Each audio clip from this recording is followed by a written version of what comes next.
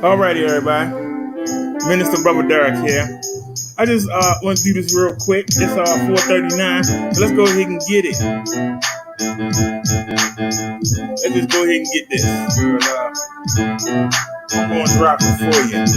Stop, look, and listen. Please stop resisting. It's a new day. Let's try a new way. Jesus put an offer on the table, and everyone out there is now able to come home with God in your heart. You're never alone if you believe me. You don't need that weed. Give Jesus a hug and put down those drugs. The victory over death is already won. So why are you picking up that gun? If your spirit is activated, now think. Why do you need that alcoholic drink? Because the devil tells you. He rules you. He fools you. But the minister is here to school you. I'm here to preach. I'm here to teach. And it's you I'm trying to reach through this song that I compose. When Jesus comes back, only God knows. Are you ready or are you sitting heavy? Are you ready or are you sitting heavy? You won't be if you follow me. All right, come on with it now. Oh God, what can I say about thee? You still love us sinners and you offer your grace for free. I'm not worthy, but you still search me out of a life of sin. And with Jesus' help, I know I can win. I love serving my Lord. He opens the door to a relationship with God. This is the only way in. In the name of Jesus, I always pray and I lay myself as a footstool for the lost demons. I know that for me. It's not cool to be a believer, but I'm not with my soul in the hands of the deceiver, a wicked devil who brings up input trouble. I put my desires on ice and long for reaching paradise. A day with no pain, no stress.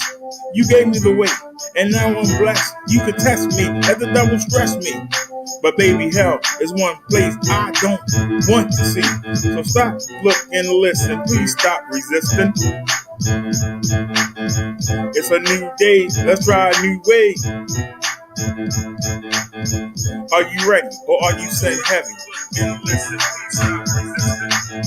Stop, look, and listen. Please stop resisting. It's a new day. Let's try a new way.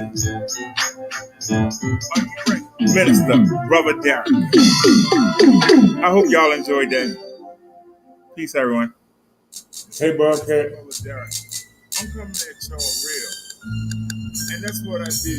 It's really hard to be a Christian in 2020. Yes, it is. Everybody seems to have a double standard on it. And we don't get no respect in the world. We are considered weak. We are considered soft. We are considered dumb for believing in the book. But yet, and that's what I'm going forward. It's easy what I'm going to do. Okay. What's my point? This is for those who are ignorant, who are remaining, who are thinking on it. I pressed the play button for the third time. Every day I dance for full. Thank you. Hey, Nia, happy Saturday. Of life, we are like shine. Let it broadcast worldwide. I let Jesus be my God, and if you let me live another day, I can take what's wrong to the people and say it. God praying, soft bitch, stop saying it. God and God, and start winning it. I roll with them, getting to a thing. Every day I dance from heaven in my Lord. This earth is a first level. I help my soul, man. You want to die, he's a liar, he's a fraud, he's a liar. Let me away from my God. You won't be what I want with right. But if it's empty, I'm like, do another thing that God can't stand. All right, y'all. We broadcasting on 3 channels today. I've been reborn. I've been hit with many yards. And stop getting on the thing. I'm the king with the Holy Father. Love down and loud under his river Father. Okay, so one of the phones is going to have to go on the other one. In case somebody show up on the Clark channel. So that's what we'll do this one.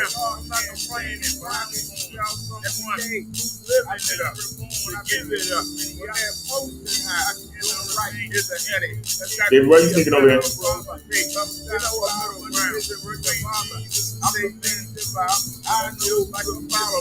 I'm not debating for what I'm waiting for. Yeah, of course, I can't find the Clark channel.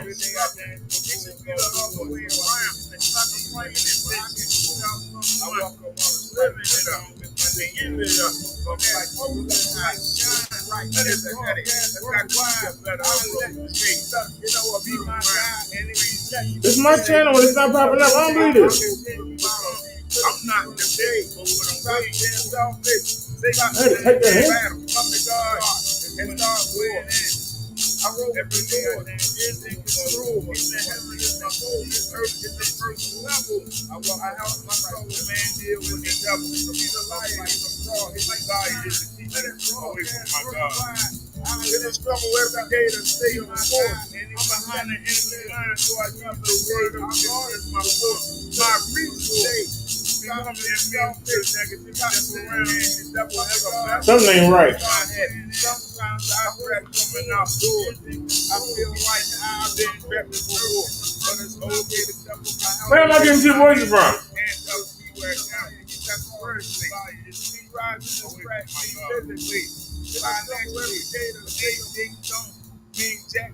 I turn my back to thee. It's not easy.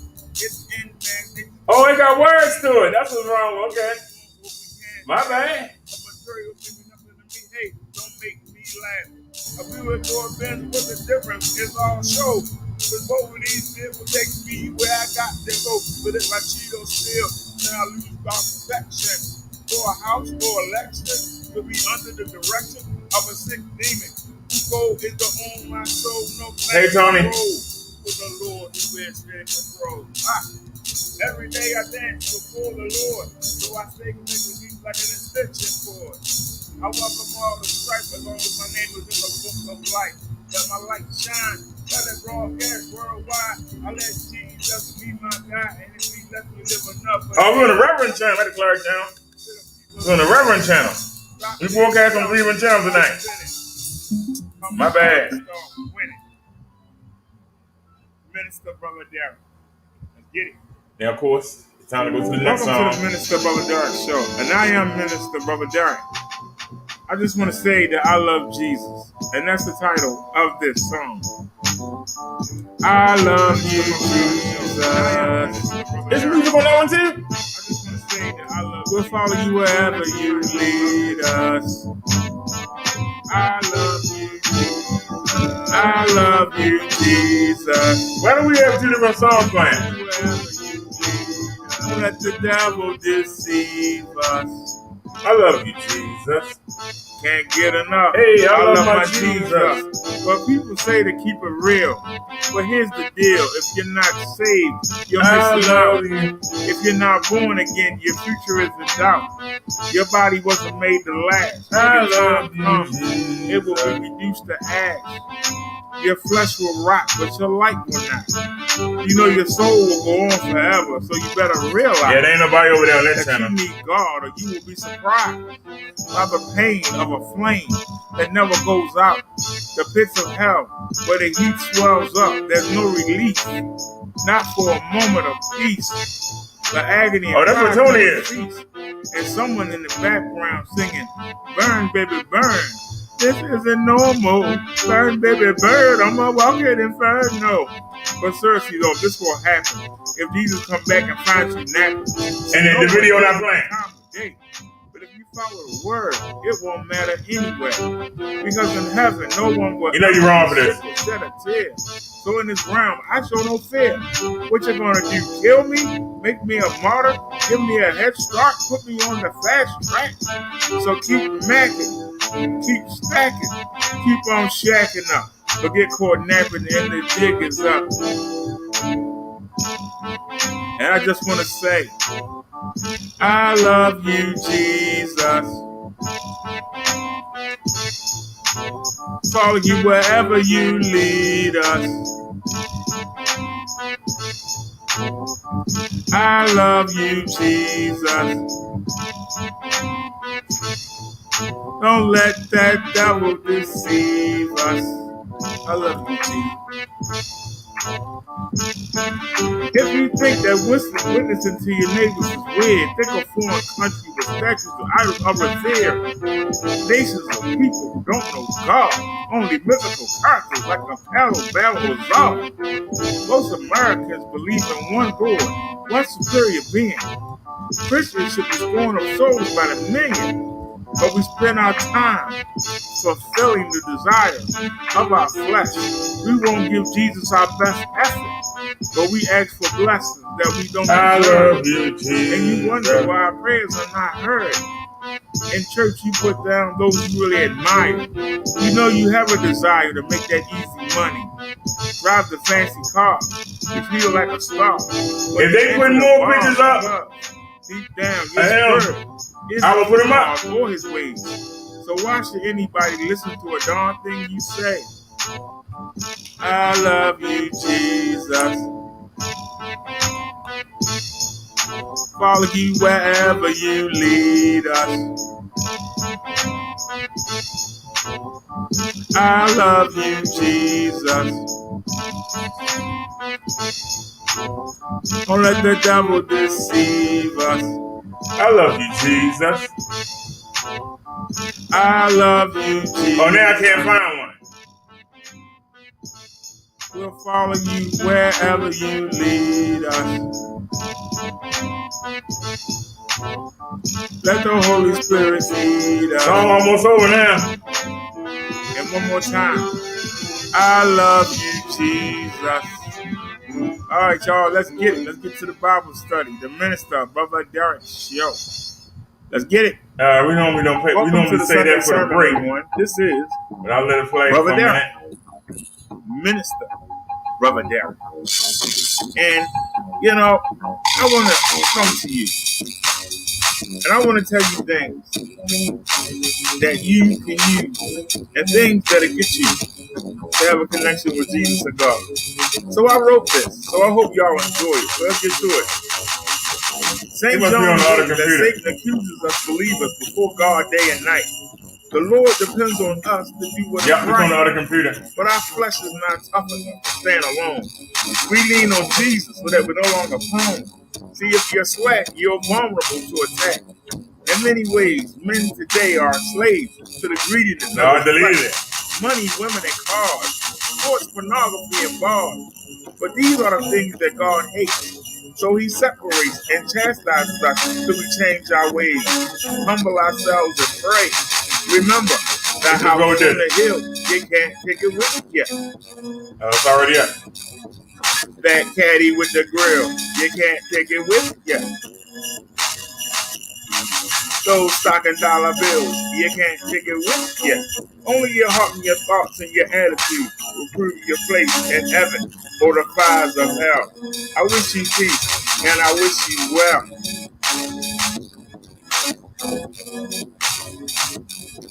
It doesn't matter if you're rich or poor, your creed or race. By believing in Jesus, we're all going to the same place. And that's good to know that God loves us all. Black and white. But Bobcat, the people that know me, they've been following me. Let God into your heart. I'm concerned about that. You have a clean slate. They aren't concerned about that because they know. So stay vigilant and keep the evil and this world at a distance.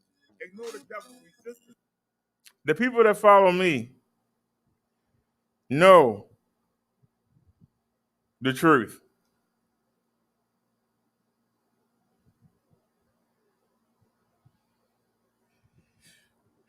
There's no way that Jesus Christ is white. We all know that. There's no way that Jesus Christ is white. We all know this. You can, and this is the topic of our sermon today. We actually got a two-parter, but they're 2 in 1. The lies that we are told when we are young and into adulthood, when we have children of our own, why do we feed them the same lies?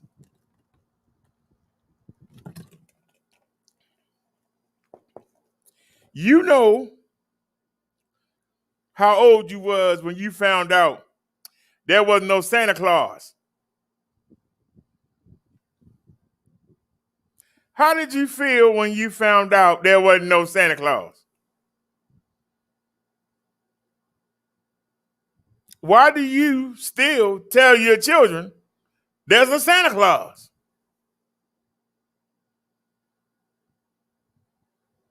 You know when I found out there wasn't no Santa Claus? When I caught my aunt trying to hide my cousin's presents in our closet. That's when I found out there wasn't no Santa Claus. That was probably about 1976. What you doing with all them gifts? And then a week later on Christmas, my cousins were playing with them gifts. That's when I knew there wasn't no Santa Claus. I already had doubt. Because how could that fat man fit down the chimney? What about the people that live in apartments? They ain't got no chimney. How he get in their place? We know it's a lie, and yet we keep pushing it. We keep putting it out there. We keep teaching. That's why I teach you, in order to follow Jesus, you got to let go of everything you've been taught. You got to let it go.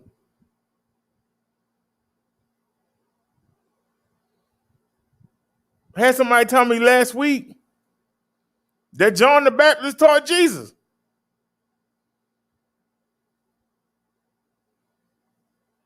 The being that made everything got taught by a human being that he made. Wow, that's the dumbest thing I ever heard. Some people believe it. Let them marinate.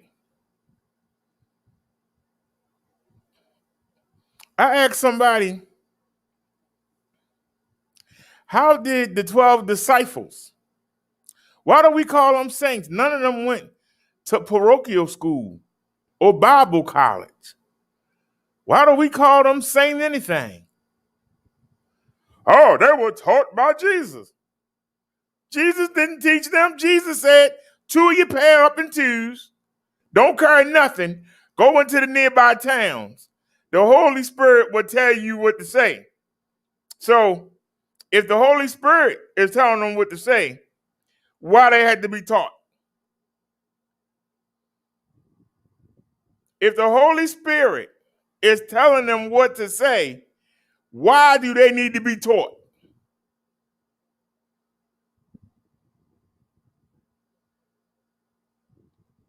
See, I ask questions that you can't answer.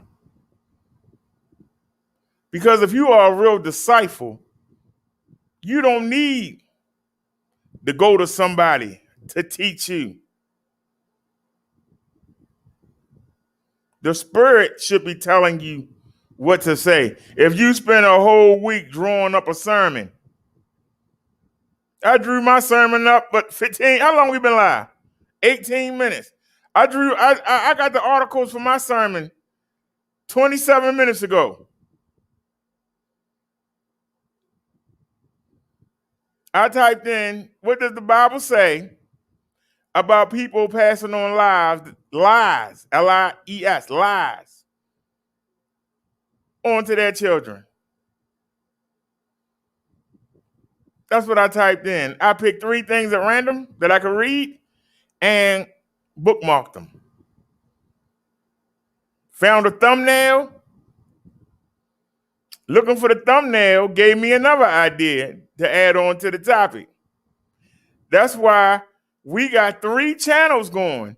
2 of them had the same thumbnail and 1 of them got a different thumbnail because we got 2 different topics, but they tie in. But Bobcat brings it up. Pharaoh is the Egyptian word for king. So the Pharaoh was the king. And I'm going to use the slave plantation to make my point. The Massa was the Pharaoh of the slave plantation. Okay? We're going to keep that name. We're not being racist. We're just using this to make the point. And I want y'all to understand. I know y'all will understand. That's why we're using this as the point. You're going to tell me that the Pharaoh said to kill all the firstborn.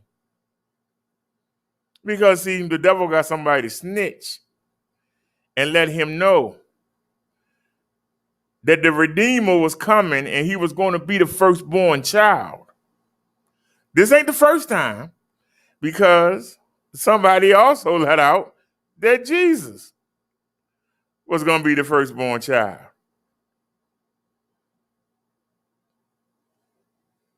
And Pharaoh tried to kill Moses, and King Herod tried to kill Jesus. Y'all with me so far? So, you going to tell me that the Pharaoh says every Hebrew child, firstborn, must be killed. Everyone. So that there can be no redeemer. So he can keep the Hebrews enslaved. You're going to tell me that the Pharaoh going to let his daughter, the princess, bring in a Hebrew child that should have been killed?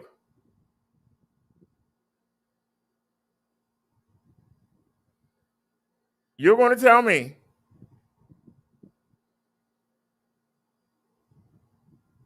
that these Egyptians who have medium to dark skin complexion,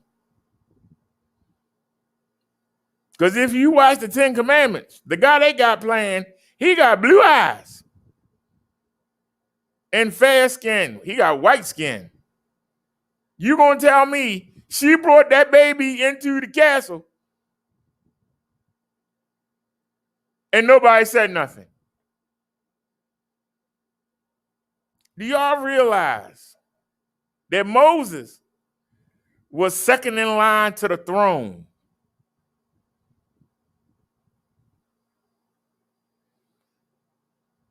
The Pharaoh had a son.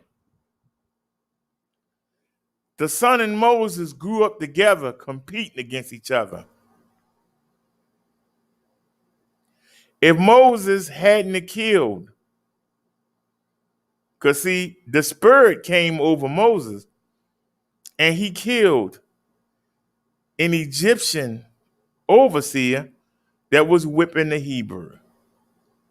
They've been whipping Hebrews for about 400 years. What made that one whooping make Moses give up all of that? Because after he killed the Egyptian, he buried him and he ran and lived on the land for 40 years until the burning bush, and Jesus made him come back to get the Israelites, to be the Redeemer. So you going to tell me that this white baby grew up, was next in line to the throne, and nobody said nothing?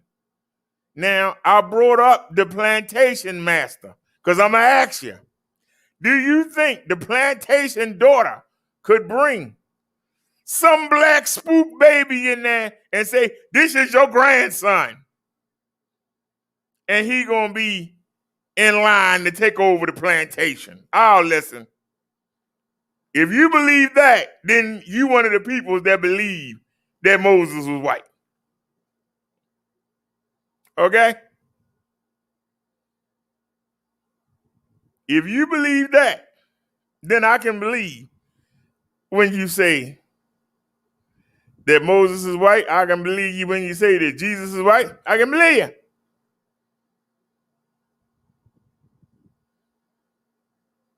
I can believe. Because there's no way in the world. Ain't no way in the world.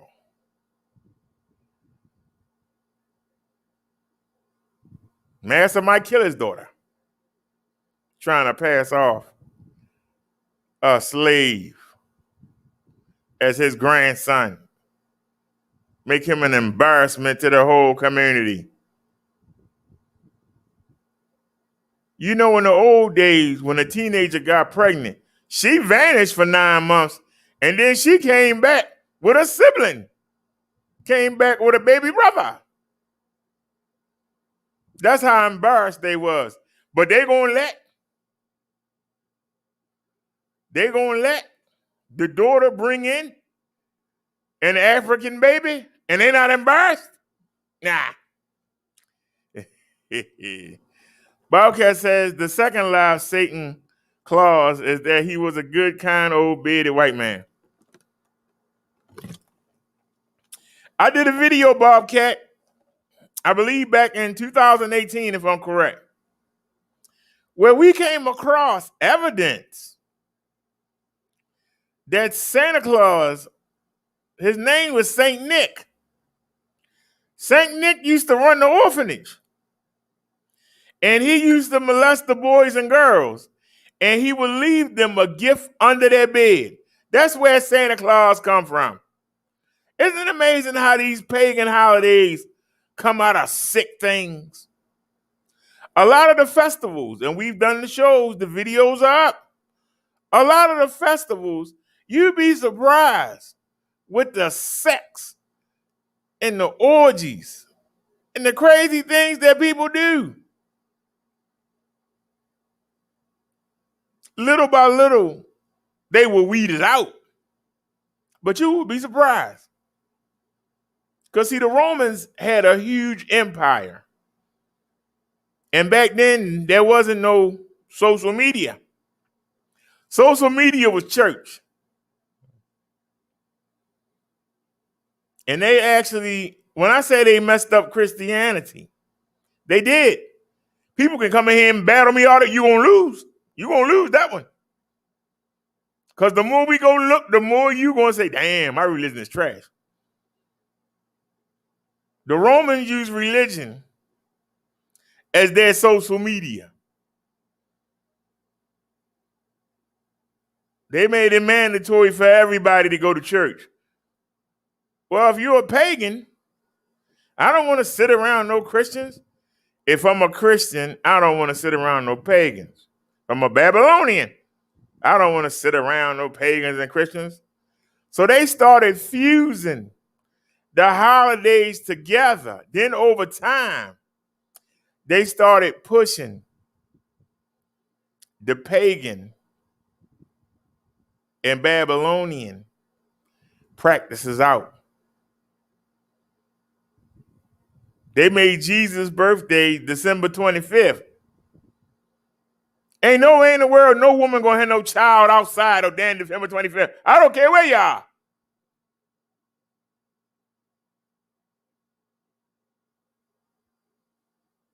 You got the three wise men walking all around all night in the cold. And they didn't have coats back then. They wore robes. The wind coming up, freezing your cha-chas and ling-lings off. People always believed it. They walked around all night. Never got cold. That everybody sat in a manger. A manger is outside. It ain't a barn. They outside. They outside dancing with myrrh and everything. Lighting incense, and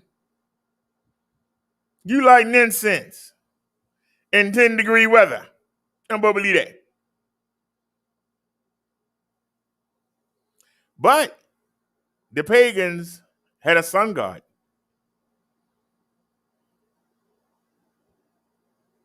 And so you had the pagans coming in to celebrate the sun god, the Christians and Catholics coming in to praise Jesus, and then little by little, you just don't mention the sun god anymore.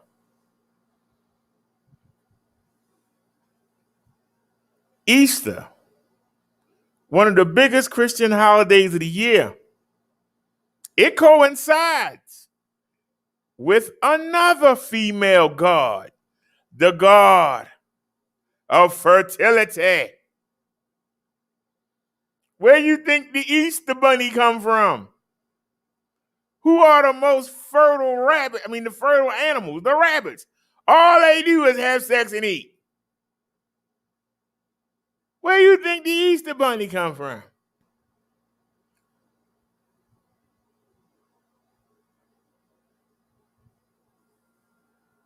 See, if you actually look between the lines, you'd be surprised the lies that are being fed to you. How many of you dress your kids up for Halloween? You know that Halloween is to honor the evil spirits.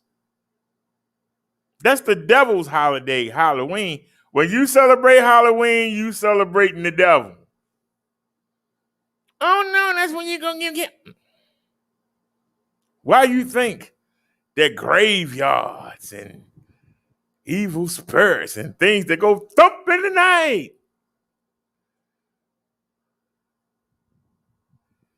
That's another pagan holiday that got turned into a Christian holiday. Y'all know these things? Y'all know that New Year's is a celebration of another God. Not ours, but we celebrate it, don't we? Don't we?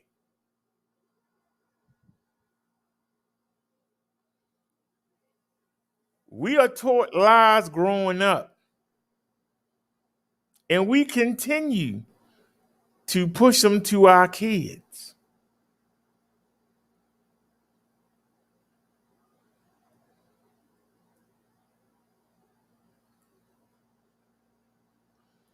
Woman tried to tell me I didn't know what a sanctuary was. The Spirit told me what to say, and what I said matched what Google said. She gonna say, nah, y'all don't know what y'all talking about. It means something else. A sanctuary is parts of the church. Who the hell told you that? A sanctuary is a safe haven, a safe house, or anywhere that make you feel safe when you feel you're in danger. That's what a sanctuary is. But see, in some black churches, it don't mean that. They've changed the word. Same way the Romans changed the holidays. They've changed the word. Sanctuary don't mean. If a child is scared and he go to his mother and get a hug, he's seeking sanctuary. What that got to do with parts of a church? The church should be a sanctuary, the whole building. But see, one person said it. Somebody liked it and kept saying it. And now you got people thinking that one word means something else. Those of you that watch me over the years, y'all know we did self-defense videos. We kept bumping up against a word that don't mean what it means. Does anybody know what a taser is? Can somebody type in the chat? It's 3 streams going, but I can see it. Can somebody type in the chat, whatever channel you on? Type in the chat and tell me what a taser is.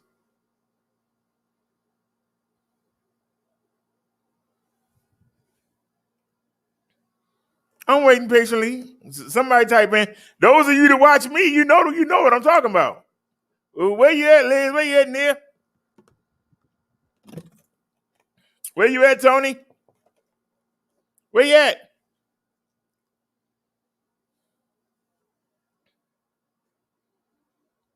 Y'all act like y'all don't hear me.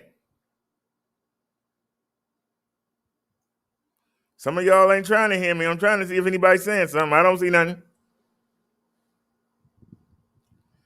Nia says she's listening.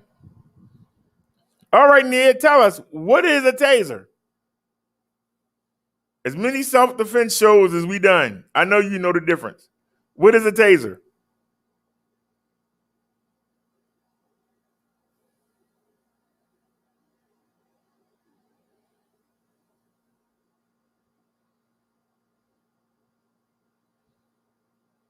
Until I wanted to find one, I called it a taser too. But then I found out there's a difference. Nia says a weapon. A taser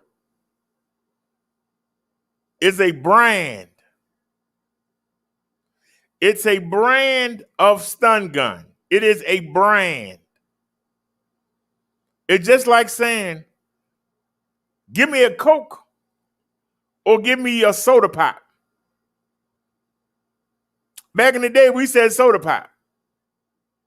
But Coke and Pepsi are the number 1 and 2. So when you say Coke or Pepsi, everybody know you mean soda pop. But Coke and Pepsi is a brand. Well, Taser is a brand of stun gun. But a stun gun is just the part that you have to hold somebody and put it on them. That's a stun gun. A taser, and this is the company name, is the cartridge that you put on their version of a stun gun. The correct name is stun gun, because that's what it is. Until you put the cartridge on there, the taser product is a stun gun. When you put the cartridge on there, now you don't need to hold somebody and hold it to them. You can shoot from almost 30 feet away and had a prong going to them and help me. But if you just got direct, you can get a stun gun for $7. But a taser gonna cost you $200 or more. Why? For what I just told you. If you a woman, why do you want an attacker to be close enough that you can touch them with something? That means they close enough to put their hands on you. That's why they only $7 to $8. You can go on eBay and get you a stun gun for $7 to $8. The taser is that cartridge you put on top of it. And it's shaped like a gun. But if you miss and you ain't got no more cartridges, it's still a stun gun. Now you got to come in close. Now you got to come in close. When we showed what happened to Rayshard Brooks, Rayshard Brooks had a taser product, but the cop didn't have the cartridge on. So it was just a stun gun. That's what makes the cop shooting him so bad. In order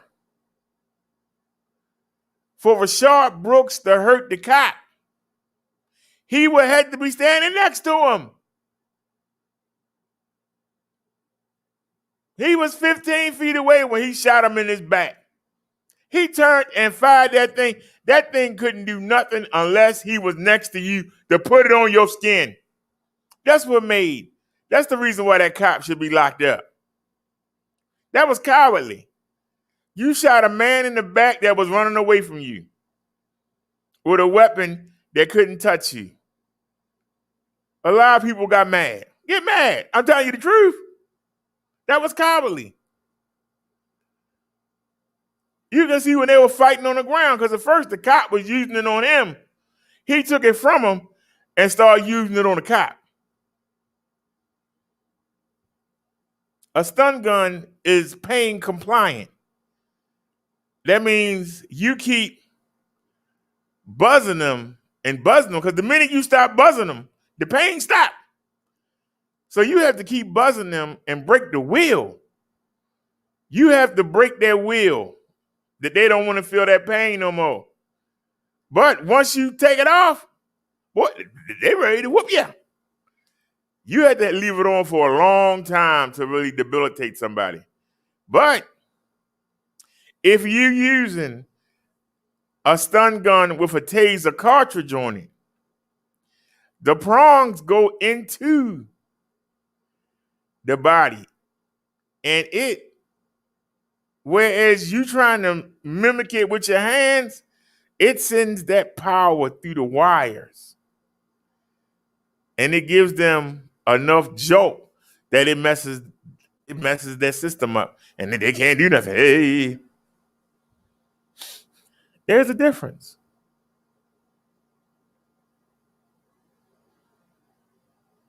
I have a pacemaker. It's very similar to a stun gun or a taser. When this thing go off, it throw me in the air. I'm 281 pounds.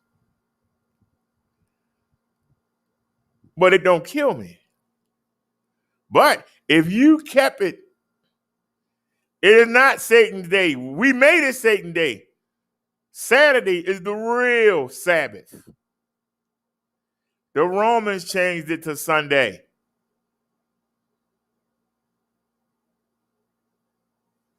Sunday is not the first day. Sunday is the first day of the week, not Monday. Sunday is. You never seen the Church of the Latter-day Saints? They was the only ones to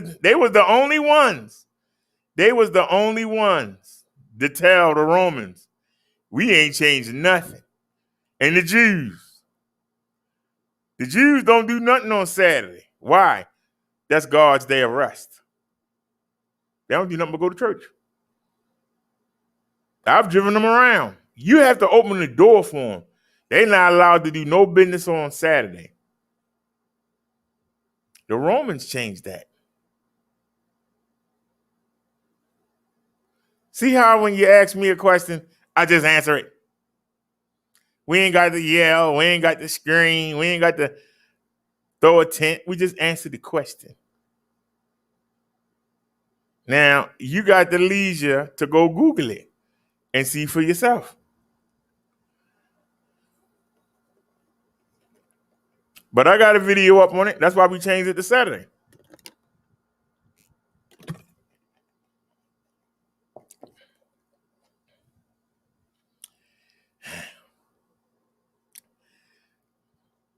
See, y'all, this is what I mean when I say somebody was taught something by man and believed it.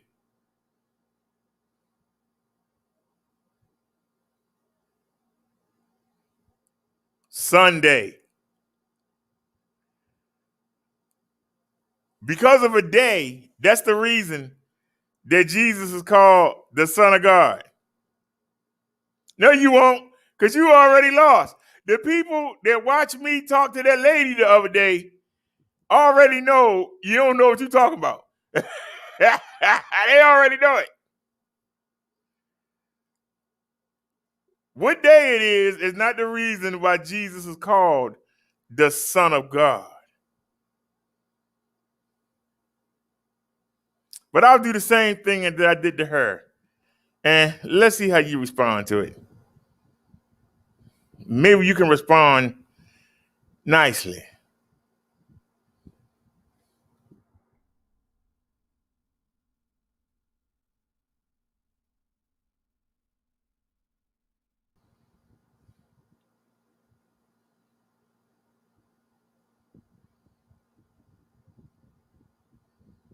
Screen share.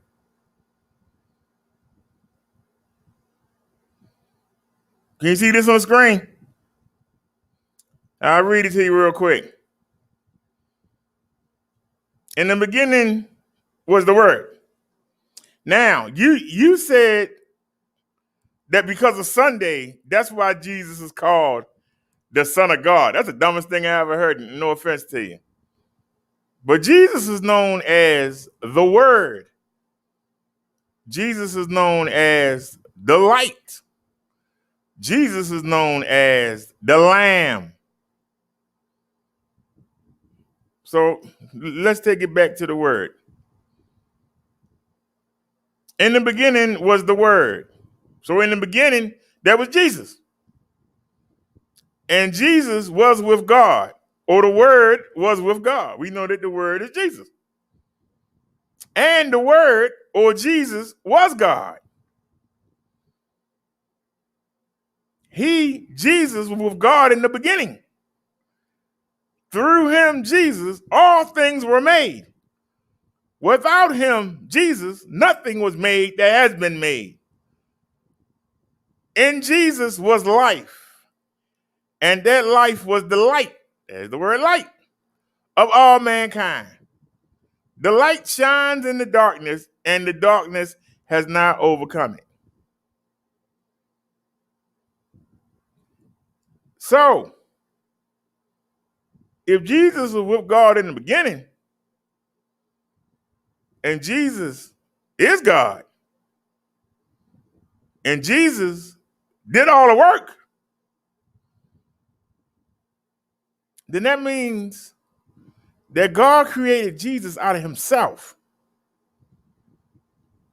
and made him the master worker. That means anytime you hear reference to God in the Old Testament, it's really referring to Jesus. Why is Jesus called the Word? Because God says and Jesus does. That's why it's Jesus that's going to come back. That's why it's Jesus that's going to judge you and decide who goes into the lake of fire and who gets to continue on to heaven. Jesus. All the work has been handed over to Jesus.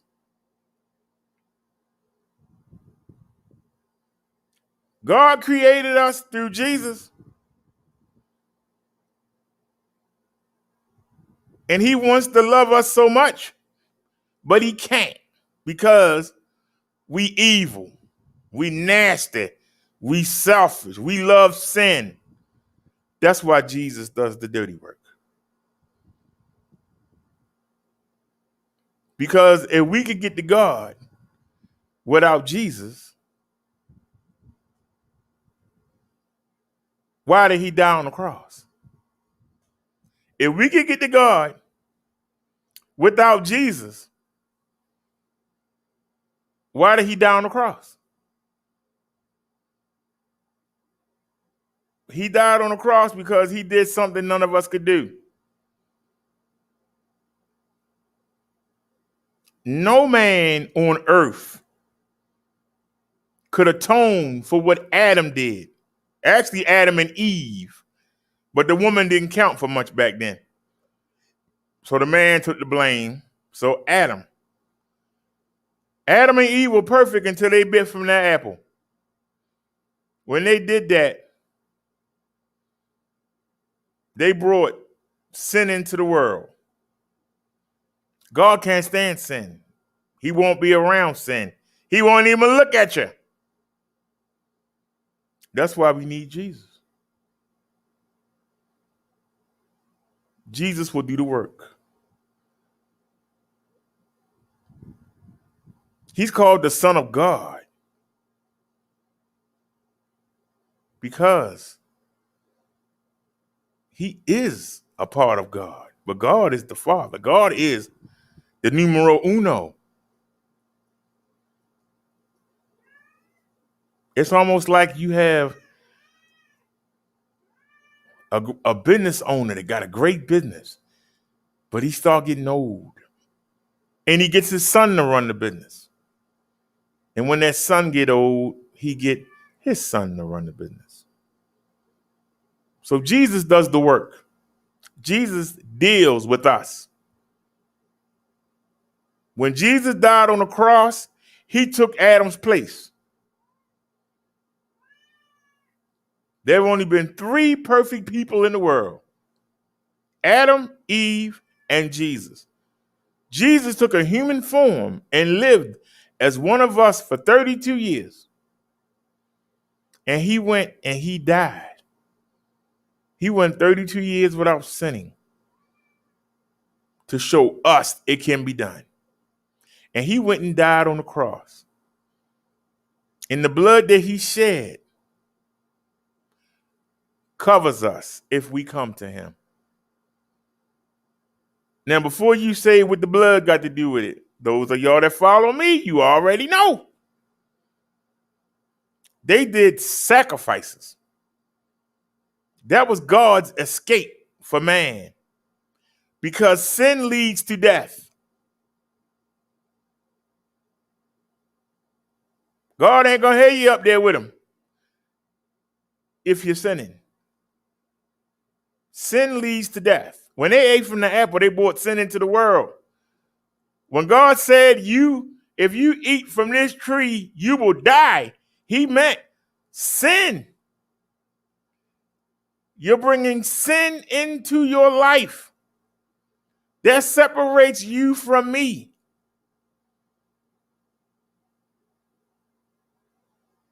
The end result is death. Not when your body die, but the death of your life force. Some say Holy Ghost, some say Holy Spirit, whatever you want to call it. It's in your blood. That's why you're not supposed to eat an animal unless you drain the blood. We're not supposed to give transfusions. Some people still won't get a blood transfusion.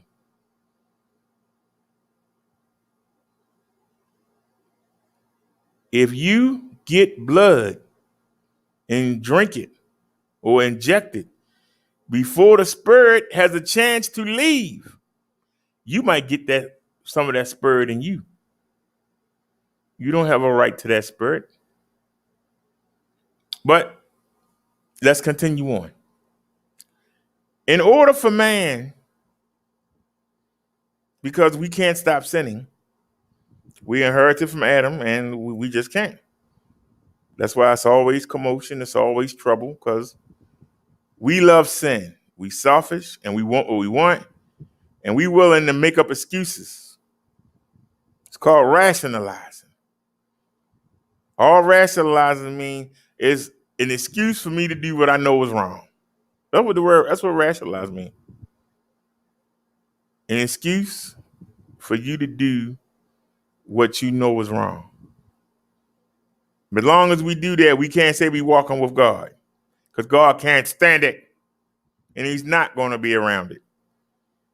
So anybody that's telling you keep on doing what you're doing, just say a couple hallelujahs, put some money in the envelope, come on up here and praise dance, come on up here and fake shout, all is well. No, it ain't.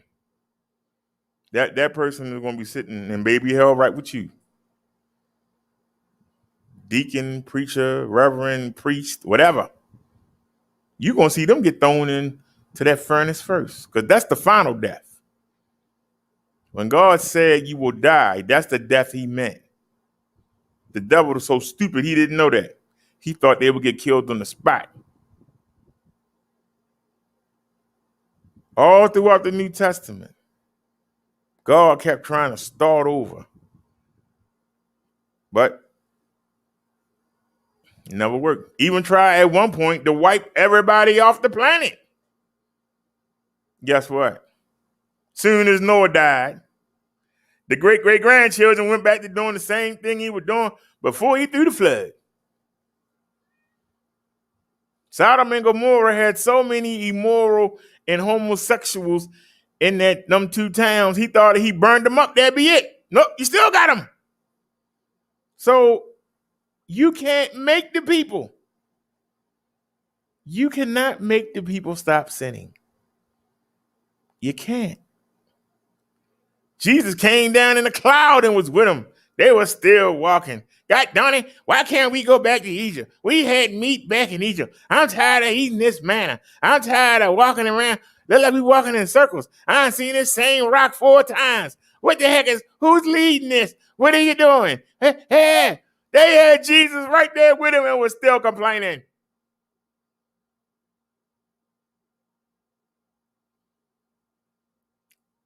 Saw Jesus kill the Egyptians. Saw him divide the water. Was there with the 7 plagues. And they still bitching and moaning. Because that's what we do. That is what we do.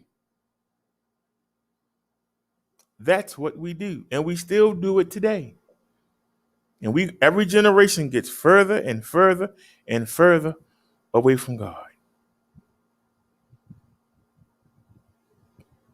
But they had a way out.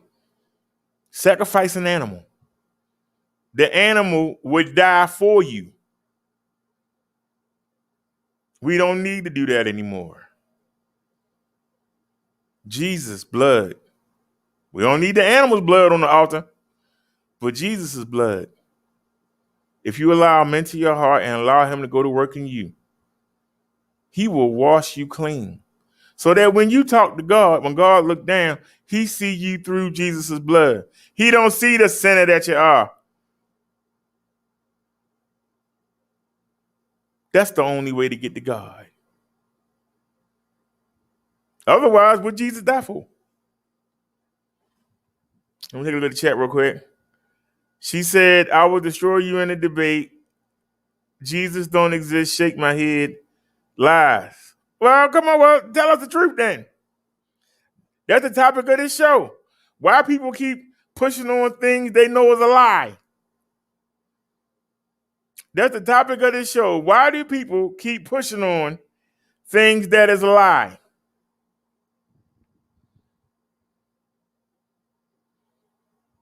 Why do you sit in church when a preacher is telling you, turn to your neighbor to the right, turn to the neighbor to the left? One of y'all ain't going. If they keep listening to that preacher, ain't none of them going.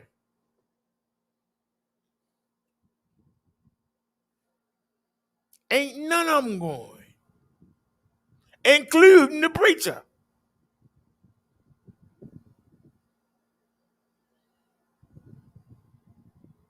If you go into church and you see the same people shouting,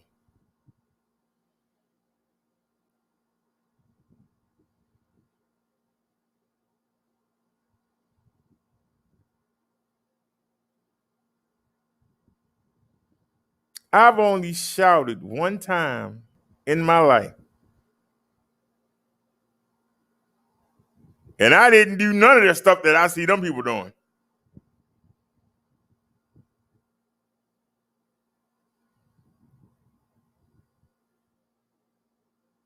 And if my ex-lady friend was here, she was there. She could vouch it.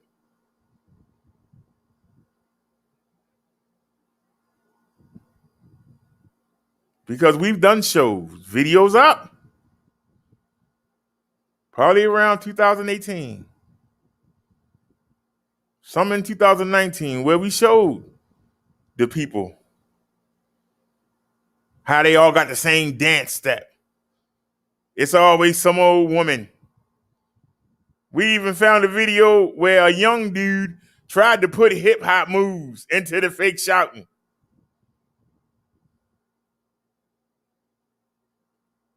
We don't do none of that here because it's phony.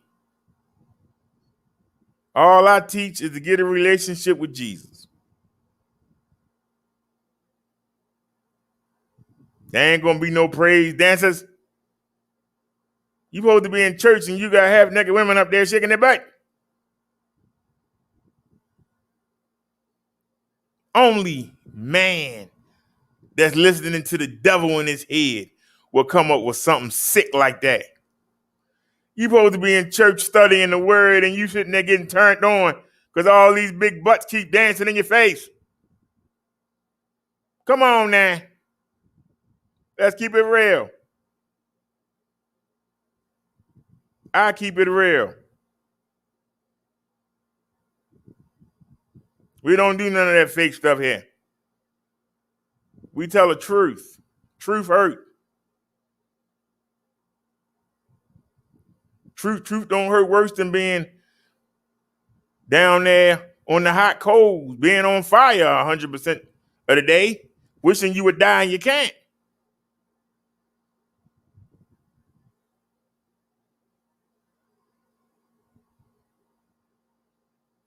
Now, I've said it once and I say it again. The thing that we call marriage is not what God calls marriage. A marriage in God's eyes is a woman that's a virgin has sex with a man. They married. God didn't want a man to have more than one wife, but he gave in the Old Testament. Long as you took care of her and didn't cheat on him. You couldn't even do that.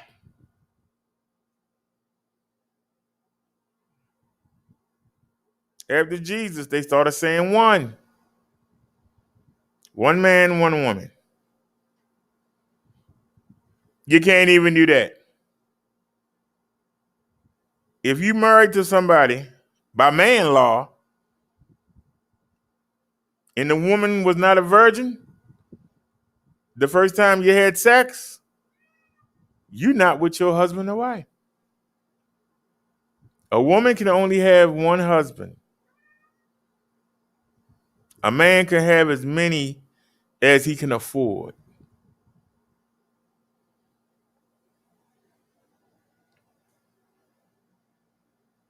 Now, if he didn't take care of them, he could be killed. Back then, you had to. If a man had a brother and that brother died and left a widow, he would have had to marry his sister-in-law.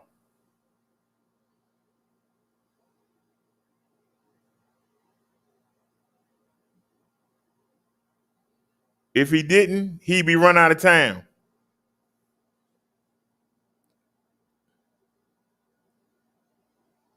So when you sit here and try and tell me something that somebody told you, and I ask you, where did you get it from? And you can't tell me, I got to assume somebody told you a made-up lie.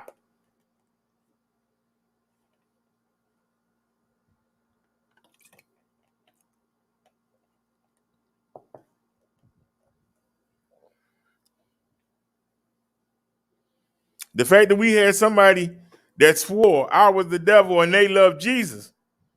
I asked her to tell the people how you get Jesus in your life. She wouldn't do it because she probably don't know. But somebody told her, you got to say, you know Jesus.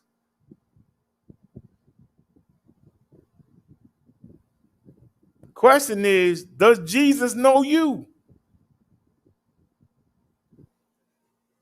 And not know of you, but does he know you?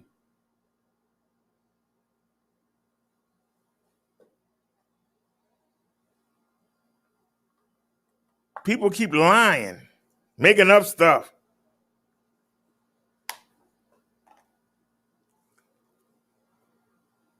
That's the one thing I won't do to you. I won't lie to you. Because when you lie, somebody can go find the truth out and come back and make you look stupid. But people are so willing to lie. Just all willy-nilly. Knowing that they're going to get found out. Knowing they're going to get exposed. They still do it. That's got to be a sign of retardism.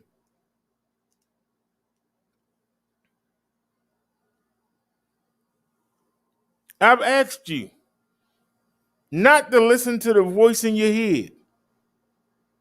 Because y'all hear it.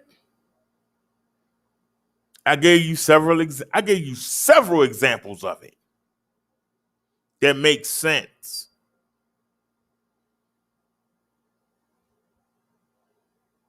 If you work in a job and promotion time come around and you know you call out once a week and you show up late and leave early, when the boss man give you a coworker, you know the one that come an hour early and leave an hour late, the one that ain't never missed a day, the one that do twice the work you do, that voice in your head is going to say, man, and you better than him.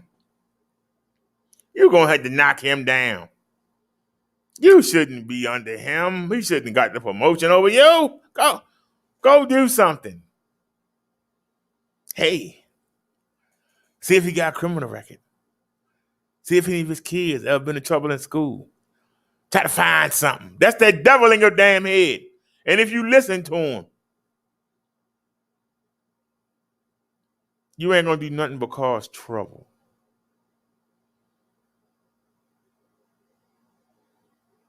Learn to ignore that voice.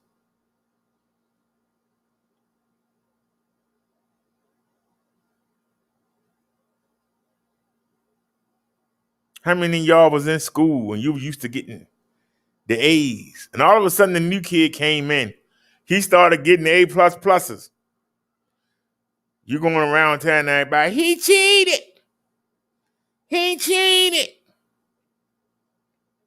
Instead of studying and making yourself better,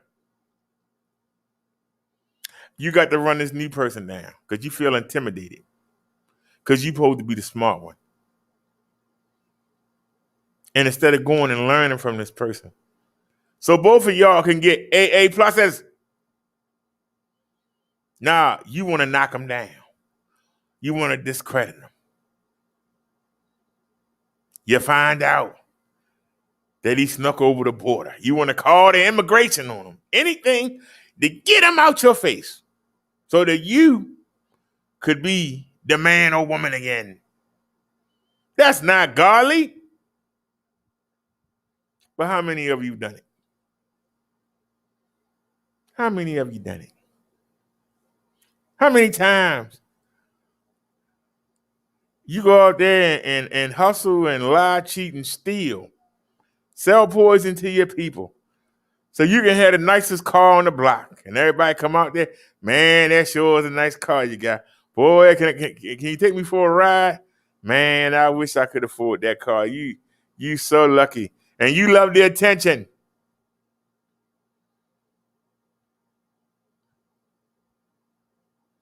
Somebody else move on the block, and they got a fancier car, and everybody stop worrying about your car. They trying to worry about that person's car. Nighttime come, you wait till everybody go to sleep. You go flatten all the tires and scratch the car up. So now you got the best car on the block.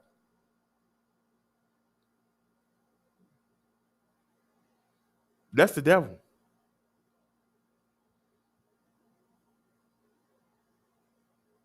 If you're a woman and you want a man and he don't want you,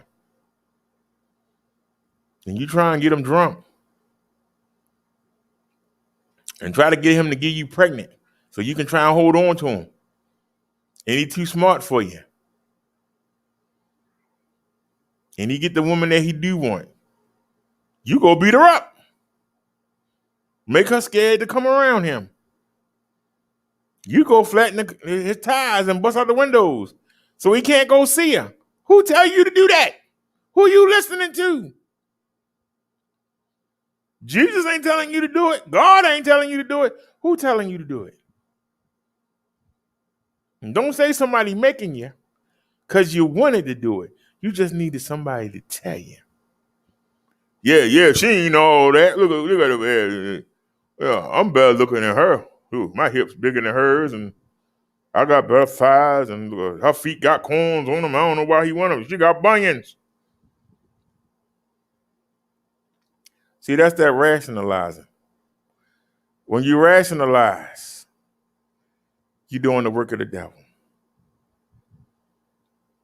You're doing what God hates. There's no other way I can tell you. Point blank. Why do we pass on lies that we know are lies? Why do we call things that we know are not called that? Why do we do it? Make you feel special? Why do you do it?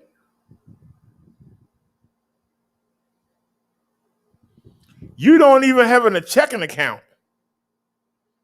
But you sit there and say you own a block. This is my block. I own this block. You don't own nothing on it. When the police come by and tell you to move, you got to move. Because you don't own a darn thing on it. And then when the cops leave, you sneak back. How many of y'all know what I'm talking about? How many of y'all will work at a store and somebody won't leave? They talking about their store. And you call the cop. When the cops come, they leave. When they hear the sirens, they leave. As soon as the cops leave, they send somebody to come take a look to see if the cop's gone. Then they come back talking about they own. This my store. This my corner. This my block. How many of y'all know people like that? Be honest. You ain't got to type in the chat, but just be honest with yourself. And how many of y'all let them intimidate you? If you don't go to school with the right clothes on, they're going to make fun of you. Let them make fun of you. They can't do nothing for you except call you names. Calling you names. They don't want to be around you. Why would you want to be around them? Where's your common sense at?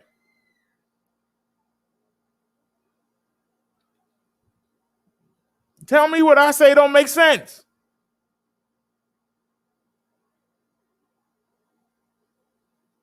We do the same thing on YouTube.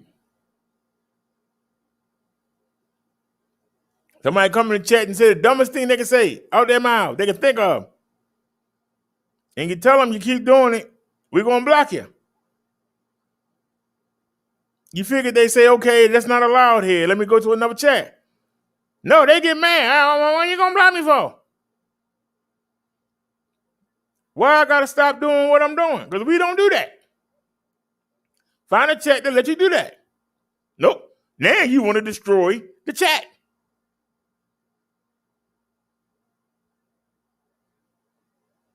You want to flag down the channel.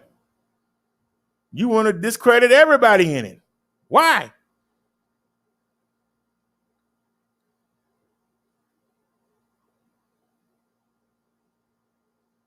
You just think you can come out of nowhere and come in and take everything over?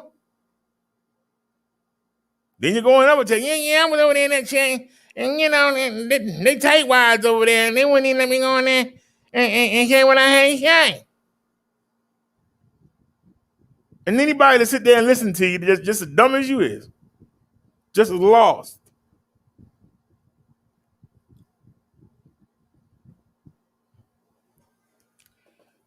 Where's everybody at? We broadcasting on 3 channels.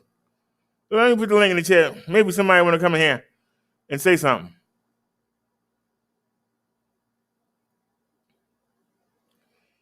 Oh, man, I had to stop screen sharing then to get to that. Sorry, y'all. I take that away for a second. I'm going to put it back. Where you at, Jesse? Come on back.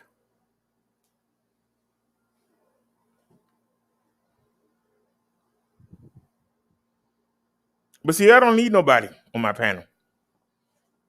I can run my show with no help.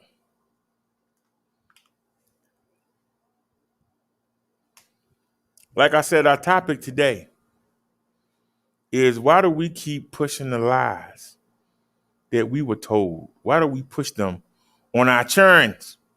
Why do we do it? Why do we tell ourselves lies to make us feel better instead of dealing with the truth?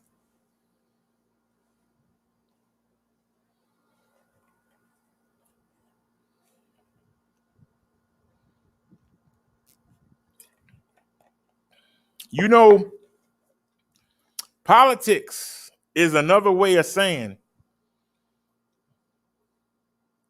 we all want to do something dirty. But as long as I can do my dirt, you can do your dirt. It's not till your dirt cross my dirt that we got a problem. See, this is man's politics. See, you can cheat some people's grandma, but you better not cheat mine. You better not cheat my grandma-in-law.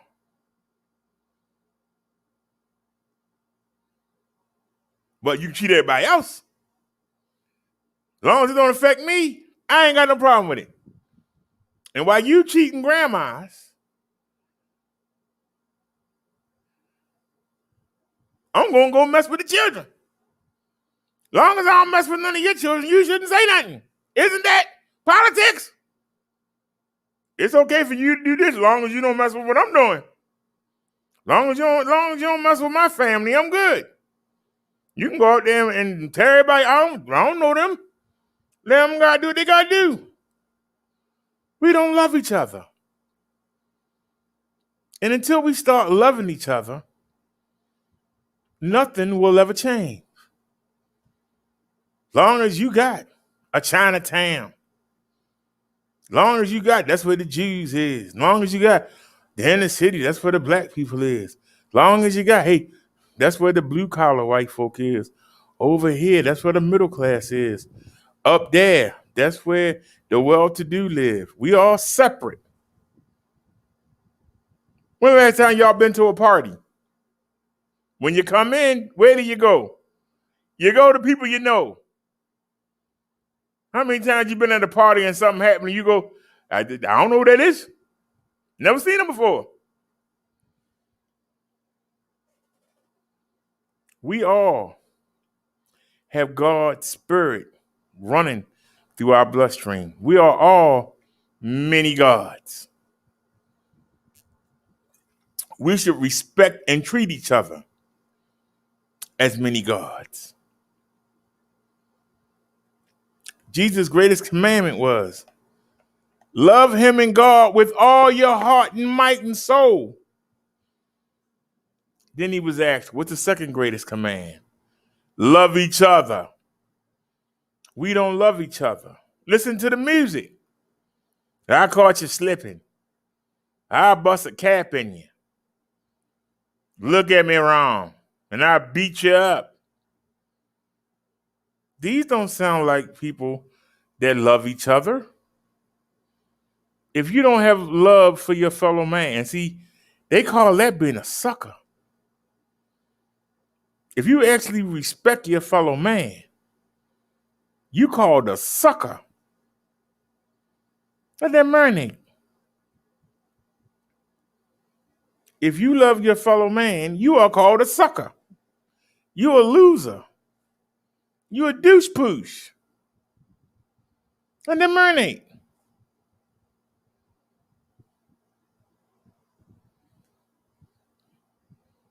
Why is that, y'all?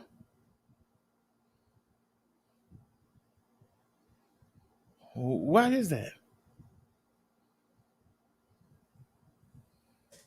Why is it that we can't love each other?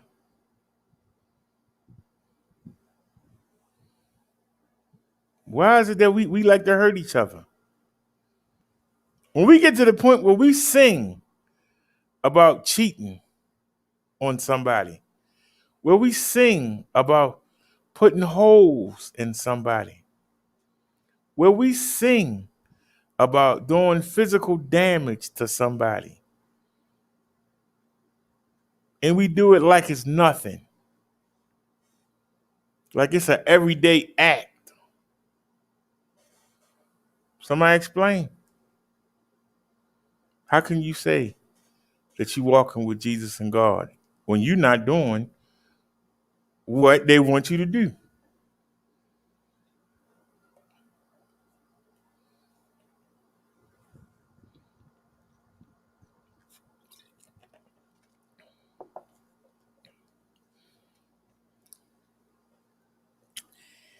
Now comes the fun part for me.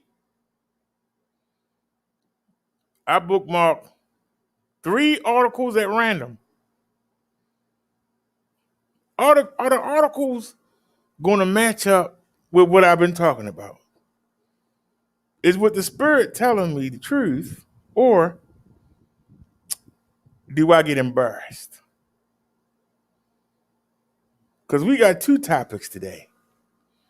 Why do we push the lies that we've been fed and we know they're lies, and we do nothing about it? 2, Why do we lie to ourselves that we not hurting the people that we supposed to be showing love to?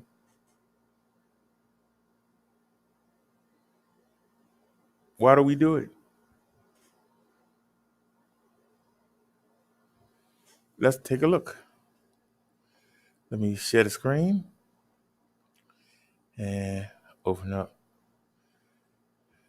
the window. And let me come back so I can see it. And let's back to the main page. Let's go to bookmarks. And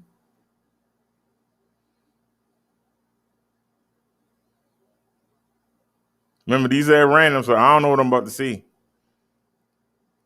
All right. Angela Perry. When you believe the lies instead of the truth. Proverbs 22. Lying lips are an abomination to the Lord, but those who act faithfully are his delight. Proverbs 12:22. What is he saying? Lying lips are an abomination to the Lord.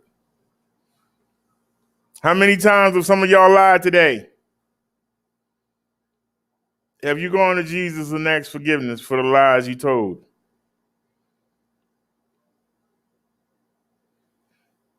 How many of you men was late to work and your wife keep asking you that same question? Do I look better in this? Do I look better in that? She got a moo on or got something look like she about to go to clown college. You in a rush. You say, oh, that look fine. Come on. You're lying. Oh, that's a little white lie. It's a lie. Have you repented for that today?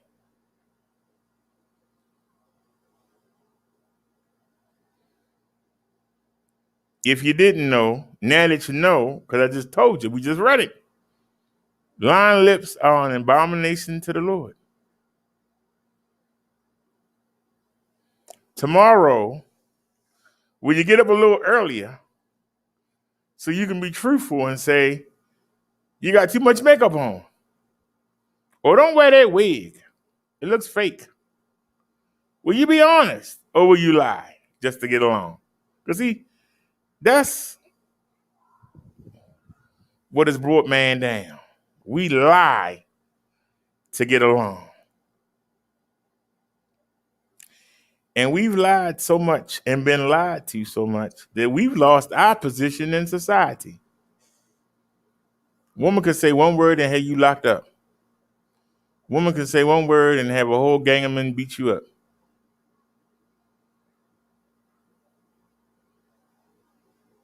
Why? Because to get a little sex, you giving up your rights.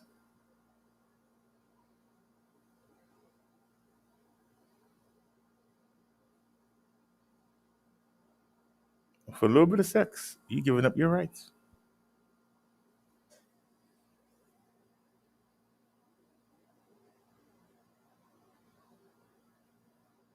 With tears streaming down her face, one of my daughters ran into my bathroom one morning as I was getting ready. Burying her head into my stomach, she cried, "Mommy, make her stop. So-and-so is not saying kind words. She called me a name and it hurt my feelings. I am not a blank. She is lying."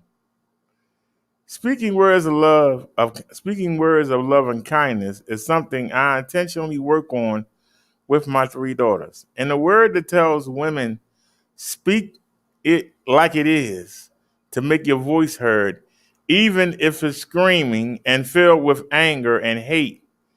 Just speak your truth for the world to hear.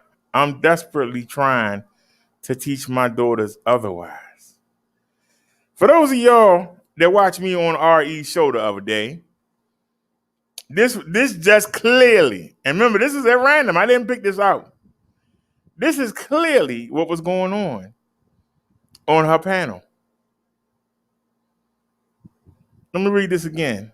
In a world that tells women to speak it like it is, to make your voice heard, even if it's screaming and filled with anger and hate. Just speak your truth for the world to hear. I want us to stop right here. I don't know who this lady is, but good job. Speak it like it is to make your voice heard.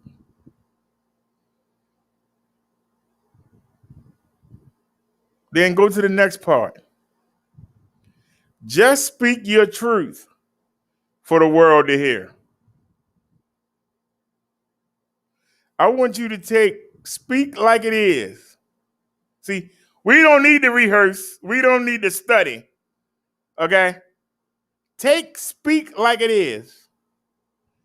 And then speak your truth for the world to hear. Let's break this down real quick. So,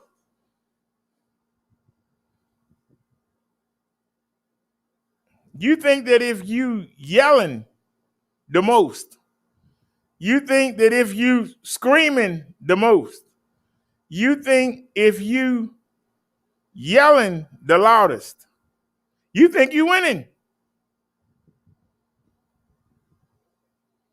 That's not true.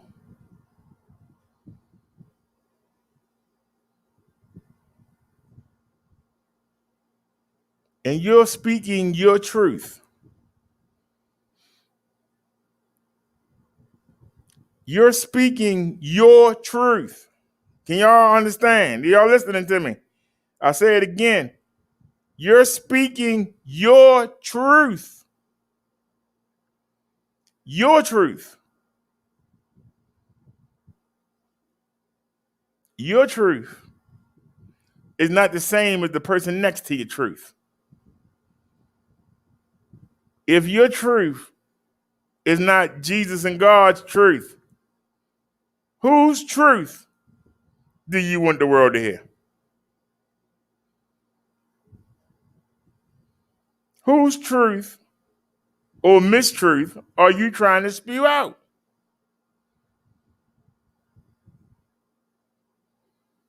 Let that marinate. You're filled with anger and hate. Speak your truth for the world to hear. Speak it like it is.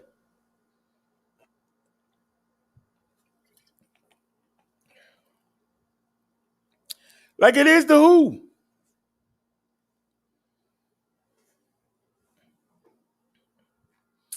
I don't know if y'all watch the wrestling, but if y'all watch NXT on USA last Tuesday,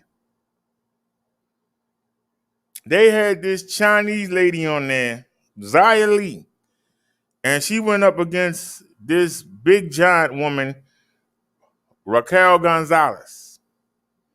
Coming in, she was talking about she's a great martial artist and she's learned from the old heads from China and she knows all the secret techniques and she gonna kill this woman. The larger woman got up on the top rope and she tried to do a Veda bomb, which is when you put your hands on the top rope and your feet on the second rope and you bounce, then you spring off and you land on a person. She tried to be cute. And instead of just coming down, she tried to do a twist. So apparently she seen one of the Mexican luchadors do it and thought, hey, I'm a big woman. I'm 6-something, 200-something pounds, So it would look really good if I got up there. Well, when she did the twist, she couldn't see where she landed. She landed right on that Chinese woman's ribs and probably broke them. The woman couldn't get back up. They called the doctors out.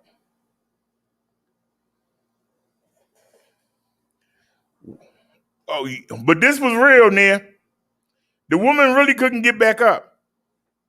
And after 5 minutes, do you know that this woman finally got to her feet.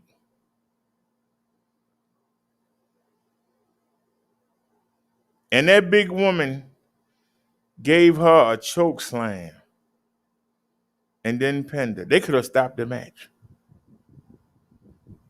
How much damage, more damage, did she do to that woman? Because she didn't just choke slam her, she came down with her. How much more damage was done to that woman?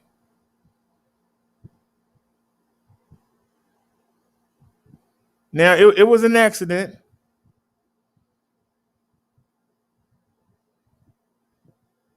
By the women trying to prove they just as tough as the men.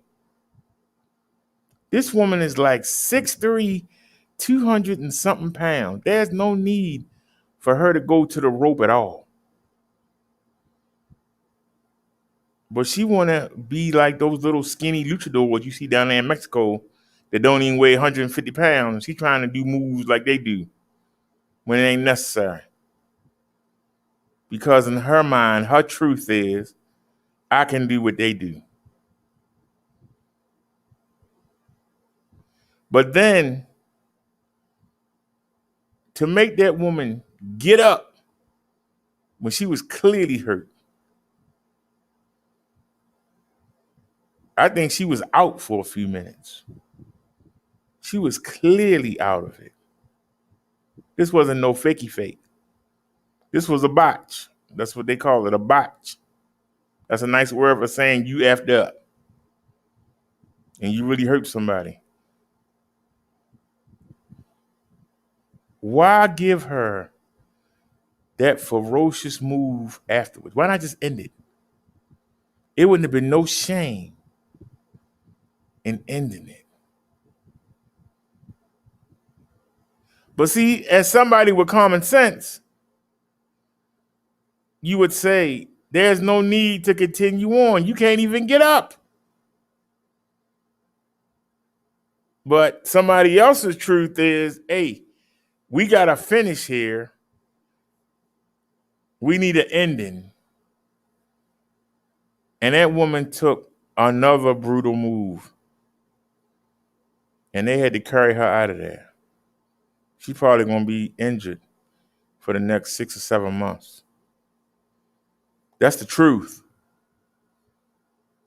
But in their minds, they got to prove they just as good as the men. They got to prove just as good as the men. I can give you another example. Triple H. Triple H broke his leg in the match. He literally broke his leg. I mean, you can see he couldn't even stand on it. He still finished the match. You hear people saying, yeah, man, you tough for doing it. No, you stupid. If you broke your leg, that's it.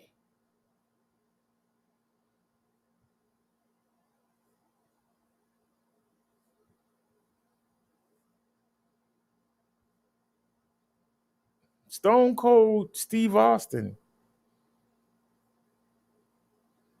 broke his neck in a wrestling match, and he finished it.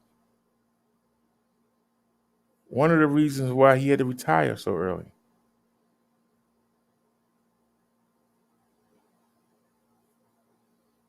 If you hurt for real, stop. If you are hurt for real, stop.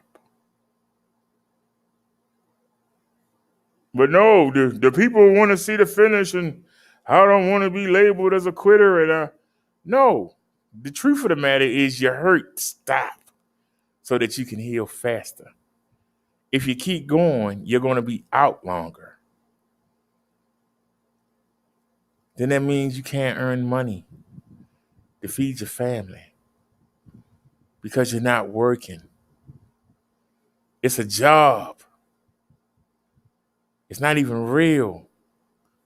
Why are you risking your livelihood? Because you don't want people to say you quit. You don't want people to laugh at you. You don't want people to say, you should have kept going. You weak. See, when you let other people tell you what to do, try to make you feel a certain way, when deep down you know what they saying is crap, but you listen. The same way this woman's little girl is crying because some other little girl called her name. Why is she worried about the other girl calling her name? They don't say what the name is. But if you know you're not that, why do you care what somebody else said? I would care if Jesus and God said, hey, you this. I'm like, oh man, let me straighten. But another human being,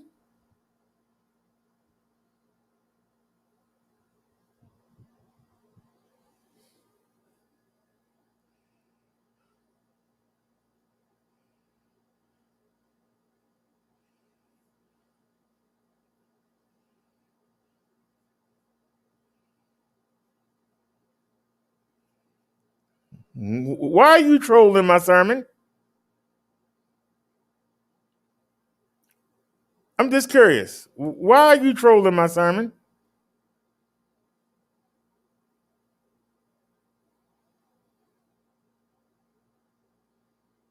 We were on for 11 hours yesterday. Why did you pick the holy day to come in here? What voice in your head told you to come interrupt the sermon?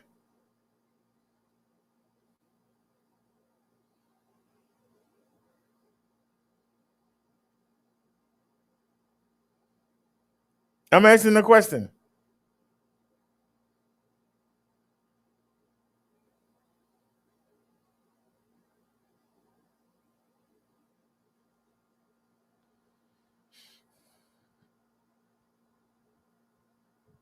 In a world that tells women to speak it like it is, to make your voice heard, even if it's screaming and filled with anger and hate, just speak your truth for the world to hear. I'm desperately trying to teach my daughters otherwise.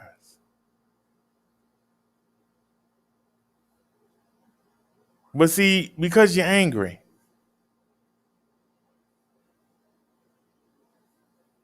you want people to hear what you have to say. But you also got to make common sense. And y'all know that y'all here, and it's not just women, but that's who she's referring to. You start yelling, but you ain't saying nothing. You're trying to get a point across that you think is the truth, but it's not the truth. And so you keep trying to make it seem like the truth, but it's not the truth. It's just the way that you feel at that moment. And y'all know here at this show, we don't deal with feelings because everybody got a feeling. We don't do the I think because not everybody think what you think. See, this is what she's saying when she's saying your truth, your feelings, what you think. When you try to force your thinking on everybody else, and when the people don't agree with you, you get angry. As long as they agree with you, there ain't no problem. But when they don't agree, you get angry. You want to keep trying to put out what you see as the truth. Even when somebody tells you the real truth, you don't hear it or you don't want to hear it because it doesn't go with the agenda that you're trying to push out.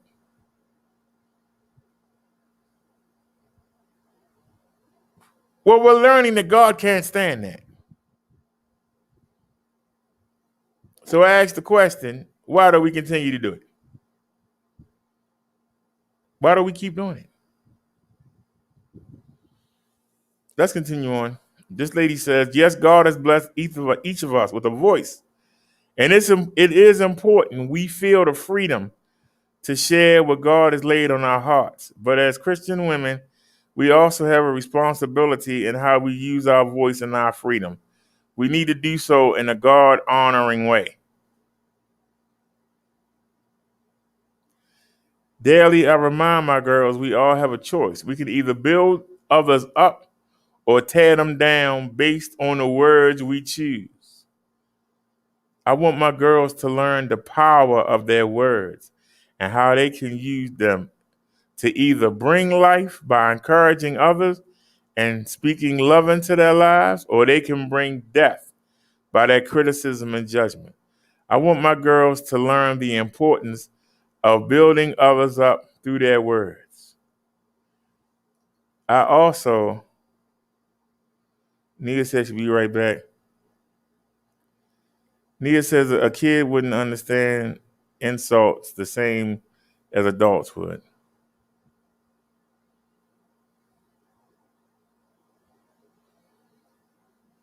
I also want them to learn that just because someone says something about you doesn't make it true. We live in a world filled with lies, and we have to teach our children and ourselves to listen to the voice of truth rather than the lies of the world. We see this same struggle with Adam and Eve. Like us, they had a choice. Believe God is good and had their best in mind, or believe the lie that God was withholding something good from them. And just like Satan, he twisted the truth and lied to Eve, making her think God was withholding something good from her. Faced with the decision to obey God or listen to the lies of the deceiver, the devil, Eve chooses to gratify her desire for wisdom instead of living her life by faith and obeying God. When the woman saw that the fruit of the tree was good for food and pleasing to the eye, and also desirable for gaining wisdom, she took some and ate it. Genesis 3:6. And as daughters of Eve, we make the same decision. We listen to what the world says about us instead of going to God's word and reading what he says. We allow the world to speak into our hearts and minds and tell us our worth. When Eve felt as though she was lacking, she allowed Satan to tempt her, not only through her eyes and hands, but in her desire to improve herself. She felt she needed more wisdom. And how many times have I found myself in Eve's shoes? How many times have I felt I'm not enough? How many times have I desired more wisdom in my life, but turned to the lies of the lies of the world, instead of the word of truth? For me, it's a daily struggle. At the heart of any lie is the belief that God doesn't know what's best. We think that our wisdom is better than his. Can I repeat that again? At the heart of any lie is the belief that God doesn't know what's best. We think that our wisdom is better than his.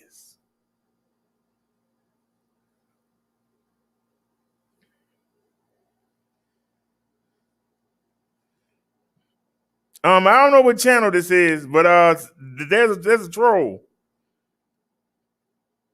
There's a troll, Minister Brother Derek. Somebody go to all three channels and block them? I don't use that avatar anymore. So if y'all see that avatar, that's not me.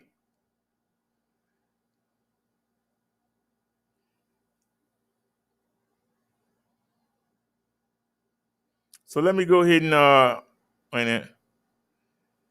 Hold on a sec, y'all. Here we go. The devil once again. Stopping the sermon.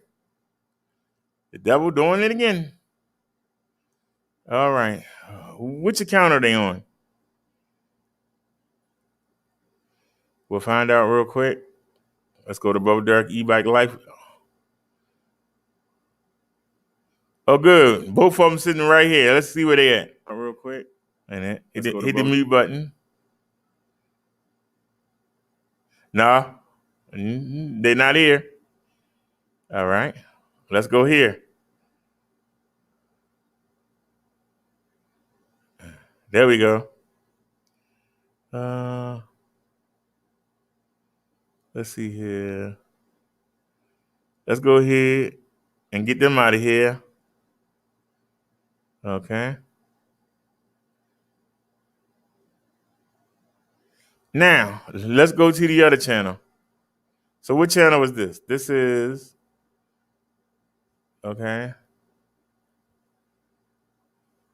So they on the Rev channel. Hold on.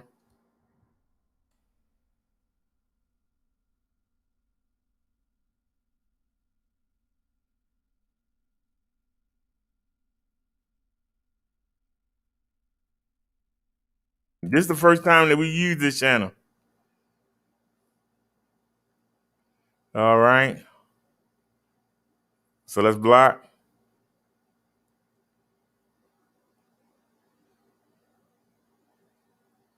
Block. All right. All right. We had a fake brother minister, brother Derek. We don't use that avatar anymore. So I said that on the mobile live yesterday. I guess they wasn't watching. I guess, they were so stupid that they wasn't watching. But all right, I got them out of there.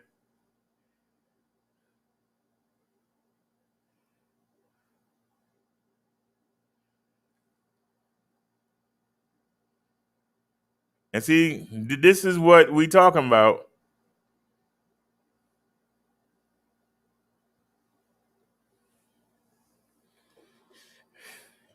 I put the link in the chat. If somebody had a problem, they could have came up here. And why are they putting me in it? Just don't understand.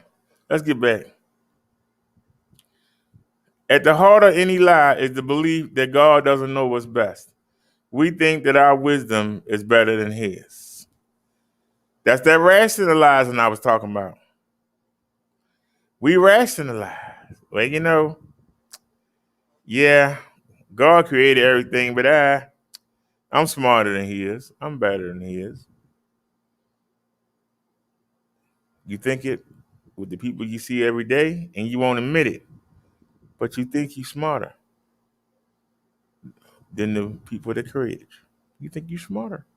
You're not.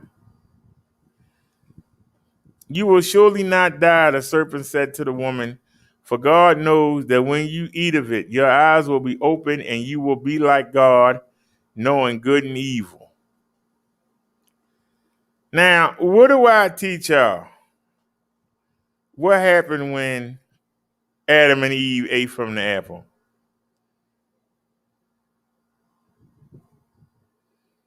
I teach y'all that brought sin in the world. That the devil thought that God was going to kill them on the spot.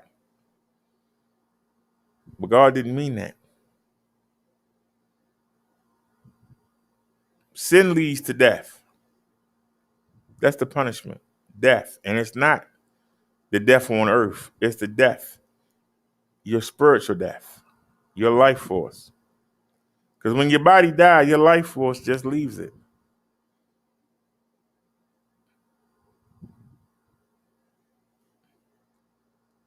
But let's see. That was Genesis 3:4-5. And that lie brought death, not just for Adam and Eve, but for everyone.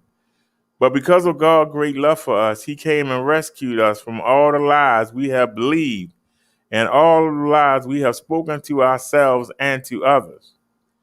He laid his life down for each of us, shattering the ultimate lie that God doesn't love us. Like Adam and Eve, we have a choice. Are we going to believe God's truth or Satan's lies? When we choose to walk in God's wisdom, we choose to live our lives in God's truth. Friends, may we be women who delight in God's truth and stop believing the lies spoken to us in this world. May we be women who know God's truth and no longer listen to the lies of our enemy. God loves us, is for us, and is the giver of the wisdom we seek. May we be women who choose to live our lives by faith in our Lord Jesus Christ. We are beautiful because he created us. We are loved because he loved us. We are whole because he fills our gaps. The world lies. The world lies and imprison us, but thankfully, we have a choice. We don't have to listen to the world. We can choose to listen to the voice of truth. Let's dig into God's truth because his truth sets us free. Let's talk. What lies are you believing right now in your life? Love God greatly, Angela. And this is a female. There she is right there, Angela Pratt. So don't say I said any of that. She said it. Let's get to our next article. That one was long. All right. Keep it going. Oh, we got another woman. Bible verses about liars. What does the Bible say? Why is lying a problem? Lying is harmful to ourselves and to the people we are in relationships with. Lying itself is an act of betrayal, and it violates the trust your friend, partner, or family member is trying to build with you. When people uncover lies, depending on how damaging the lies are, some relationships are ruined beyond repair. The risk is not worth losing such a valuable connection. Lying also goes more complicated the longer someone lies. When people lie, they have to tell more and more lies to cover up the truth, which gets more and more stressful and emotionally draining. Because lies hide a part of ourselves and our feelings, it also becomes more and more difficult for people who lie to know how they truly feel. Telling the truth is challenging, but it also frees us from the burden of dishonesty and makes our friendships and relationships more trusting and stable. If you have lied to someone you care about, apologize and ask for forgiveness, and let them know how much you want to change this behavior. If you struggle with lying and are unsure how to stop, you can talk to a counselor or mentor about breaking the cycle. If lying has hurt you, a mentor can help you find ways to rebuild trust in your relationships. Understanding God's hope and help for lying. Lying is a temptation, like many others we struggle with. Sometimes it seems easier to lie our way out of a situation than to admit the truth. But rarely does lying have positive results. It often leads to hurt, mistrust, and an endless cycle of more lies. It doesn't have to be this way. God in his wisdom saw the dangers of lying and the way it would hurt both the liar and the person being lied to. He wanted something better for us. In these Bible verses below, God warns us about lying and encourages trustworthiness. If we are caught in the web of lies, God offers forgiveness and help for a way out. Proverbs 12:22. The Lord detests lying lips, but he delights in people who are trustworthy. We saw this in the other article. We already covered that. Luke 16:10. Whoever can be trusted with very little can also be trusted with much, and whoever is dishonest with very little will also be dishonest with much.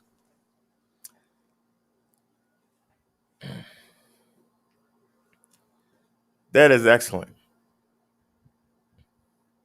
If you can't be trusted with a little bit of something, how are you going to be trusted with a lot?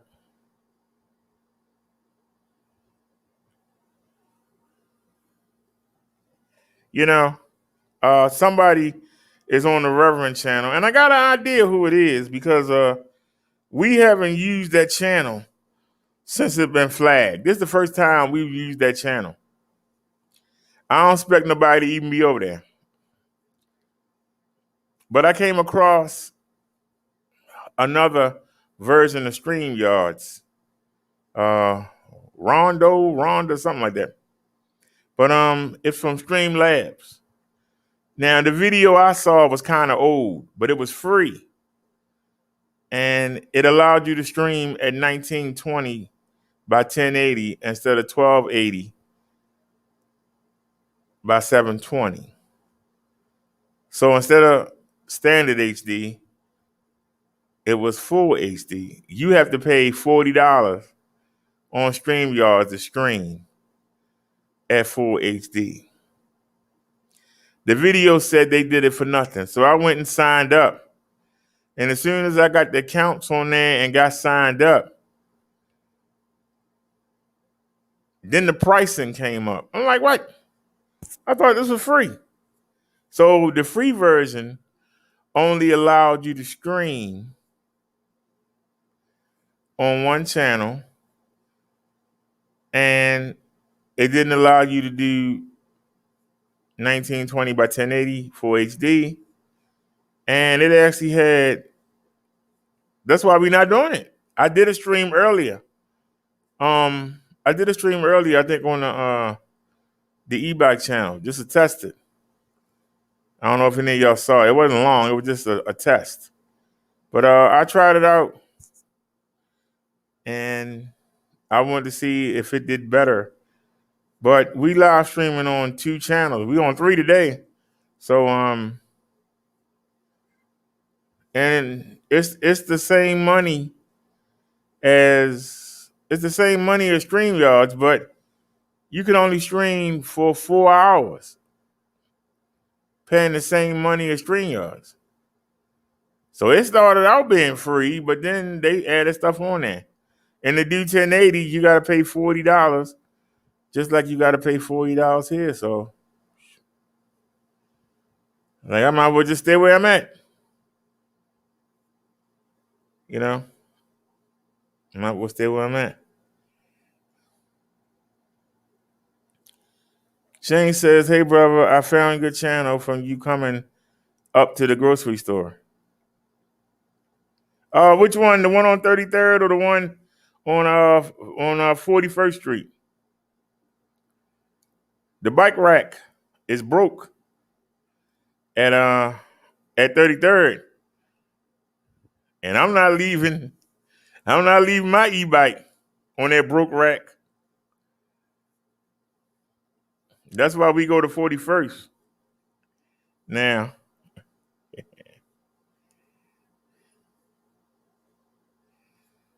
Proverbs 12:22. The Lord detests lying lips, but he delights in people who are trustworthy. We already touched on that. Proverbs 10:9. Whoever walks in integrity walks securely, but he who makes his way crooked will be found out. I wonder where I got that from, because I've been telling y'all that for years. If you doing everything right, even when things go wrong, it's still all right. But when you're doing things the wrong way, when things go wrong, man, they go wrong and they stay wrong. You know, we haven't had not one mobile live. We haven't had not one good mobile live in months. I spend more time trying to fix something, trying to put something together than I do writing. I was trying to look at the video quality yesterday, and I was getting frustrated because every time I tried to skip ahead, I couldn't find myself moving. I was like, what? Now, you know, we haven't been bothered by anybody, you know, we haven't had any trouble, you know, and I'm grateful for that. And I know it's because of the peace. But it gets frustrating when all I want to do is ride. And we got to keep stopping every minute for something. And if we ain't stopping every minute for something, it's a stop sign on every corner. We got to hit every light. You hear me fussing about the lights? I want to ride. We have to keep stopping. And I'm trying to fast forward through the video, look at the quality, and I'm telling you, it was frustrating. It was frustrating because I had to keep looking for when I was moving. I spent more time working on something than actually riding the bike. I don't know if some of y'all noticed that, but I realized the fact that we haven't been hit, the fact that nobody's tried to rob us,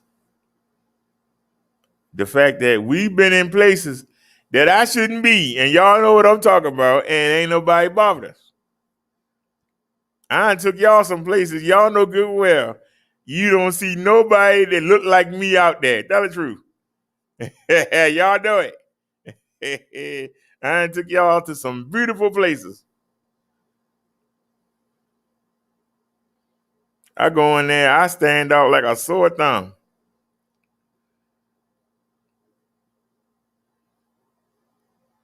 All Baltimore ain't raggedy. And I try to show y'all the good places. People like Charlie Bobo want to show you the worst. I want to show you that there's good. You know, we had somebody try to attack me, saying that I'm an embarrassment. But the fact of the matter is, I took y'all down to Fort McHenry. We went down to the water where the UK ships, the British ships, was bombing the heck out of Fort McHenry. And I took y'all there. Showed you where the ships was and showed you. Now, it costs money to get in Fort McHenry. And one day, I'm going to take you inside there. But there was somebody who had the money to take you inside there, but they would never think to. The fact that that's where the national anthem was penned at. I took y'all to the waterfront where the national anthem was penned at. And we went down there and I didn't spend a dime. I didn't buy anything. And we had troubles because we had the phone mount broke and we couldn't keep the phone steady. Luckily, we had the 360-degree camera. We couldn't keep the phone steady for nothing. It kept coming off and I had to keep stopping. I probably spent more time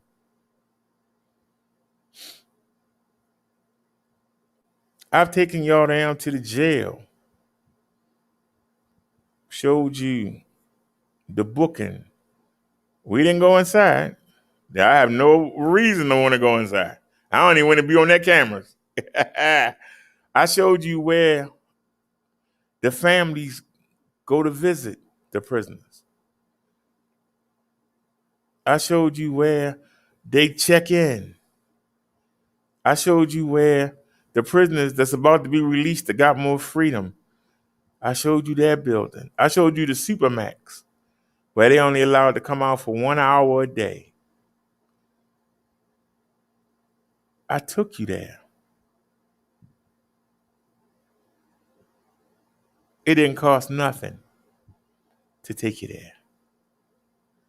But because of the stimulus, I got a bike that can let me take y'all more places. I expect there to be headaches. I expect there to be thrills. I expect it to be hurdles for us to jump over. Because I'm trying to do something that nobody else is doing.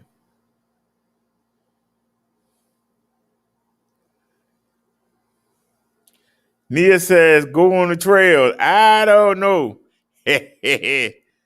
I'm afraid something gonna break because technically we down to one bike, and if Bessie go up, we in trouble.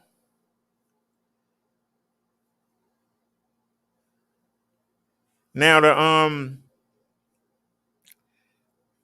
tomorrow the kickstand supposed to come. We didn't go out today because we won't have a kickstand. The kickstand is supposed to come, and y'all know how I be on Sunday. But when the kickstand come, I got the bike charged up. I'm going to charge up the power banks, and I'm going to switch the mount back because I took the mount off because I was wearing it on my I was wearing it on my chest. Now I need y'all honest opinion. Did the video look any better? I know it was too low, but did the video look any better with it being on my chest?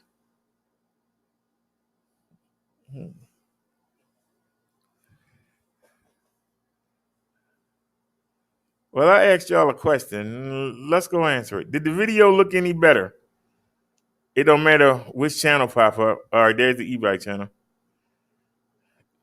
Cause y'all gotta remember,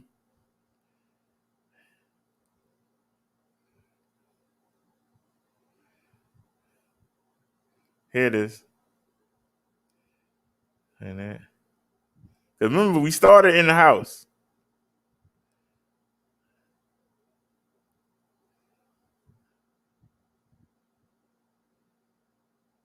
Wait a minute, I'm already gonna move. Hold on a second.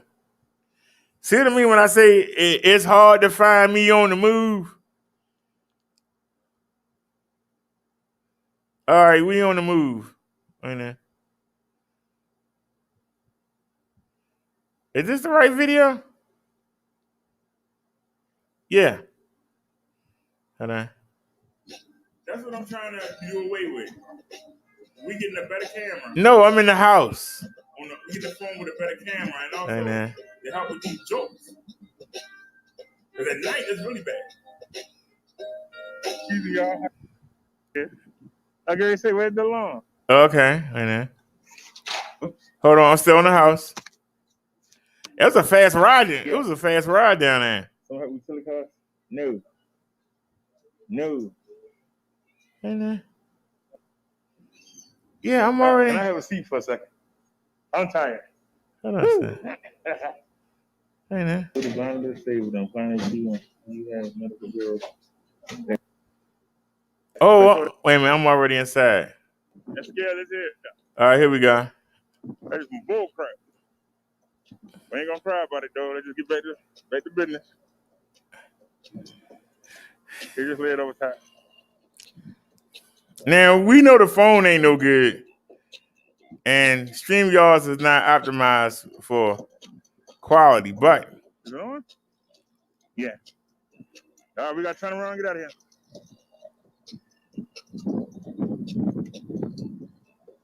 Come on. Let's go.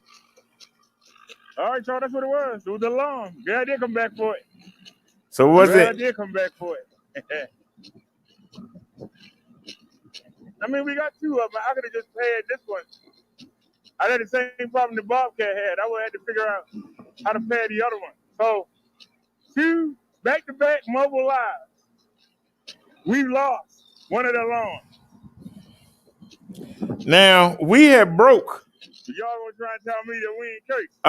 I was bringing the bike upstairs. Y'all gonna try and tell me that we not cursed? The last time we tried it, and I broke this, right?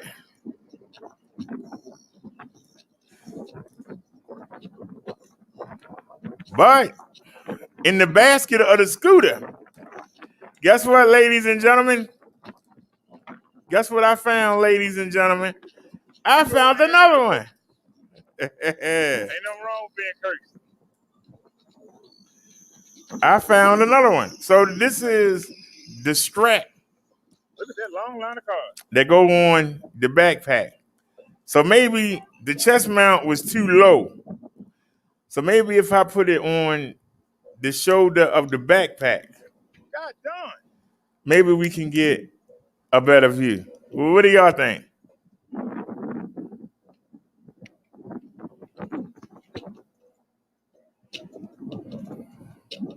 Hey, Bob. Wait a minute. Am I looking? Is this a day's chat? Yeah. Come on, Bessie, let's go.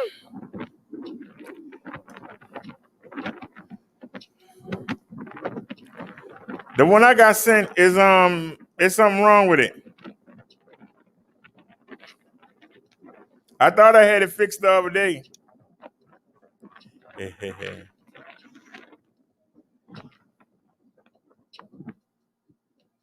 Somebody right there, kid. Yeah, right there. One person. I'll try it again, Bobcat. Right there.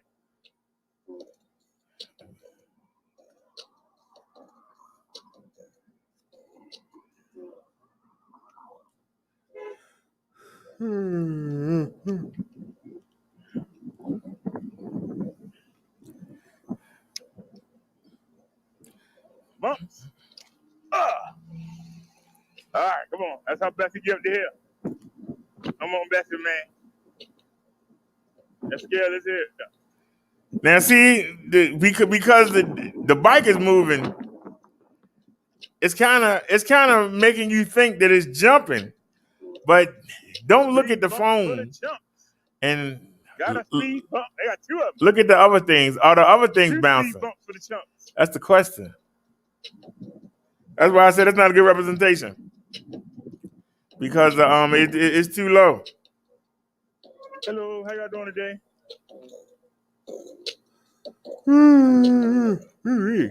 Oh, where? They told me to I mailed y'all the letter. Y'all didn't get it. He said the email is working. Okay. So I went online. I've been trying all month to do it online, the redetermination. They won't do it. So they said to just come out here and fill anything out because it stops tomorrow. Y'all might have got it today. You might have got it yesterday. You might get it Monday. But they said just come fill out the determination form and put it in. So you said chain this against the wall. That's not a problem. We got plenty of chain. I said against the wall. It's against the fence. Not a problem at all. Come on, Bessie.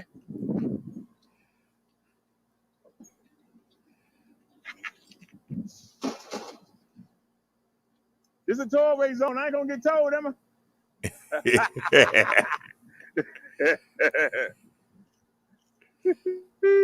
There's a sign right there. It say tollway zone. We ain't worrying about that. That's the wrong one. Come on. Ain't got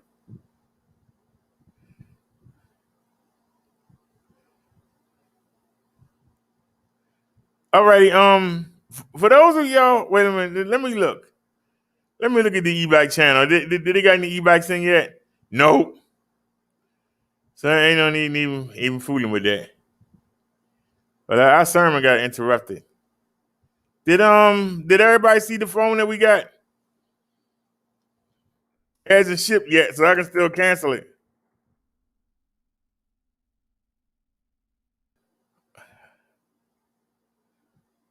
Oh, I was looking today. Bobcat, you still here? What do you think about a Samsung S10e? Is that good? They got one for $170. And you know the Samsung S10 for $179.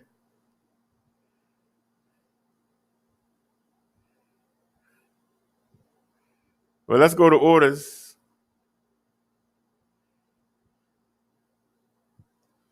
Now you see the kickstand arrives tomorrow. And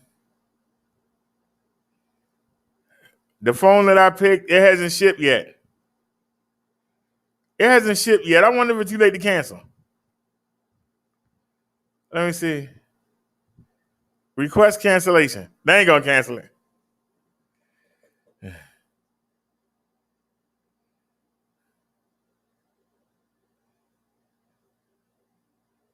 I click the which column's in the way. Wait a minute, can I still hit it? I can hit it. Select. cancel this.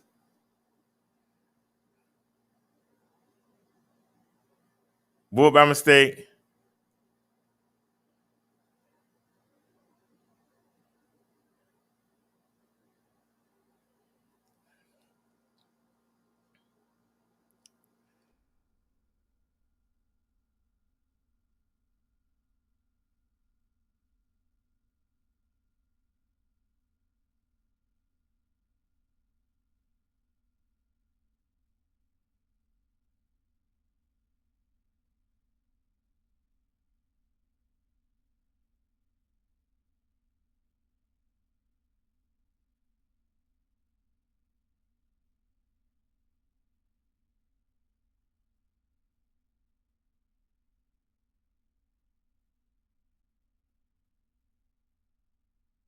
All right.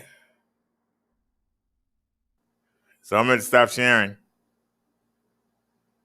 Send message.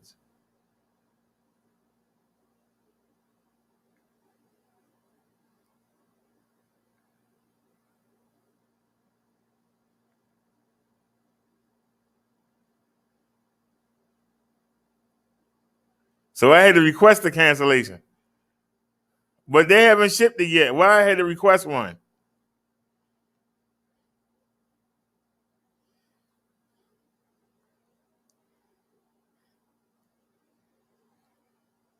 Oh, hold on. Go back a second. Is that Samsung I got for $5? I don't think they're going to send it. You showing my information. But it says it was shipped on my birthday, the 29th. I don't know. If ever trying to dox me.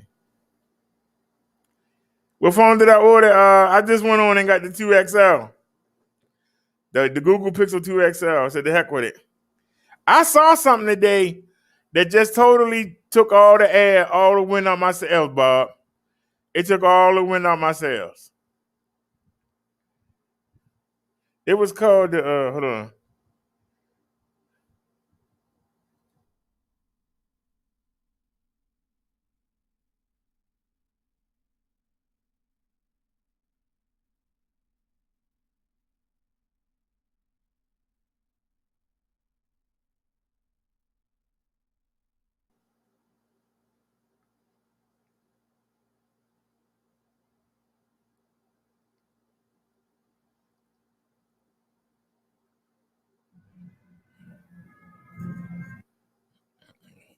It just made me not even want to fool with it, boy. I ain't gonna lie to you.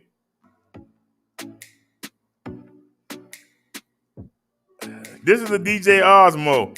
It's supposed to specialize in stabilization. To test out some accessories that I got from Pro, and once again, I want to Now thank this guy on a regular in a bike. situation like, Hold on. or should I say, the steering part of the mountain bike, and then mount your Osmo Pocket on top of it. So that's what I'm going to do. So stay tuned and let's check it out. So here we have the handlebar mount from GoPro. Like I said, you need this in order to mount it to your bike. And with this accessory, you can actually mount it to different surfaces like your helmets or any other thing. Hey, Bob. You said I'm in a hurry to spend money. I'm not in a hurry to spend money. There ain't no guarantee I'm going to have this money. That's the part you keep missing, sir. There's no guarantee.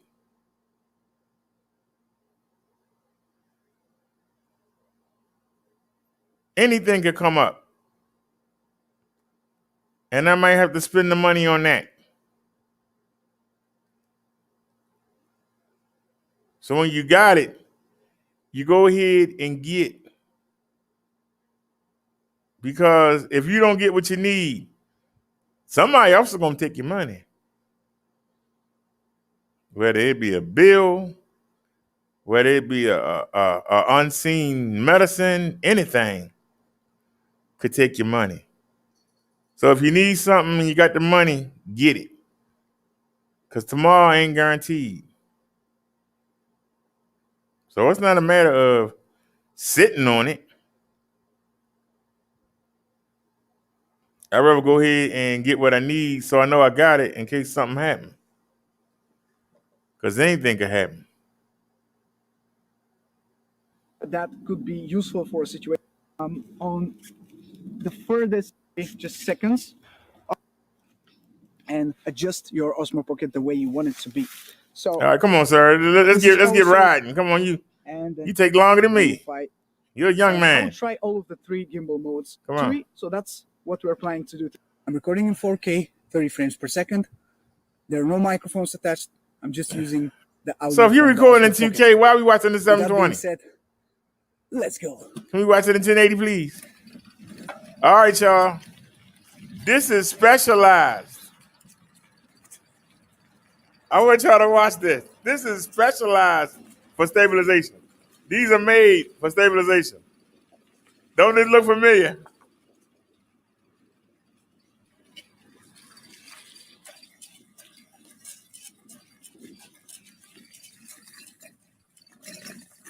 So, I'm seeing that the Osmo is moving quite a lot. There are a lot of vibrations. So this is very discouraging, Bobcat. I see that on the camera, and it's not going to look pretty, I'm sure. But we'll see about that afterwards. I will check out the footage. Bobcat said a phone is a want, not a need. You're incorrect, sir. It is a need. Mobile lives are a big part of this platform. And it is a need. Because if I can make an improvement somewhere and I got the money to do it, why shouldn't I do it?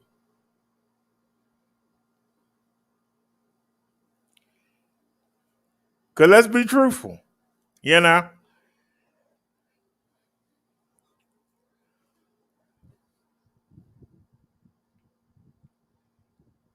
We didn't have to get the cheap.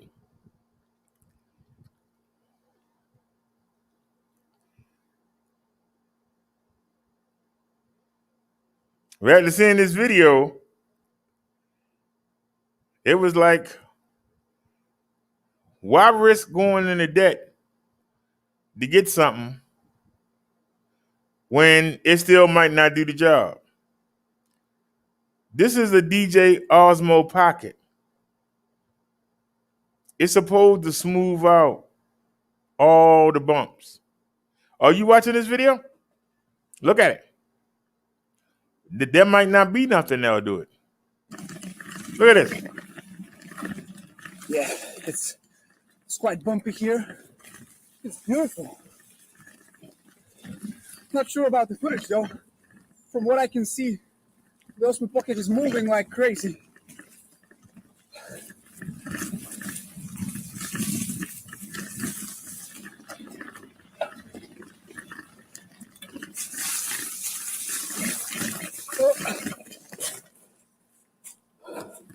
This is quite steep. God damn. Woo! I think now I will switch to the follow gimbal mode. Oh Lord. And let's see it got worse. Any difference. Right? So now we're recording in follow gimbal mode. Bobcat said he could survive without a cell phone. The cell phone is part of the mobile live. Why are you getting on me for trying to improve the mobile live? Did you help out, sir? Because now I'm going to call you out. Because you keep saying, get this, get that. Get this, get that. I haven't seen you donate not one thing to the platform. You making me call you out.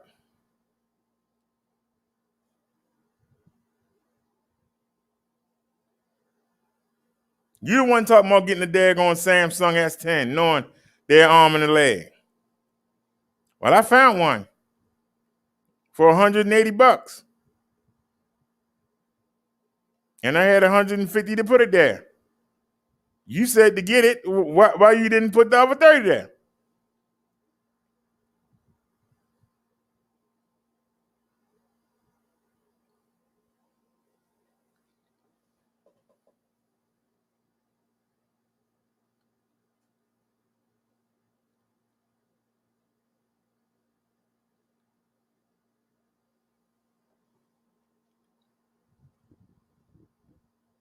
The phone that I ordered is fine.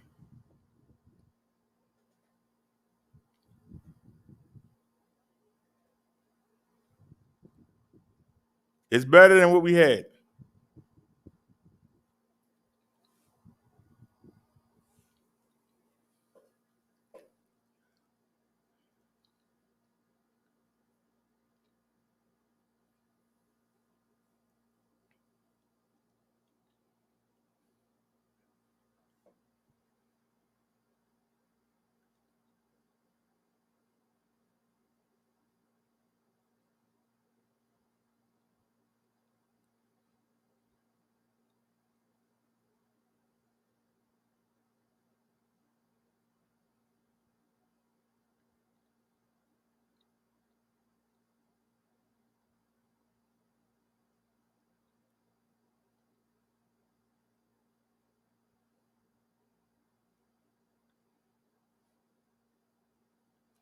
This is our next article. Satan's native language. This is John 8:44. You belong to your father, the devil, and you want to carry out your father's desire. He was a murderer from the beginning, not holding to the truth, for there is no truth in him. When he lies, he speaks his native language, for he is a liar and the father of lies. I don't know who this is, but he says that Satan is a murderer. And let me tell you what that means. Maybe he'll tighten it up later on. But I don't like it being left like that. When they say Satan is a murderer, they're not saying that he's going to come hack you up. What this verse is saying is, what I've been saying to you, that sin leads to death. That when you sin, it leads to death.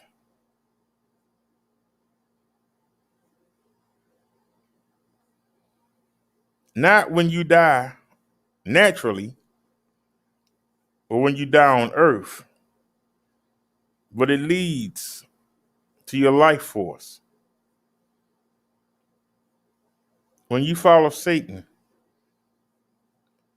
and you listen to his hints and you follow out and follow through with them, the punishment is your spiritual death. So yes, Satan is a murderer. But he can't murder you unless you help him.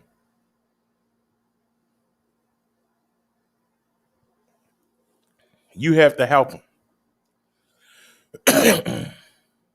Ignore what Jesus and God want you to do and do what you and Satan want to do. See, you are a tag team. Because he's going to be the first one to go in. And you going right with him. That's why they call him a murderer. Now let's see what this guy got to say. He says, Satan is a murderer. The thief comes only to steal, kill, and destroy.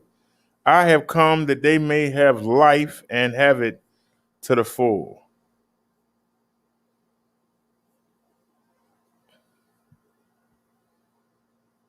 Believe that's Jesus speaking. And what is he saying?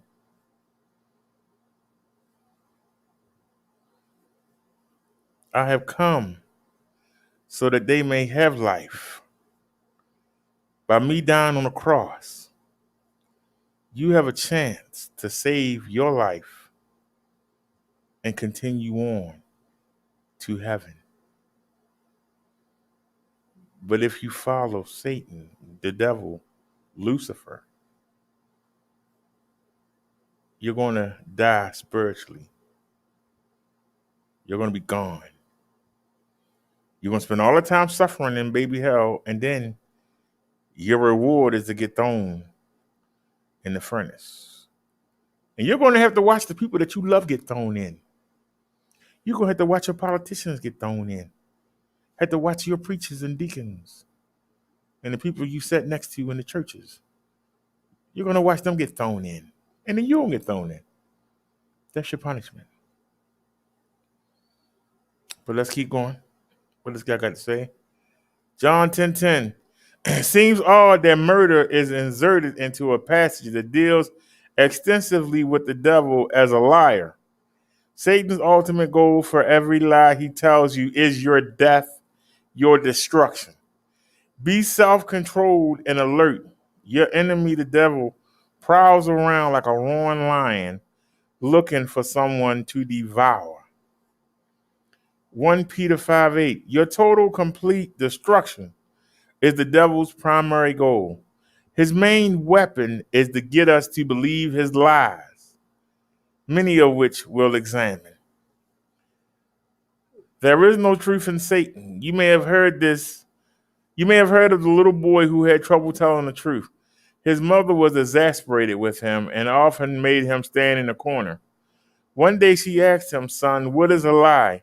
He replied, "Mother, a lie is an abomination to the Lord, but a very present help in time of need." Whoa! The little boy that can't stop lying, when he was asked by his mother, what is a lie, he acknowledges that the lie is abomination to God. He acknowledges it. But he says it's a very present help in time of need. So basically, he's saying that he knows better.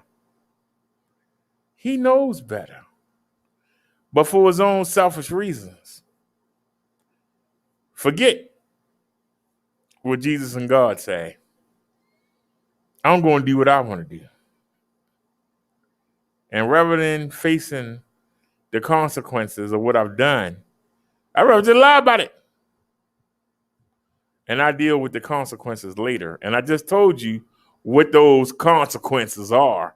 But most people think that they can do it and there are no consequences.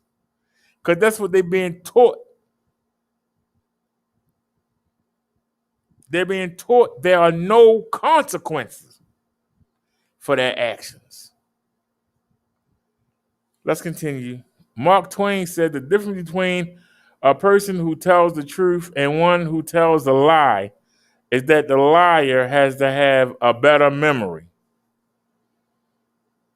Lying is popular today. That is because we have believed the devil's lie that truth really doesn't matter. In fact, Satan has convinced many people that there is no such thing as absolute truth.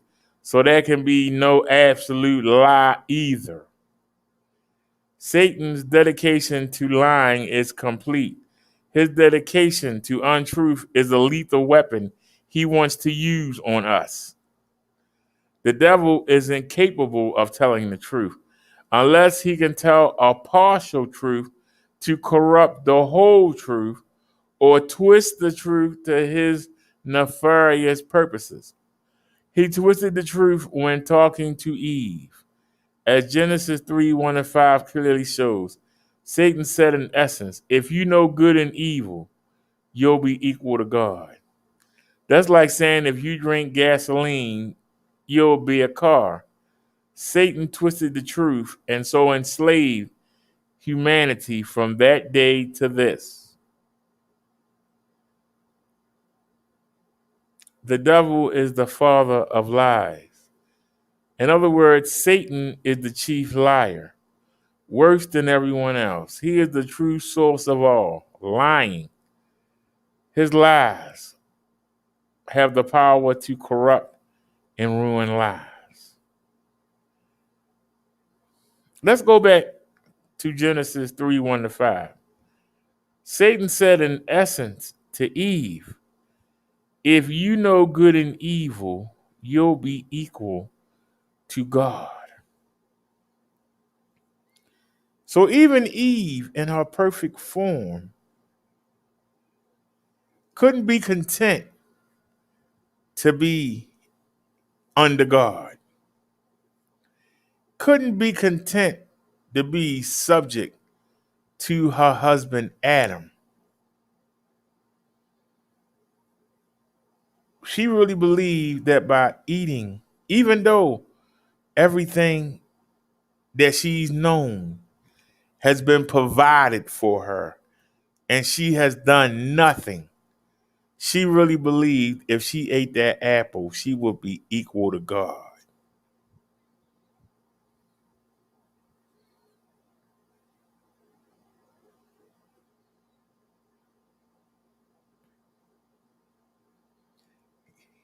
Y'all laugh at me.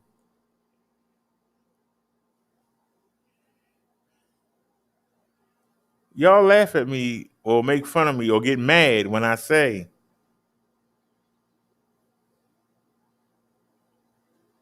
that women are not satisfied in their role as the second in command. They want to be first in command. You got a bunch of women that run around trying to knock men down so they can be put up. But when you look at what these women do, and some of y'all gonna get mad and get mad, they don't create nothing.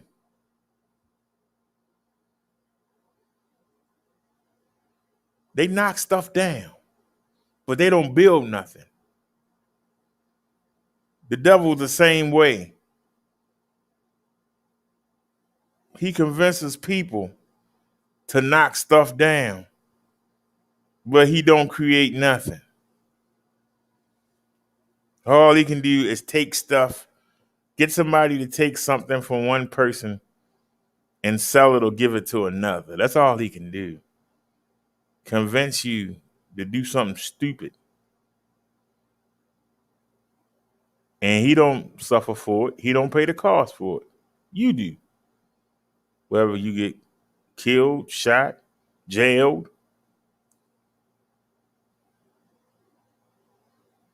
he moves on to get somebody else.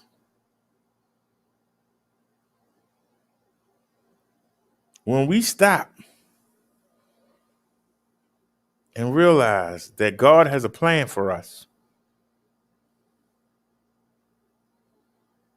and we find out what that plan is, we execute it.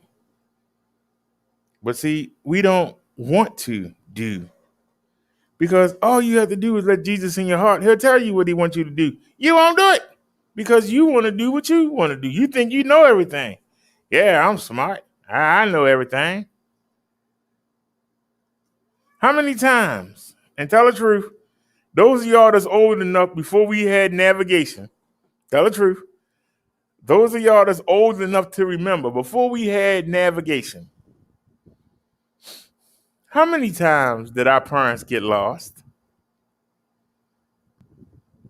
And you tell them, well, there's a gas station. Why don't you pull over and ask? I know where I'm going there. We got a stubbornness that we think we know everything. And I can tell you, because I used to drive people around, I thought I knew where everything was. And one day, I was out riding, and I had my baby mother, and we had my little girl and her 3-year-old brother in the back seat. And I had been out Falls Road before. And I knew that Falls Road take you to the Beltway.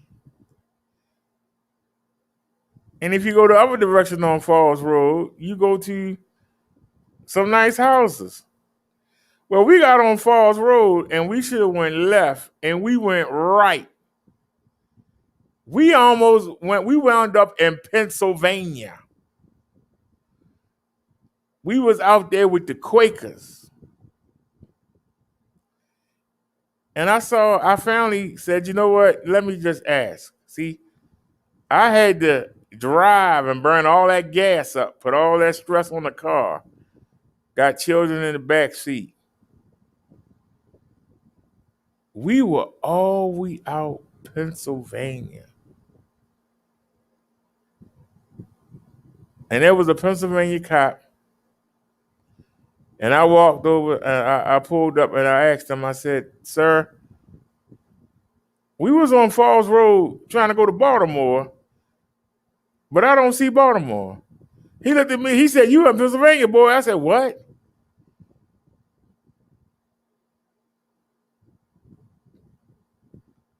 I said, we in Pennsylvania. Well, 83 go to Pennsylvania, right? It's 83 around here. He said, yeah.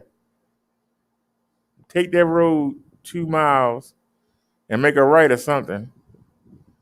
And he kept looking at us and he followed us for a while. When we got on 83, he went on about his business.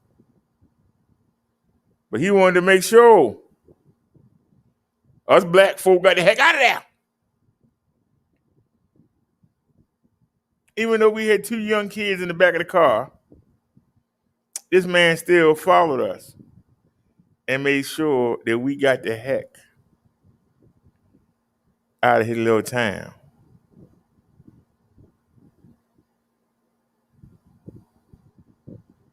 Because I didn't want to ask. Because I was a professional driver. I shouldn't have to ask for directions. This was back in 1995. December, I believe.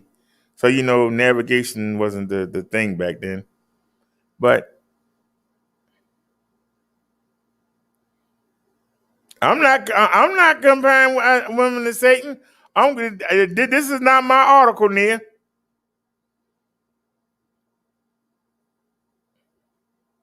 This is not my article. I knew you was going to say something. Because y'all women getting y'all feelings.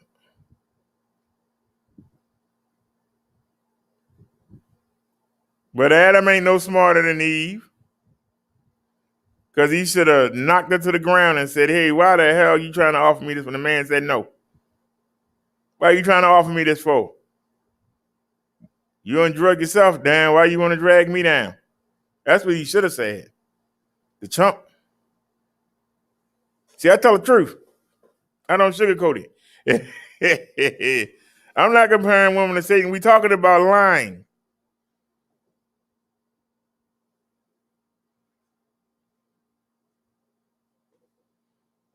Lying to yourself.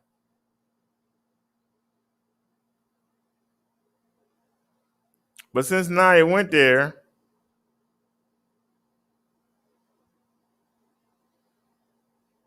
if you tell a man,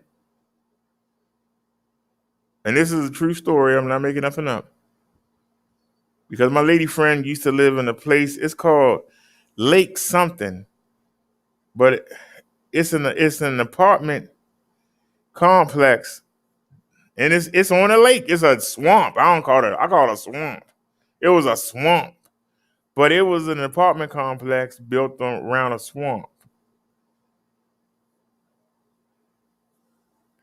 And it's on West Baltimore. It's in West Baltimore. And it's right there at the county line. And like I said, it's far out and it's nice. And as usual, somebody put an apartment complex there, and you know who it was built for, but then they moved out and said, no, we're gonna go further out. And so black folk moved in. And so there was a lake, and now it's a swamp. Let's keep it real. It was a lake. When they first built it, it was a lake. But then as the people left and then the hooligans moved in, it started turning into a swamp. But I digress. The reason I'm telling this story is they had a gateway for you to get in. And you had to check in with security. And they had a one-way in and a one-way out. And they had the spike strips. You know the spike strips when they try to stop the car that's running? They had the spike strips. And if you tried to back up or go forward before they load those spike strips, you lost your tires because they spikes. Now, most men, if you tell them, hey, hold on so I can check you out, don't go nowhere, most women will stay there. But you wouldn't believe how many women. Oh, these ain't gonna break my tires. I ain't staying here. You ain't gonna check me out. And then, psst, you wouldn't believe how many times. So, but see,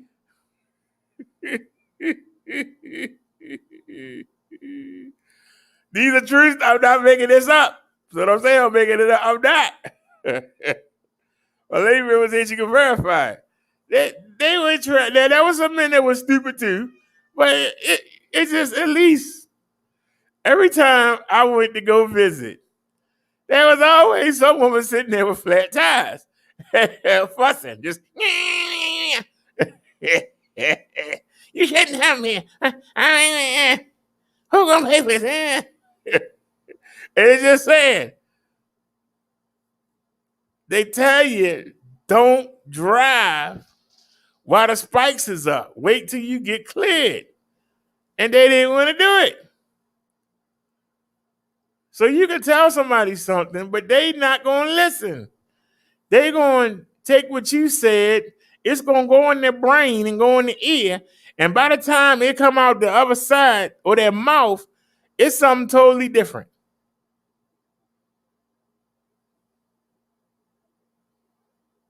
It's totally different. So now they have disobeyed you, got a consequence, and now they want to beg you for help. I don't want to help you. I want you to get out my face. You didn't pay me no mind then. Why are you going to pay me some mind now?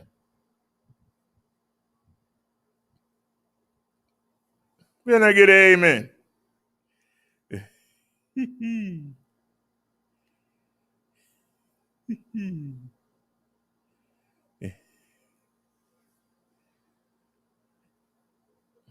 Somebody tell you something that's facts, but they don't match what you want to do.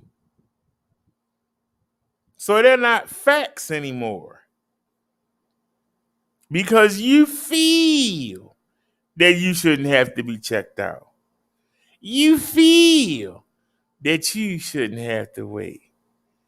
You think you special. You better than everybody else. Them spikes not gonna hurt my tires. That's what you think. Until you ride over them.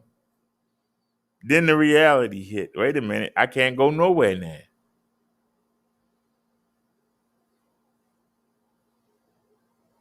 Do y'all understand what I'm saying?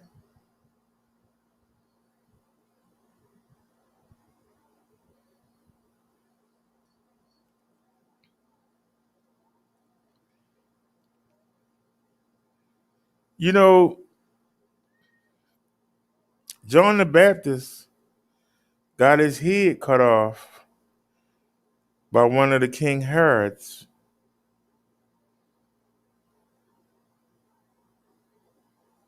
because John the Baptist told his brother's wife, who also was a king, that she belonged to another man and she had no business being a queen. She belonged to another man.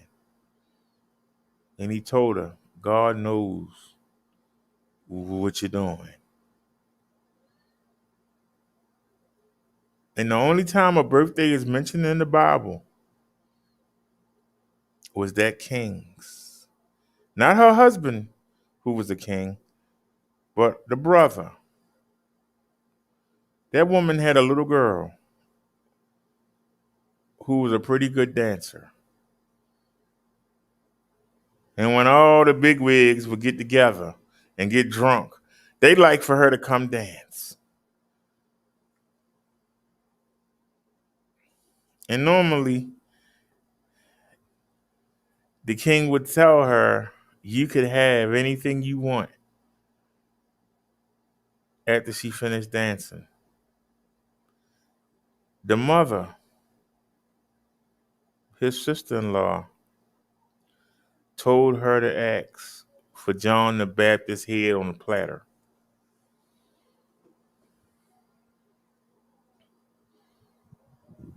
The king knew who John was, and he actually liked him and respected him. But he had opened up his mouth and told everybody the little girl could have anything in the world she wanted. And he didn't have the cojones to say, hey, I'm not doing that. Get out of my face. Ask for something else. Ask for a camel or something. Ask for some toys or something. He went and had John the Baptist murdered. This is no different than what I said, that Adam should have slapped that apple out of Eve's hand. And he should have called Jesus and said, give me another one, because this one ain't no good. Maybe we wouldn't have the problems that we have today.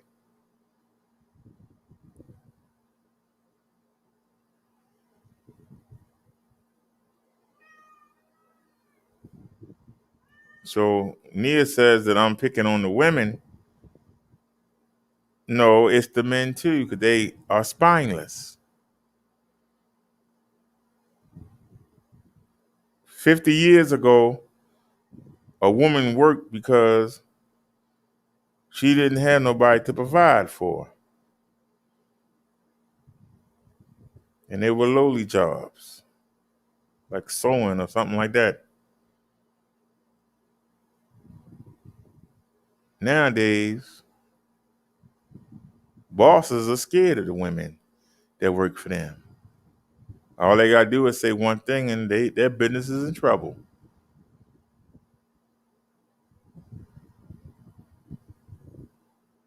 Spineless.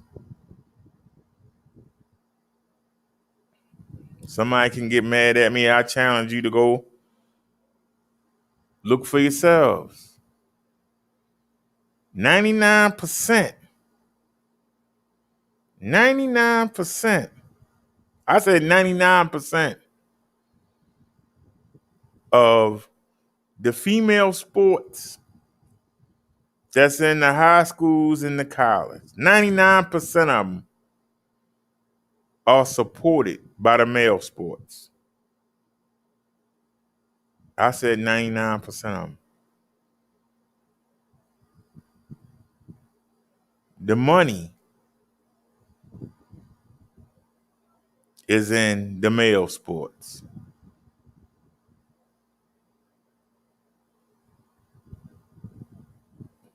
Football, baseball, soccer.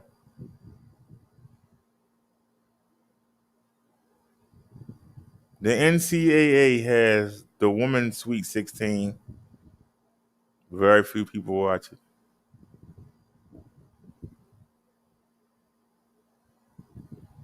Those sports are supported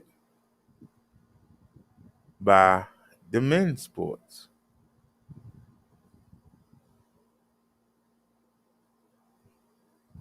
Let's keep it real. You don't believe me? Go look it up. How many TV contracts do you see for ladies volleyball? How many TV contracts do you see for lady basketball in every state? Let's be honest. The men's sports carry the women's sports. Y'all know I watch the wrestling.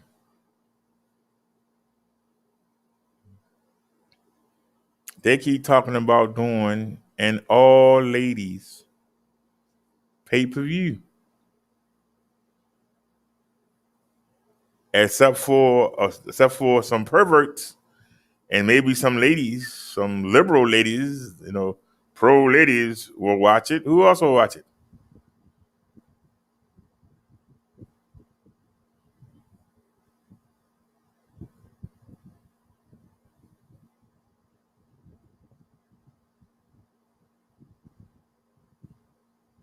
I'm being honest. Now, me, I enjoy wrestling.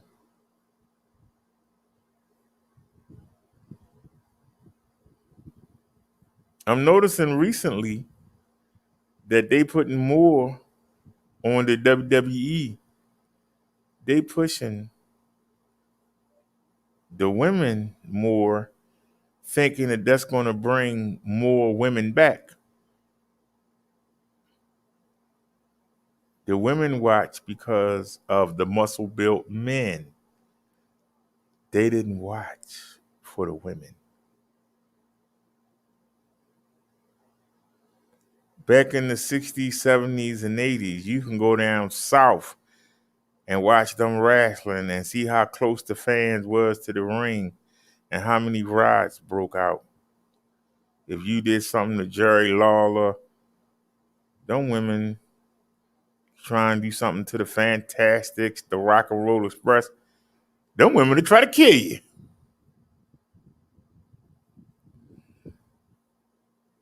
When the ladies came out, it's like the women got up and went to get something to drink or get something to eat. But they trying to shove it down your throat. That they need to have more lady wrestling. Who's trying to shove it down your throat? Because if you go online, you see women like Dana Brooke who can't wrestle a lick. She keep trying through social media to get them to make her a champion. She can't wrestle.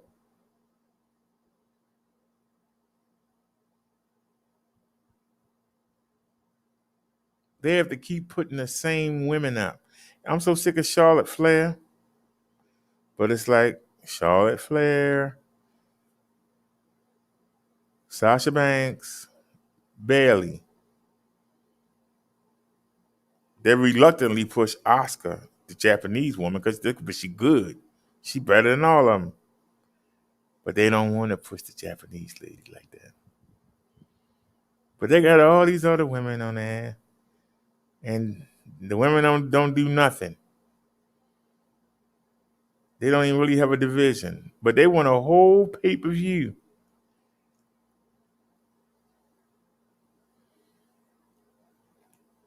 And most of the women do the same moves over and over again. They don't update themselves. And I'm just like, where is this propaganda coming from?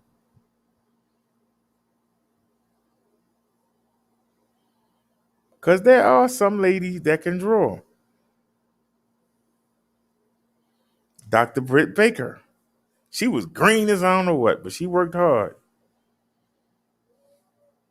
Thunder Rosa is pretty good.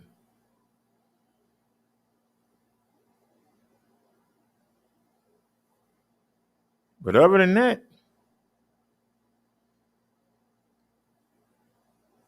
I wouldn't pay to see none of them.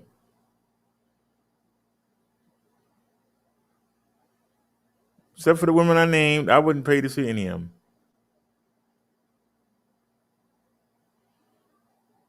But I can tell you by the same token, there's a lot of men I wouldn't pay to see either.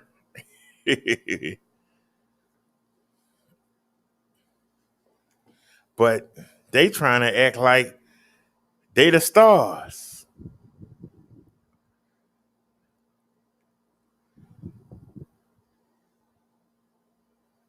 At the WrestleMania last year,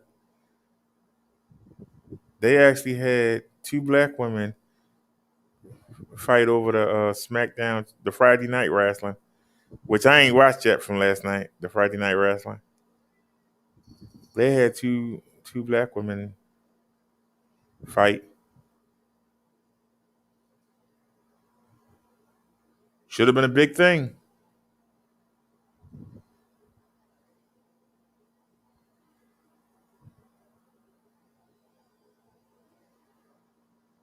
Wasn't.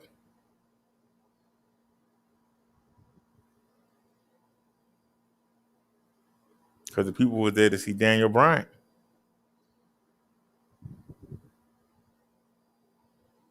They were there to see Drew McIntyre.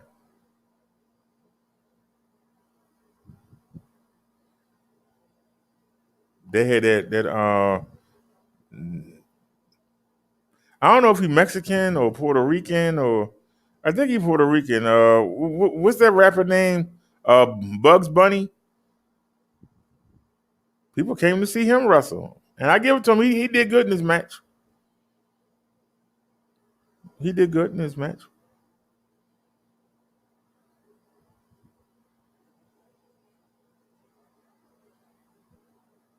The other championship match, because it's two lady champions, one on Monday, one on Friday.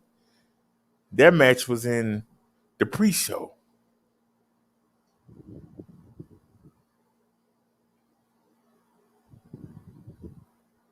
The ladies whined about getting a tag team championship. That tag team championship hasn't been defended in a while on a pay-per-view.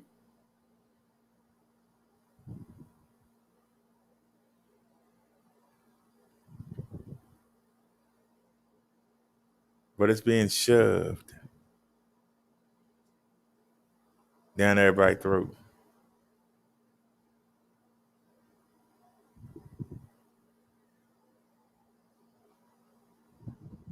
I'm watching shows like the little small companies like the NWA. Their wrestling ain't that good, but they talk. It's like watching a soap opera. They all of them can talk. They all train how to talk, and the talking is better than the wrestling. The women do better over there because the talking is better than the wrestling.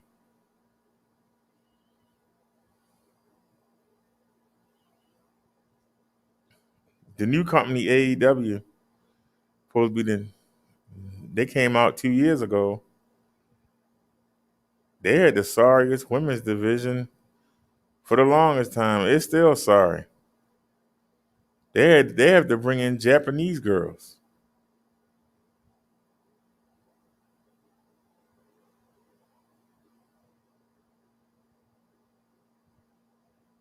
They have to bring in Japanese girls.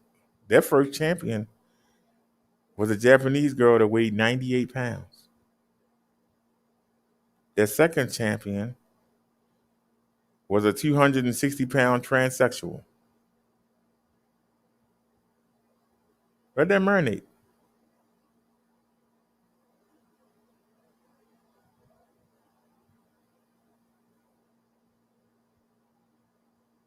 Their third champion was another Japanese lady wrestler.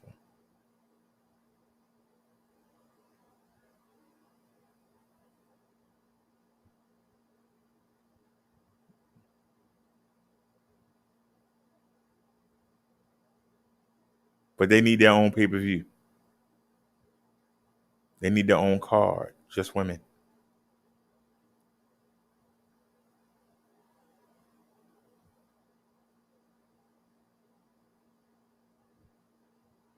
Because some people feel or think that it should be that way.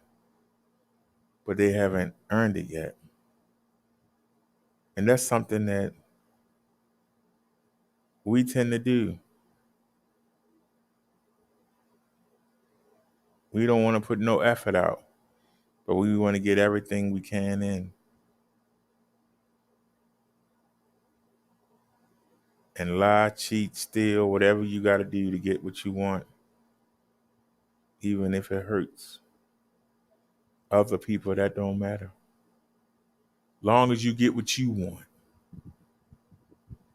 Long as you get what you need. That's selfishness. It's got to stop. It has got to stop.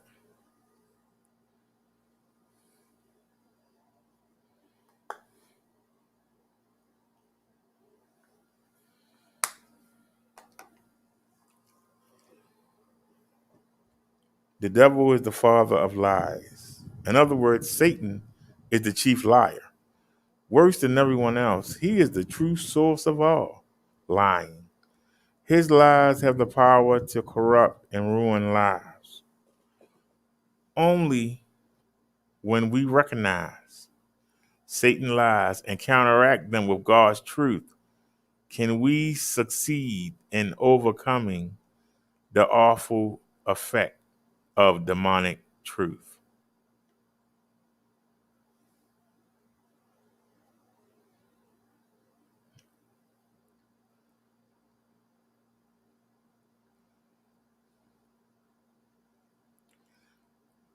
This is 1 Peter 5.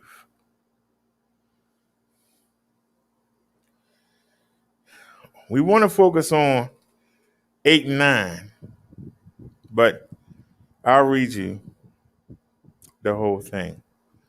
To the elders among you, I appeal as a fellow elder and a witness of Christ's sufferings, who will also share in the glory to be revealed. Be shepherds of God's flock that is under your care, watching over them, not because you must, but because you are willing, as God wants you to be, not pursuing dishonest gain, but eager to serve, not lording it over those entrusted to you, but being examples to the flock. And when the chief shepherd appears, you will receive the crown of the glory that will never fade away. In the same way, you who are younger, submit yourselves to your elders, all of you. Clothe yourselves with humility toward one another, because God opposes the proud, but shows favor to the humble. Humble yourselves, therefore, under God's mighty hand, that he may lift you up in due time. Cast all your anxiety on him, because he cares for you. Be alert and of sober mind. Your enemy, the devil, prowls around like a roaring lion, looking for someone to devour. Resist him, standing firm in the faith, because you know that the family of believers throughout the world is undergoing the same kinds of sufferings.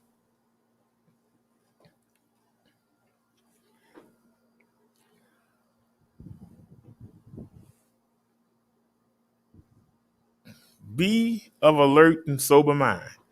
We've seen this verse before today. Your enemy, the devil, prowls around like a roaring lion looking for someone to devour.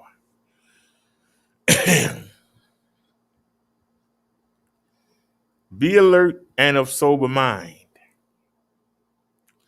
What have I been teaching y'all? The devil is their voice in your head. And I tell you to ignore him. But here it is right here in the scripture. Be alert and of sober mind.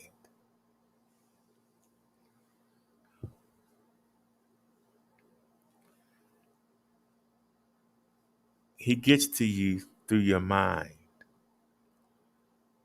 So resist him and stand firm in your faith, because you know you ain't the only one. Whatever sufferings you're going through, so are other people. But that's not an excuse not to have faith. It's not an excuse not to have faith. But a lot of people use it as an excuse.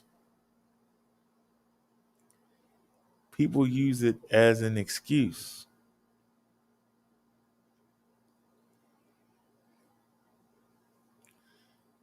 Hold on a second. What channel was this? Ain't that?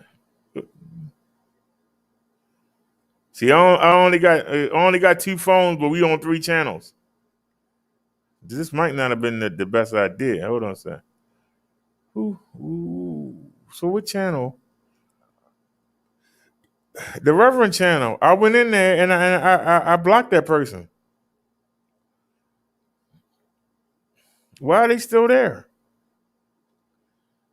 Okay, let me see if I can.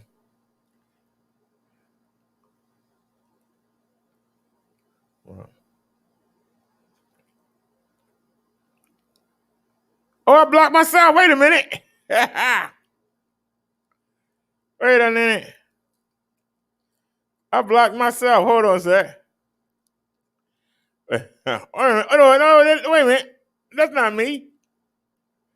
Hold on a sec. Hold on a second.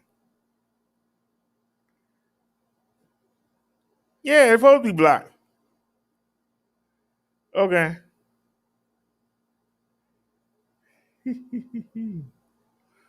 All right. Sorry about that, y'all. I got confused for a second.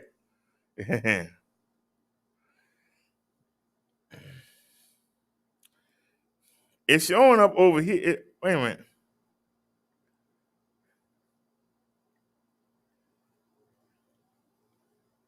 Okay, so let me back out of here. Let me do a refresh. Now come back in.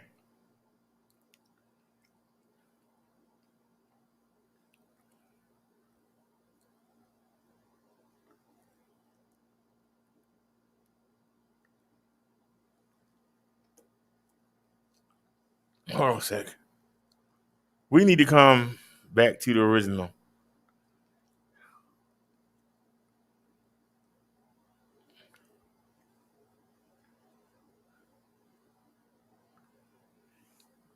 Richard McConnell says Stephanie McMahon is to blame for the women thinking they can draw. But let me tell you something, Richard McConnell. The women that really drew were the divas. When you had the bra and panty matches and all of that, but nobody will watch a whole card of bra and panty matches. You know,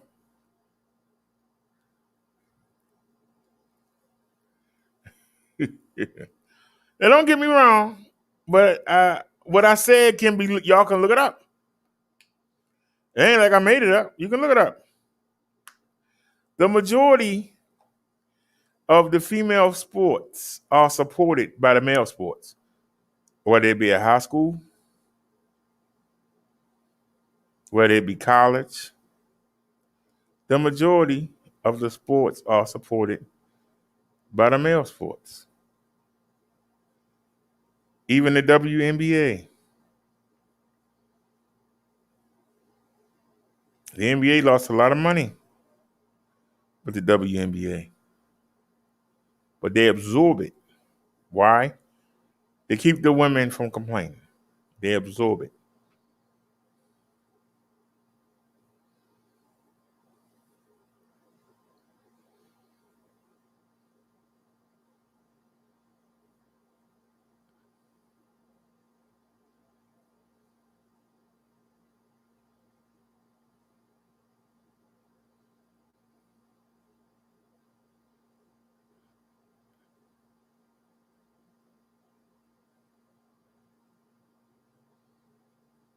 Now, if a woman is good at something, I think she should get her credit.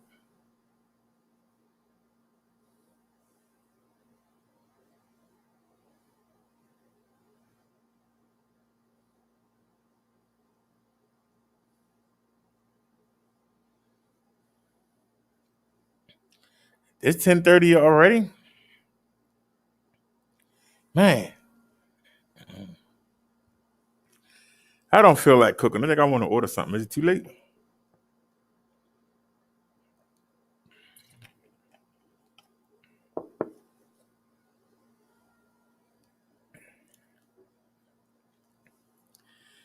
I wonder if I should try that Uber Eats again. All right, let's see something real quick.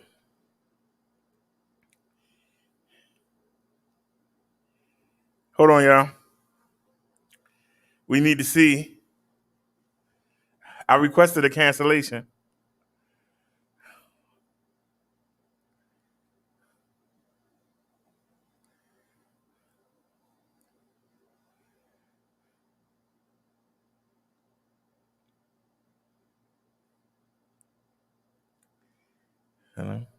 This Obama phone, we need to replace this Obama phone. It's killing me. Darn, it's slow. Jesus. Y'all wonder where my patience has gone the past couple months. It's because of the daggone phone. You gotta sit here and wait. Y'all remember that day I was in the market and I was trying to get the John app to get the tangerines? That phone was so embarrassing. The woman was like, hold on, you gotta wait. Touch it, and then you gotta count to 50. 1, 2, 3, 4, 5. You know how embarrassing it was?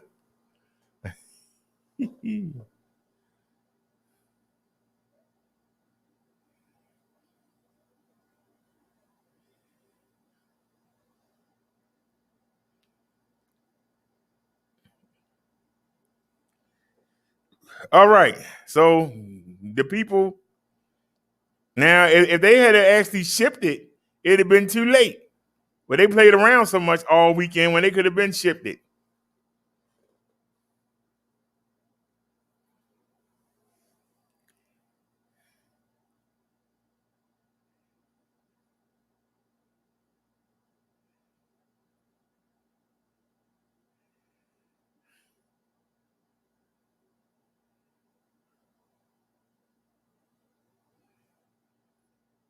All right, now, because now did they take the money already? Because I hate when they take the money and don't ship nothing.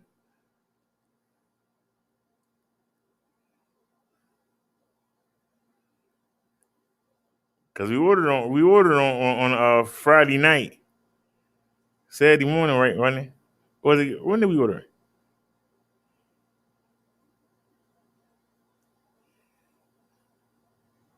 No, they haven't returned the money yet. Probably take a couple days. All right, so we canceled the phone.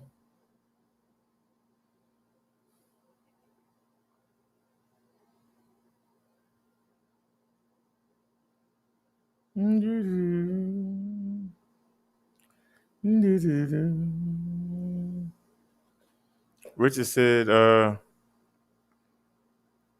why you say it's a lot of hate? I can't figure out why it's still showing up. Why it's still showing up on the Obama phone? I took the person out, but why is it still showing up? Let me see if I can exit out. Let's just do it this way. Is it still showing up?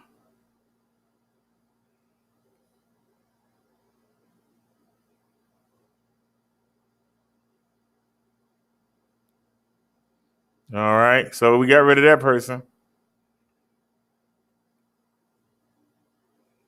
How is that person still here? Anybody else?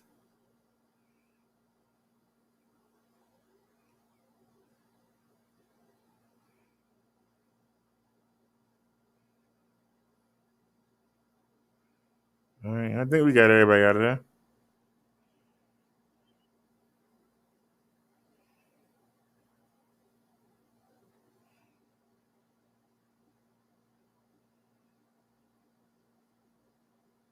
All right, I got him out of here.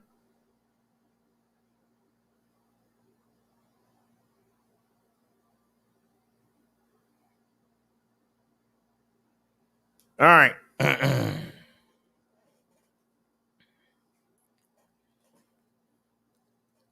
All right, y'all. I thought I had blocked the two trolls, but I didn't. They're gone now. Somebody going around got me cloned. They don't realize that I changed. They haven't realized yet that I changed my avatar, and maybe they should change it too. I guess they ain't got the sense. But let me see something. Let me type hello.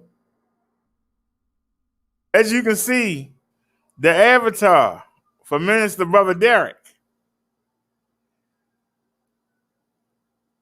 this picture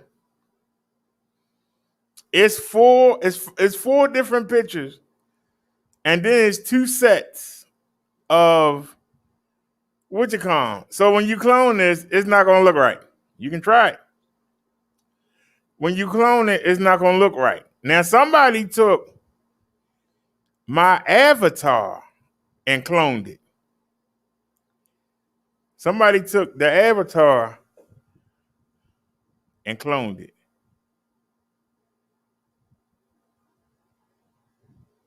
Normally, my pictures have a lot of things in them. They hard to clone properly. Like when somebody had cloned Minister Dark Bo Dark before, when somebody did it before,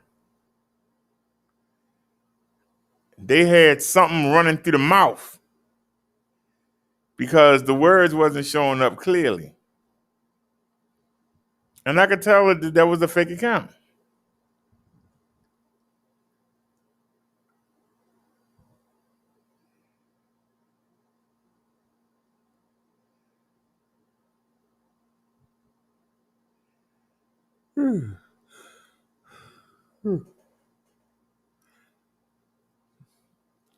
Now the E-Bike Life channel isn't that hard to clone. But if somebody does, I'll just make a picture. I'll put a whole bunch of stuff together. I'm pretty good at that. Taking the picture and putting a whole bunch of stuff inside of it, and it's not easy. Just screenshotting it ain't gonna look right. You'll work hard, and I love to make you work hard.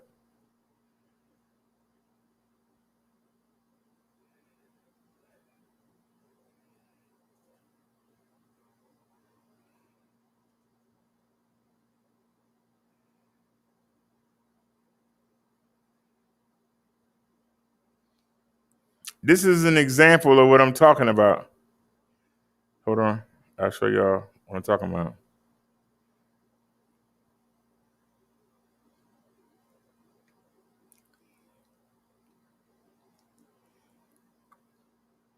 Look at this picture here. You got 1, 2, 3, 4.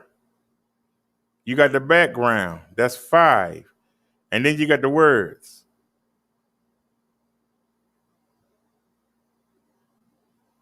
There's 5 pictures here. But because it's so big, you can screenshot it. But when it's small and got the circle around it,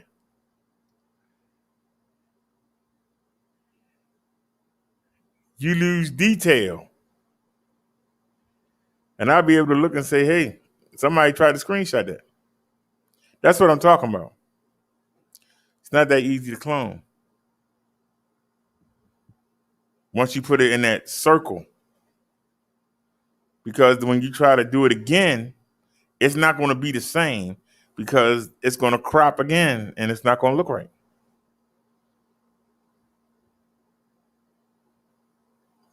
And it's very hard to do the banners.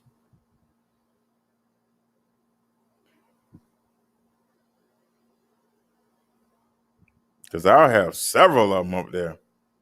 Because you got to put it in the little window and then you got to have the rest.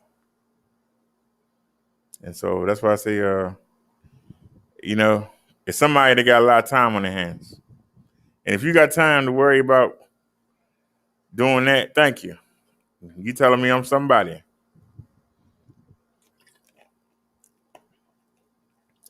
I wouldn't spend that much time on you. So if you spend that much time on me, all I can say is thank you. Hey, what's the day? Sunday? I was going to order something. It might be too late. You know what? I'm going to try the Grubhub again. The Uber Eats. I'm going to try the Uber Eats.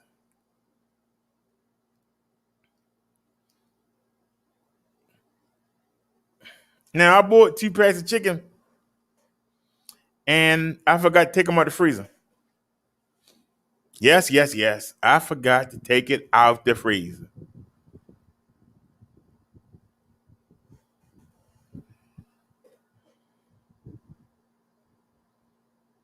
I don't want to flood the house again and try to farm, especially this late at night.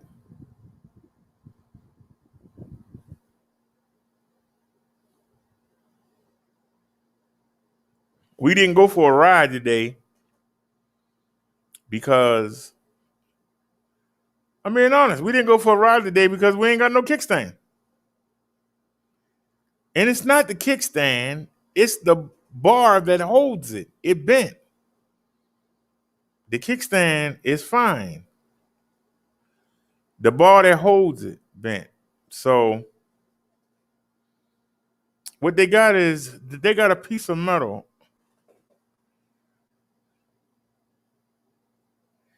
And it's bent. And I can't bend it back. I tried it with the pliers. I can't get the torque to bend it back. It's bent out. Because I actually have fixed it. We said hey yesterday and y'all saw me. I went over there. But see,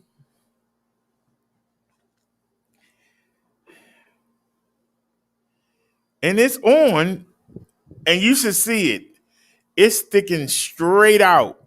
I mean, it's sticking straight out. It's supposed to be down to the ground. It's sticking straight out.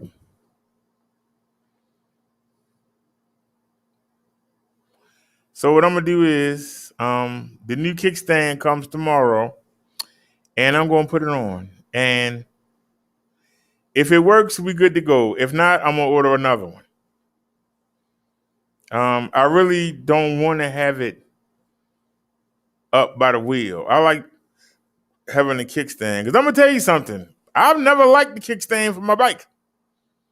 It went too low.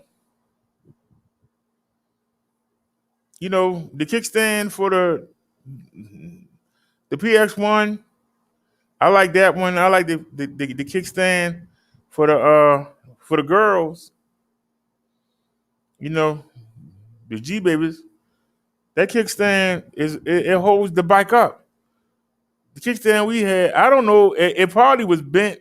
I don't know, but my bike always leaned over way. You know what I mean?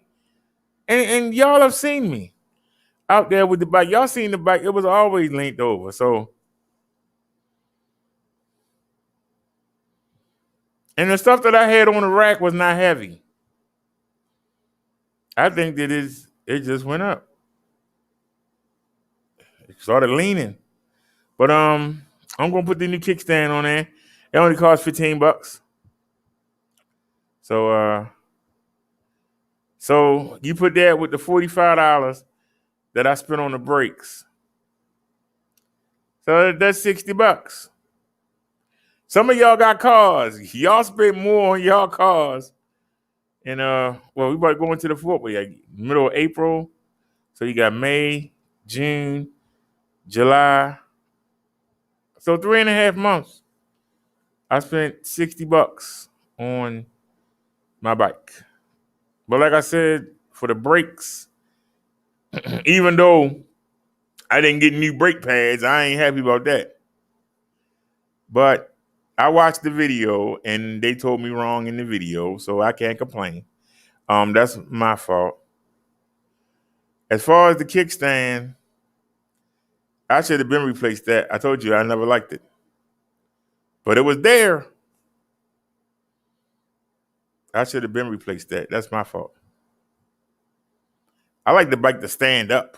I don't like it to lean like that. I want it to stand up. So it was always frustrating the way it leaned like that. So that's why I say I'm not mad. At least it's happening around my birthday, and a lot of y'all donated and really helped out. It's I can't complain. That's why I said I'm not complaining. So we canceled the phone. So I'm probably gonna spend.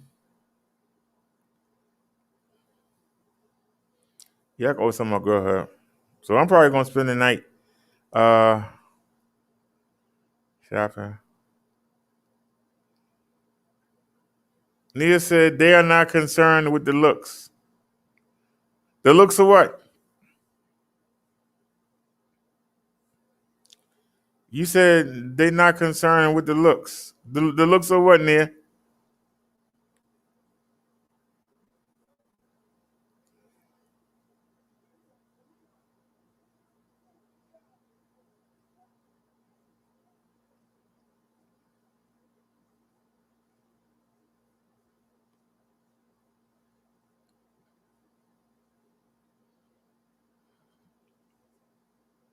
But like I said, when you see something, you should do something about it.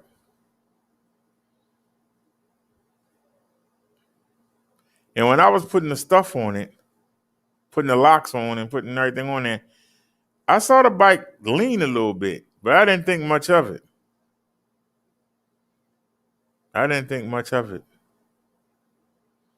But we was at the market and we saw the video.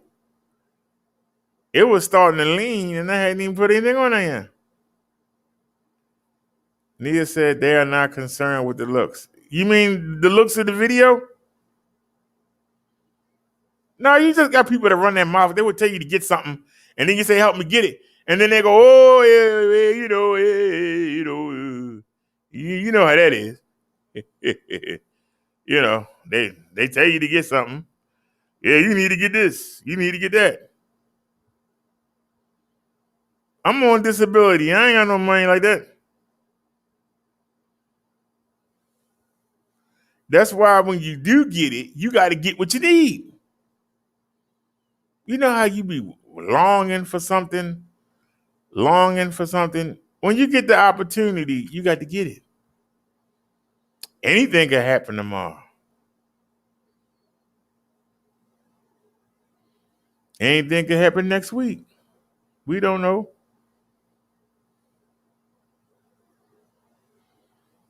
I know I had the BG&E bill down to zero. I got the bill, that daggone thing back up to $95 that quick. I said, God darn. You know that I've had to sign up. I've had to confirm the EBB for the internet 3 times this month. Comcast keeps nagging me. Yeah, you know that the plan ending, you're gonna have to pay $10, but hit continue to continue with the program, but you're gonna have to start paying. It's ending, but then they send me a bill and they say nothing. I don't know what the heck going on. And for this Obama phone, you know I can get a new phone for them for $20. I'm dead serious. I can get a new phone for them for $20. It's a piece of crap, but it be brand new. That's why I said I'm not too much worried about getting a phone to use. I'm worried about getting the camera. But also, I'm afraid that if this phone goes up, and it's really trying to go up, if it goes up, I'm going to lose my passwords for everything. You know what I'm saying?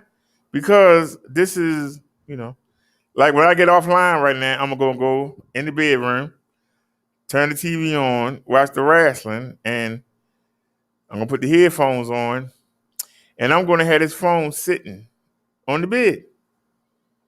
That's basically what the phone got to do. To see if I get any notifications.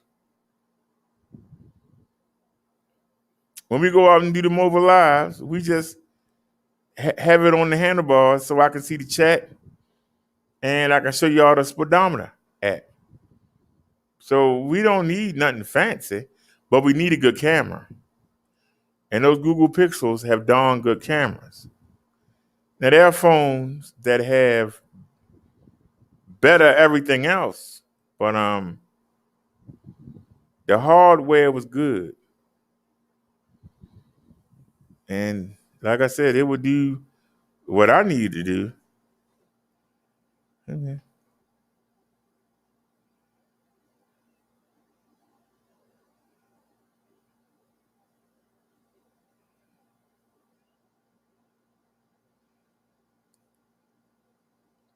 The phone is showing a green icon, but I don't know what it is, and I don't see it. I don't know what that icon is. I'm dead serious.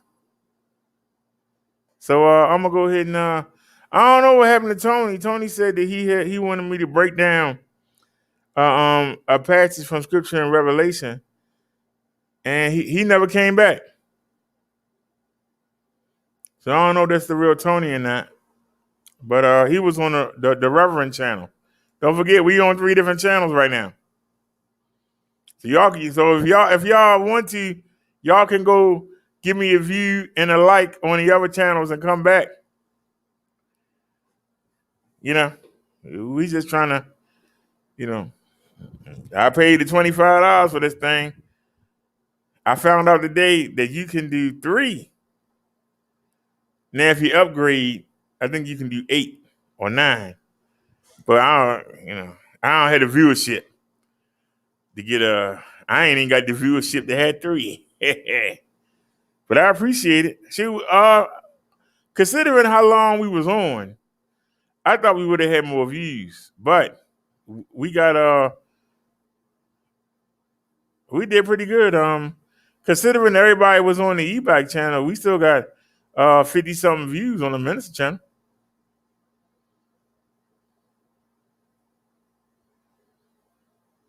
I think that's pretty good.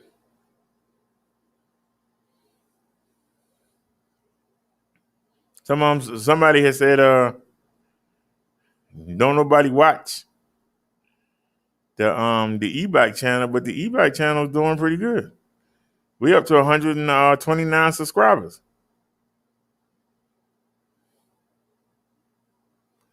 Some people been on for years and don't have 29 subscribers. I'm just being honest.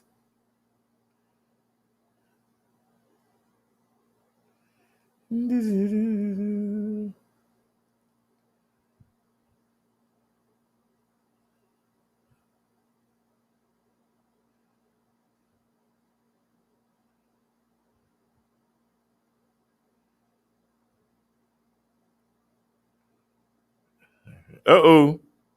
New video shows a man being violently robbed in the Bronx. Police say 2 suspects can be seen repeatedly kicking and punching the 25-year-old victim. It happened back on July 7th, just before 6 a.m. near Jerome Avenue and East 171st Street in the Mount Eden section.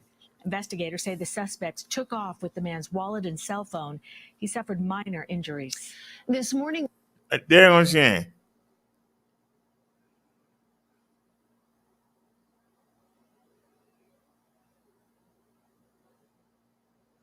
Four hours ago.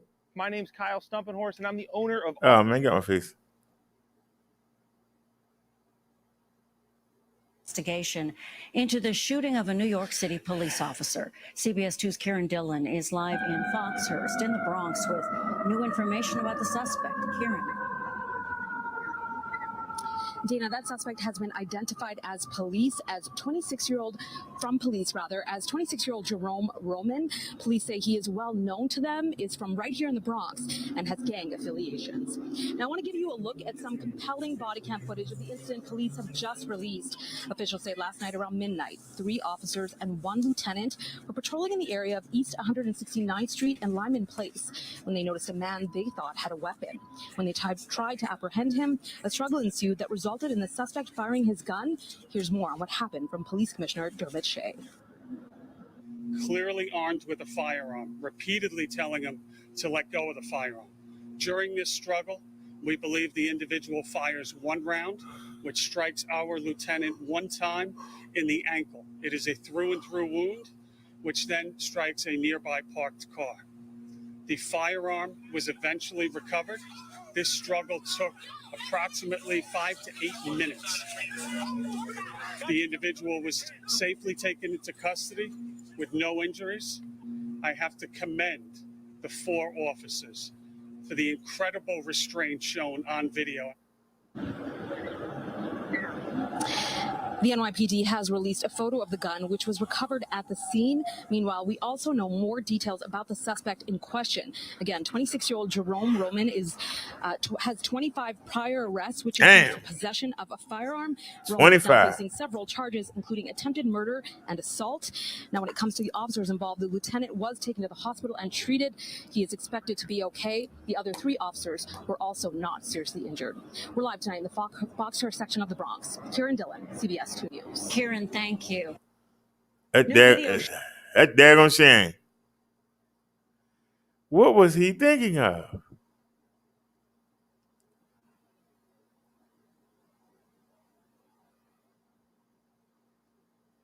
Yeah, see, y'all, we got 59 views. Let's see if I can make it even 60.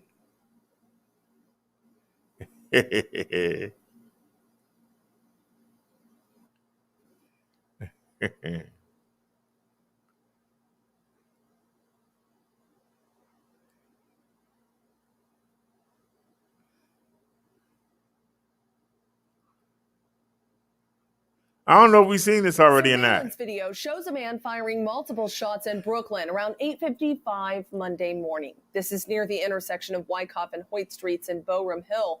One person was shot in the foot as people scatter, including what appears to be a person pushing a stroller in the upper right-hand corner of your screen.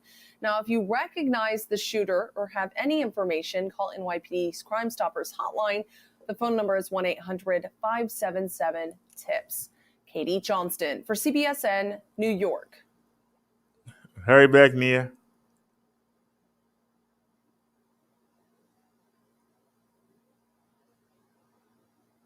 What? Oh, Lord. Web.com.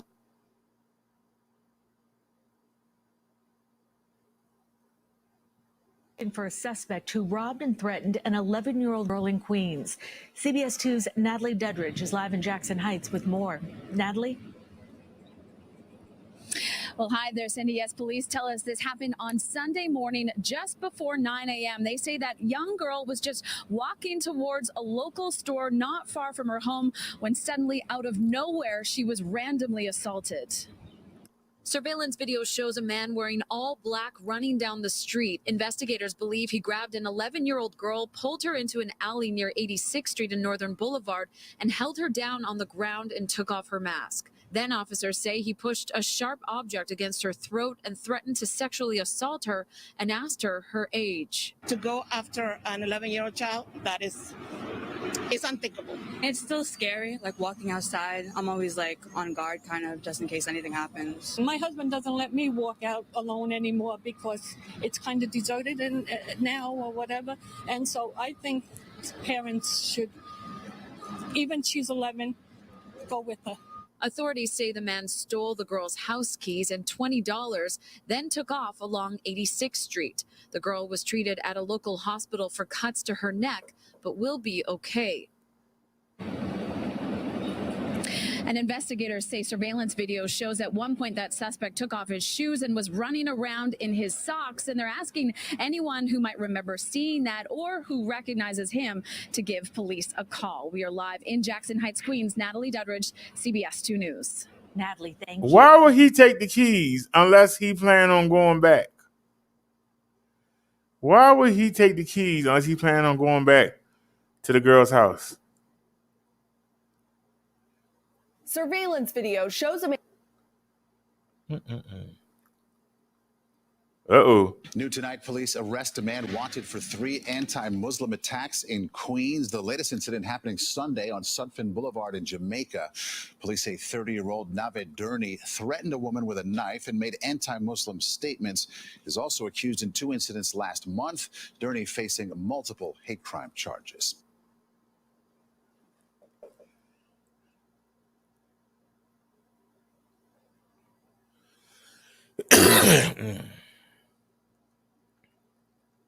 All right, we're going to the Dirty D. A terrifying incident at a 7-Eleven in Ferndale this morning leads to a manhunt and a quick arrest. The target, a man who tried to sexually assault a clerk inside the convenience store. Let's go live to Local 4 defender Sean Lay. And Sean, you were with Ferndale police when the call came in that the suspect had been spotted. Right at 2:30 this afternoon, we were inside collecting video and information from police when on the radio they said, we found him. Police since 4:30 this morning going street by street, knowing they had to get this guy off the street, and they found him in Detroit at a gas station. The chilling video is from the 7-Eleven at 9 Mile and Pinecrest at Ferndale at 4:35 this morning. Ferndale police telling us the large man in the white T-shirt and distinctive pants hung around outside the 7-Eleven for a half an hour. Then he would go inside, walk around, go back outside until he knew the clerk inside was alone.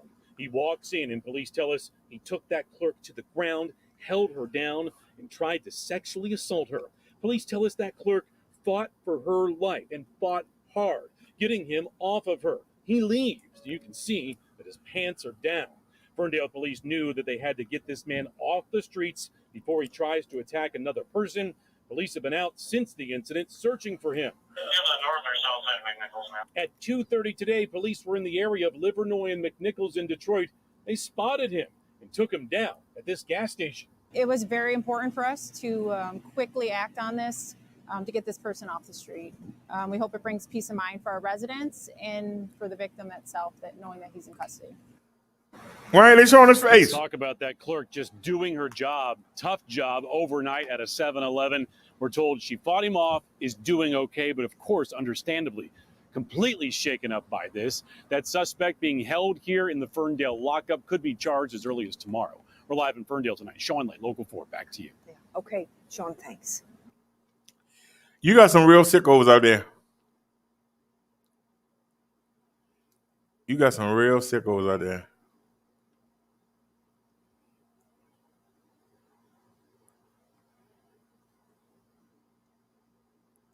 Oh, that's Fox. You can't do nothing with that.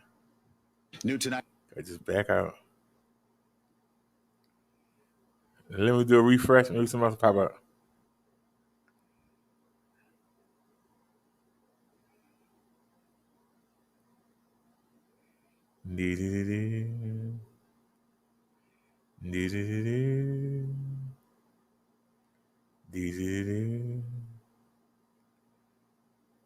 And we only got 19 views. I was live. How we only get 19 views? All righty. We are live. Oh, Welcome to the live stream, everybody. We broadcasting on 2 channels again. We on the e-bike channel. So I look when I was riding home. That's what I want to know. What did y'all see? So we'll see.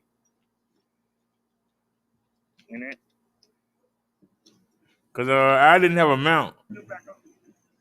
So, yeah, y'all didn't see nothing. How we ain't got nothing?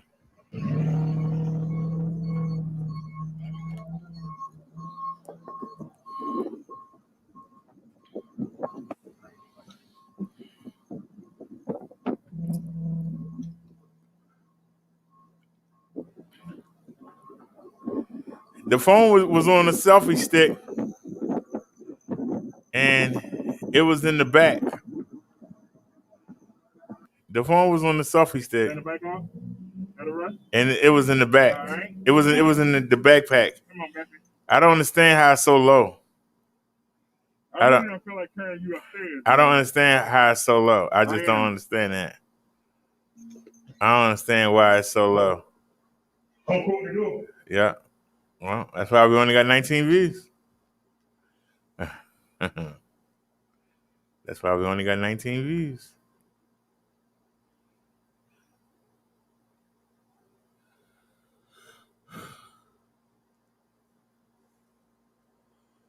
What's up, guys? This is JD with Jackson.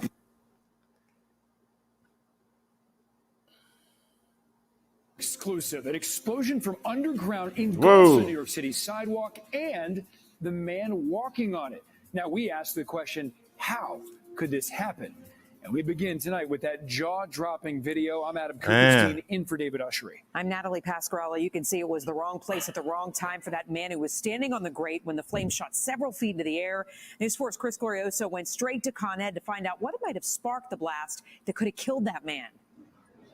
At ground level, the only sign of Thursday's explosion is the Con Ed crew about to open up the sidewalk. But take a look and you can see just how high the flames reached toward the sky. Oh my on. It is the natural human reaction from neighbors when they saw this video of Barry West walking to pay a cell phone bill when the trip is interrupted by a jaw-dropping blast from underground. Oh, no. The explosion knocked the 57-year-old father on his chest, but before getting burned any worse, he managed to get up and stagger away. Carol Hamblin told us she believes her friend had help from above. You could see how God just picked him up and took him out of that fire. He staggered, and he held his hands up and rubbed his head, and he fell. You believe it was nothing short of a miracle? Just a miracle. Does he have any idea how this happened at this point? No, he was just going to pay his cell phone bill. Friends say West is healing from second-degree burns at Nassau University Medical Center. They told us he is in good spirits, but still stunned by the sidewalk explosion that seemed to come out of nowhere. You can see the sidewalk grate smoking in the seconds before West is blown off his feet. He was strong, because some people could have just laid there and just let it be over, but he got up out of there. The blast took place around 5:30 last Thursday evening near the intersection of Farmers and Baisley Boulevards. A statement from Con Edison says, "We are fully investigating the cause of this event, which caused serious injury to a member of the public. We express our sincere concern for the victim and our regret for this incident. We wish him a full and fast recovery." Definitely there was some type of malfunction, and if it's underneath the ground, that means something wasn't maintained, and I'm just glad he walked away, and I hope he's not seriously injured. We asked, but so far Con Edison has not said anything about whether there were any recent reports about problems with the underground infrastructure where the explosion took place. Reporting from St. Albans. Basically, they're afraid they're going to get sued. Because I get the feeling the lawyer going to be popping out.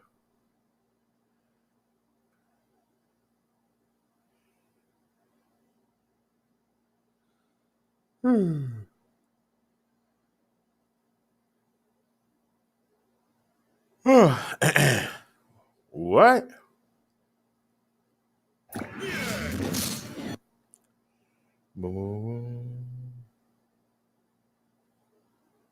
Five investigates for help after she says that she was cheated out of some of her winnings. Our Kathy Curran with details right now. That woman says she walked into this store in Roslindale and bought a bunch of scratch tickets. She says she went to her car and scratched them and thought she had won. But when she went to cash in, she says she was ripped off by the clerk. Woo! Amelia Smith scratched and scratched her way to what she thought was a winner. When she glanced down at her $5 gem mine game, I had three symbols indicating that I won. She knew she struck gold. It made me excited, like, woo, woo, woo. But Amelia's excitement turned to disgust when she walked into the Roslindale Food Mart where she bought the ticket to cash in her winnings. She thought she won at least $500. She says the clerk in this lucky store took her ticket, scanned it, and the machine sang a winning tune. It says, ee, a beep made a sound on the machine, and then a pink sales slip came out, and he just grabbed it. Amelia says the clerk wouldn't give her that validation slip showing her winnings or return her scratch ticket. After some back and forth, he handed her $500 cash from the register. 1, 2, 3, 4, 5. But even with that money in hand, she had a gut feeling that something was wrong. When I called the lottery people and the police, it would appear that what he did was he took the validation slip, kind of crumpled it up quickly, threw it away or otherwise disposed of it, kept it away from the customer, and attempted to pay her approximately $500 in cash. Executive Director Mike Sweeney says the ticket was worth double that payout. Investigators determined the clerk was trying to pocket the winnings and cash in Amelia's ticket for himself. After she made multiple trips to the store, the clerk gave her the rest of her money, but since she still didn't have her ticket, she had no idea what she actually won. We do occasionally run into a situation where there seems to have been some level of malicious intent, if not outright criminality potentially involved. Records obtained by 5 Investigates show in a similar case in Melrose back in 2014, deli owner Chang Cho robbed a disabled woman of her winnings from a scratch ticket by giving her less than $1,000 when she actually won $10,000. Cho pleaded guilty, was sentenced to 3 years probation, and closed his shop. Last year, more lucrative lottery licenses on the line. Plaza Liquors in Southbridge had its license revoked because of a pending criminal charge related to the business, and the store was sold. The lottery suspended the license of Broadway Mini Mart in Lawrence after police busted the store for allegedly selling synthetic marijuana and running an illegal gaming machine. Most of these are very hardworking individual owners, but it does happen. And when it happens, we take it seriously because the integrity of the product and customer satisfaction is of the highest concern for us. It's a big business generating almost $1 billion in revenue for local cities and towns each year.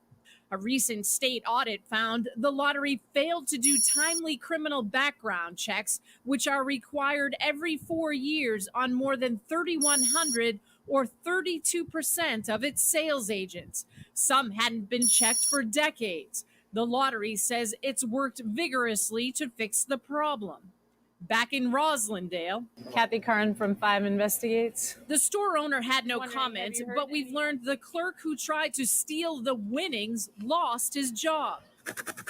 Amelia Smith says in a game where you're counting on a lot of luck to turn $5 into $1 million, trusting a lottery clerk shouldn't be a gamble. The theft, it's wrong. I really said, like, oh my goodness, it's so wrong. Who can you trust? And the lottery paid Amelia her winnings. The investigation into the store's license is ongoing. There are 2 things you can do to protect yourself in a situation like this. Take a photo of the front and the back of your ticket. You can also download the lottery's app and check your winnings there. Kathy Curran, 5 Investigates.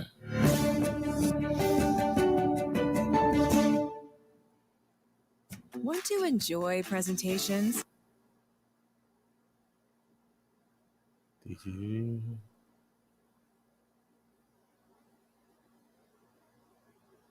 You see?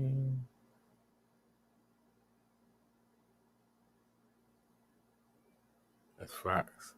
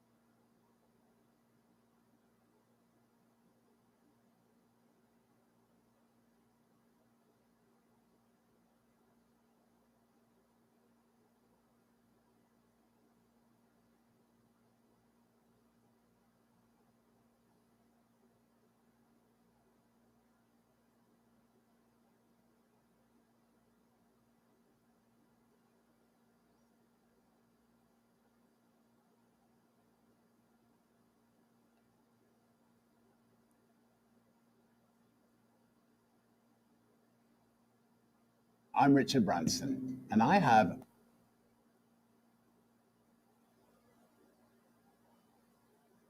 to suffer. This was very convenient, and it really hurts to know that it's not here no more. So many people are worried in Crown Heights about how their elderly neighbors will manage now that the Associated Supermarket at Nostrand and Sullivan Place closed its doors for the last time Saturday night. It's going to be missed because it was a good supermarket and it's been there for years. And I don't know what the neighborhood going to be or where they're going to go now because all the supermarkets is far away from here. Others are worried what Midwood developers are planning for this sprawling parking lot and now shuttered supermarket so close to bustling Empire Boulevard. There are promises that a new grocery store will be built on the same spot within 30 months, with the Espinal family writing a note that they'll be back with a larger state-of-the-art supermarket, but neighbors are skeptical about the developers. And we're supposed to trust the word that there's going to be a new supermarket. I don't trust it. I mean, I hope it's true. You know, this food desert that we have here now, is just appalling. Last Saturday, Crown Heights residents protested the closing and called on elected officials to come up with solutions. Brooklyn Borough President Eric Adams, who is also the Democratic mayoral candidate, sent a letter to the Grow NYC Green Market asking them to look into setting up a farmers market in the area. And State Senator Eleanor Myrie's spokesman said, "We were proud to include the I Nourish see your link NY there. program in this year's state budget to bring fresh food from upstate to Brooklyn, and we will work closely with the community to bring fresh food options to Crown Heights." It would be fine for a farmer's market. I'll be happy for that too. Let's hope it happens. Right? In Pix 11, we reached out to Midwood developers to try to find out what exactly they have planned for this lot. Is it going to be mixed-use development, affordable housing? We have yet to hear back from them. We are live in Crown Heights, Brooklyn. McGee Hickey, Pix 11 News. Back to you, Katie. All right, hold on a sec. Nia sent us a link. Give me 1 second, Nia. Dear. Let me pull it up. I sent it to Liz. There it is. Oh, it's in my city. It's in Baltimore County.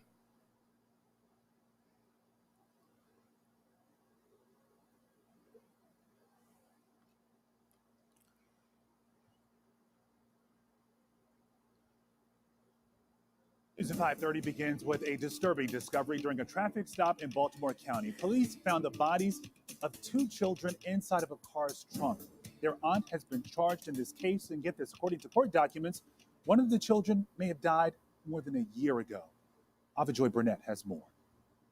33-year-old Nicole Johnson faces several charges, including 2 counts of child abuse that resulted in the death of 2 children under 13. Baltimore County Police say an officer pulled Johnson over late Wednesday night, and when the officer told her that the car had to be towed because the tags were fake, the officer detected the unmistakable odor of decomposition. At one point, the officer even noticed that the clear bag contained maggots inside. According to the department, after repeated requests from the officer, Johnson removed the blanket, exposing the decomposing body of a young child. And after a search, officers found a plastic bag that was tied up. The bag was opened, revealing another decomposing body of a young child. Police say those kids were her 7-year-old niece, Jocelyn Johnson, and her 5-year-old nephew, Larry O'Neill. Johnson told police she was taking care of the kids because their mother wasn't able to, but the mom told police she tried to get her kids back, and in March of 2021, she arranged to have the children returned, but the defendant never showed. According to the documents, the little girl may have been dead since last year. The aunt told police that in May of 2020, when they were staying at an inn off Pulaski Highway, she hit the little girl, and the girl fell and hit her head.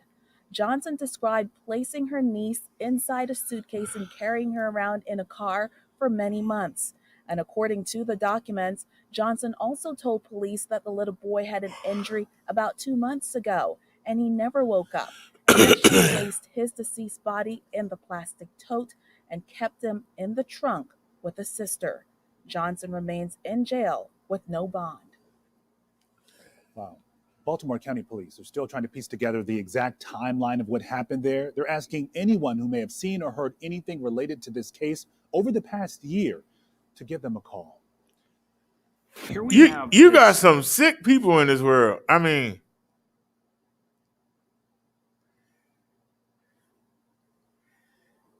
now that hotel back in 1994,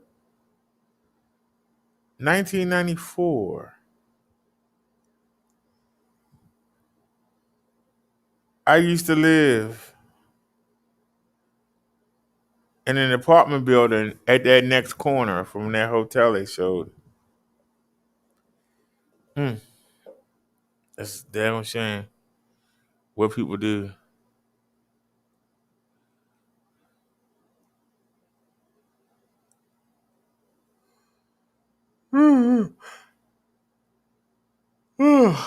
Excuse me. Oops, went too far.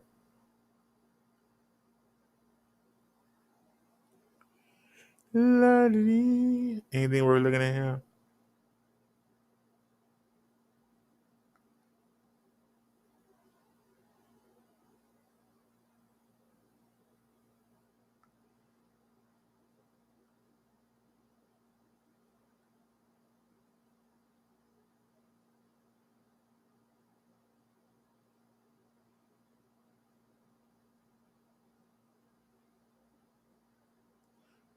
I seen one of these on Amazon.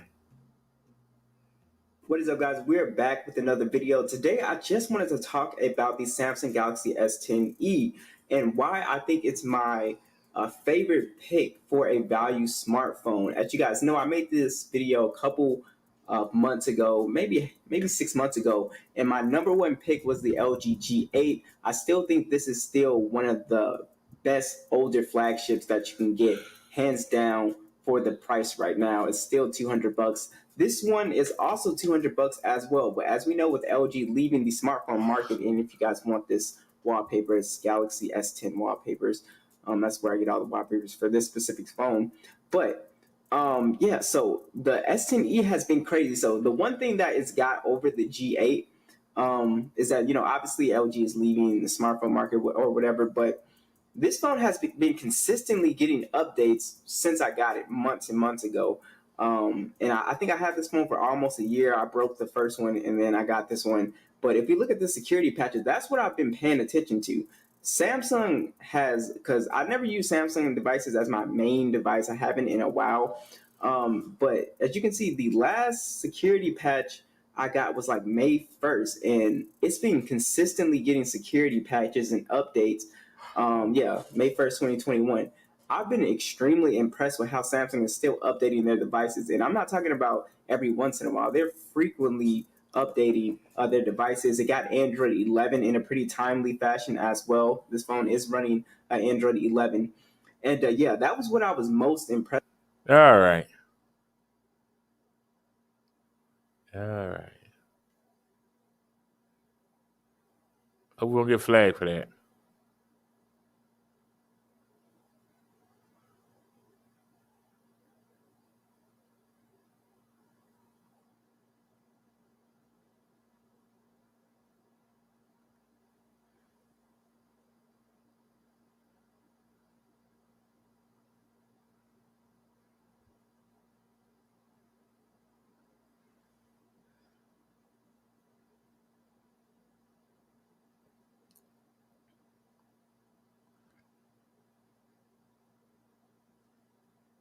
What happened? If you clean your own ears, you need to know.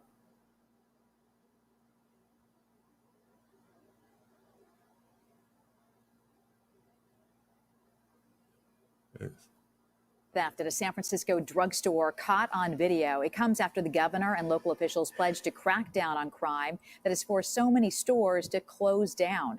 Our crime reporter Henry Lee joins us now live. He's at SFPD headquarters with the latest. Henry.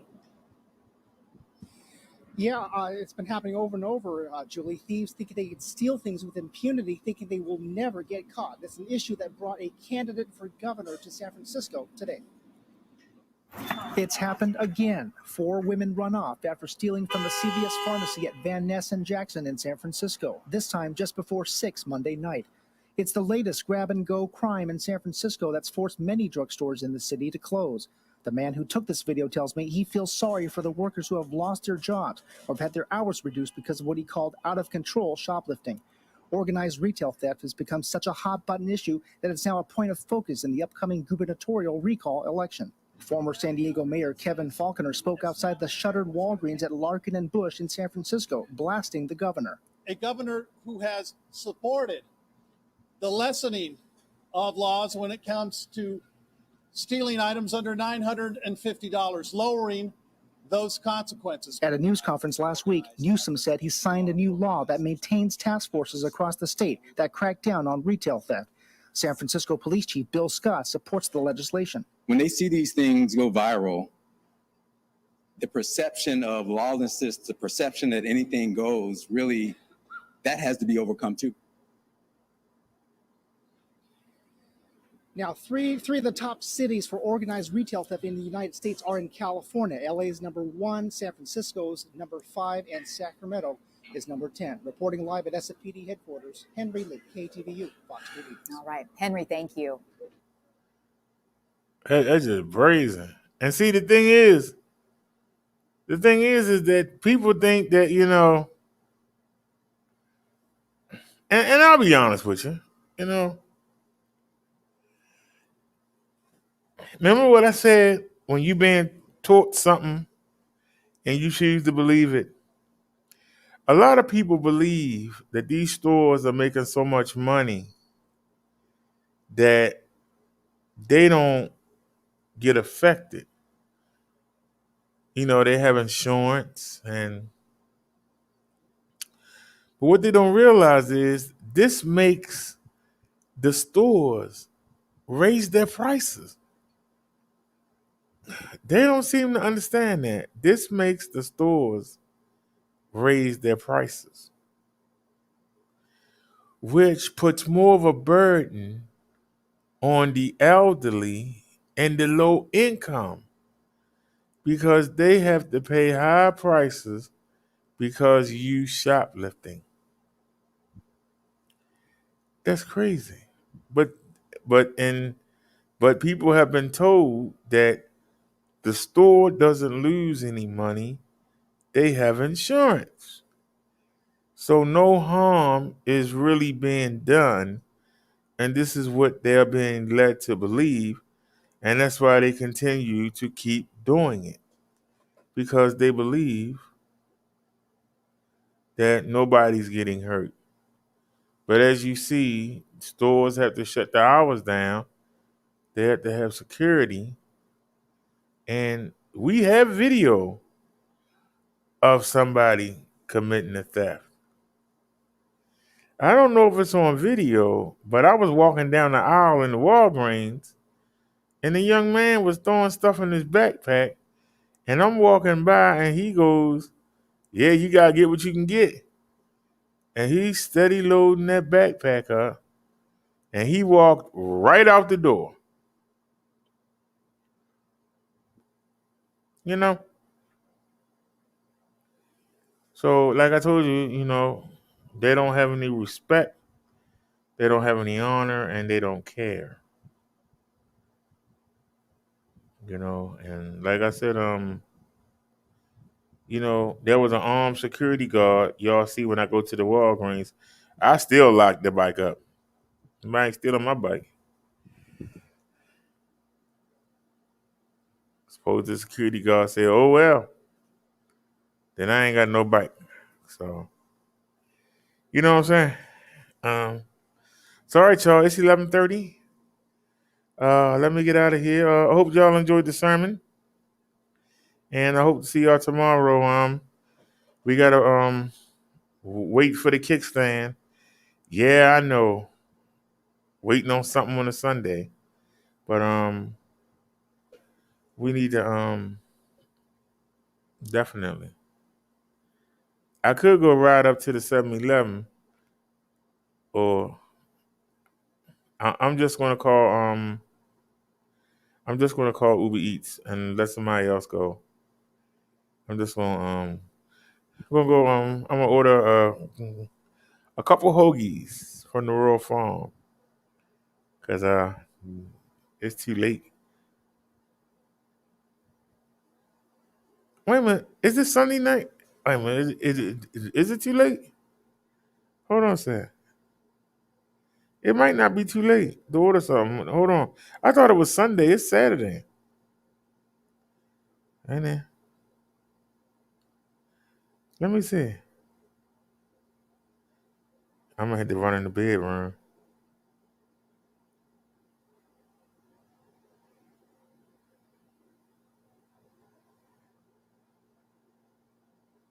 It might not be too late. Hold on a second.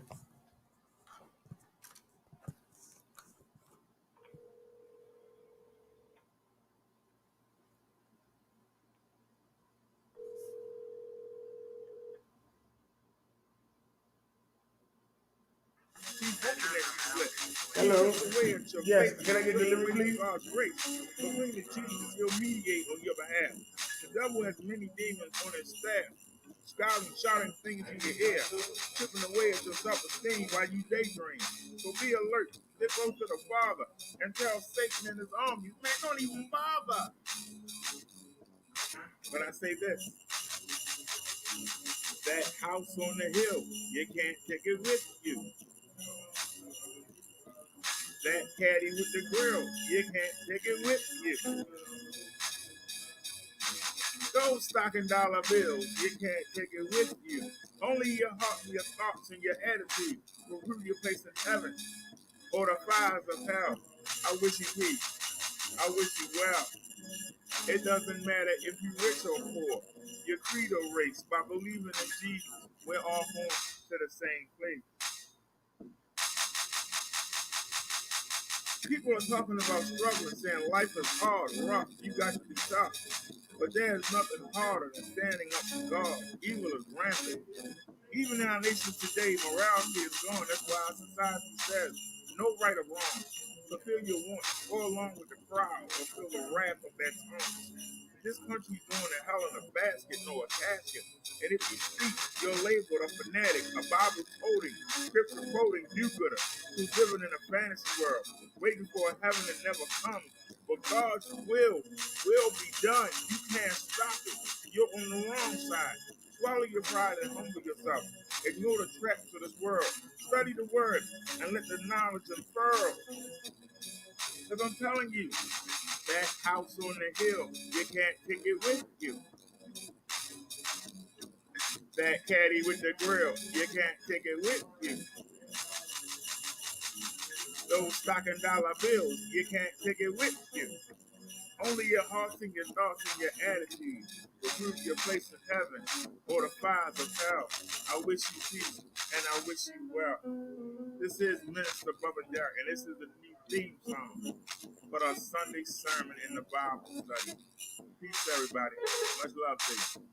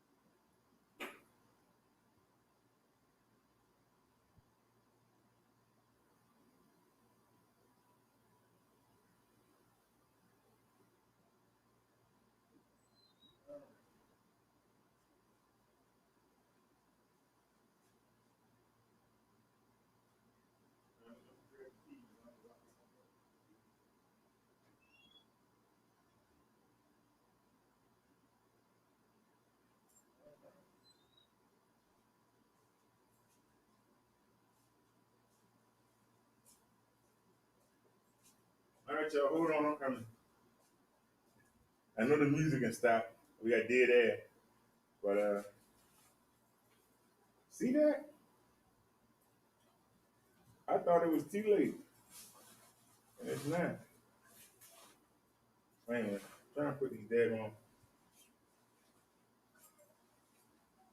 I don't know why I picked this color. I'm gonna look like the Rainbow Coalition. But I don't care.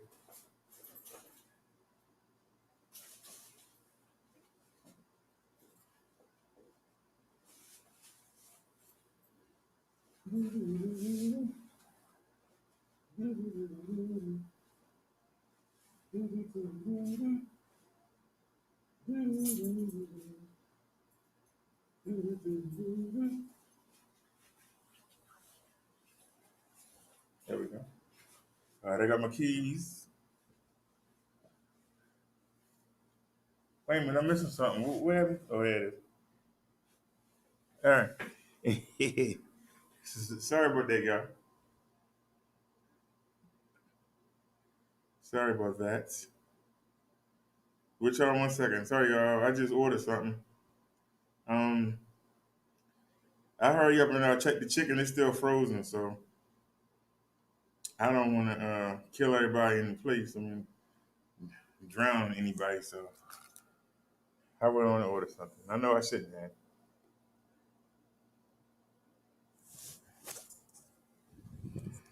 Alrighty. Alrighty. Okay, now I gotta turn.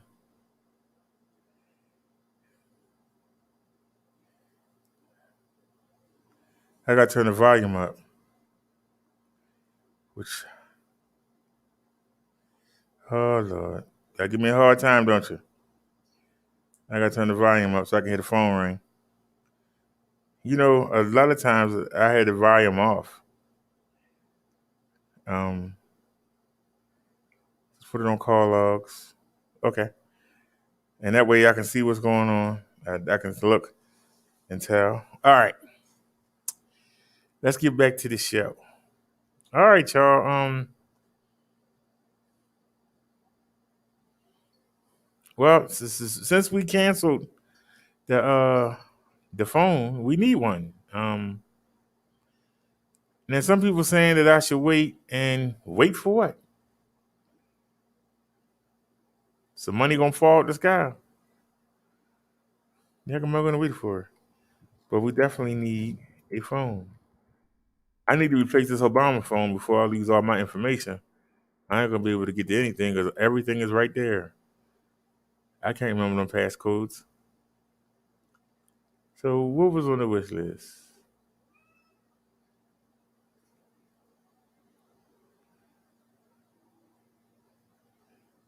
It's 109.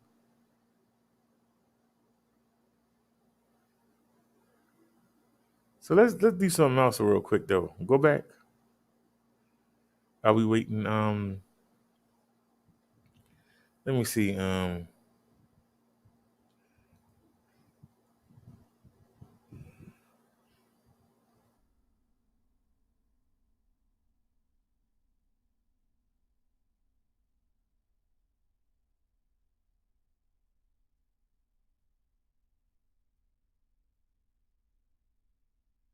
Try this.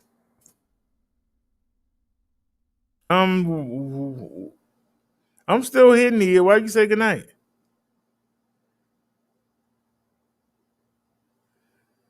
I'm still live. We are still here. This man keep talking about best budget phones, but yet we don't see him.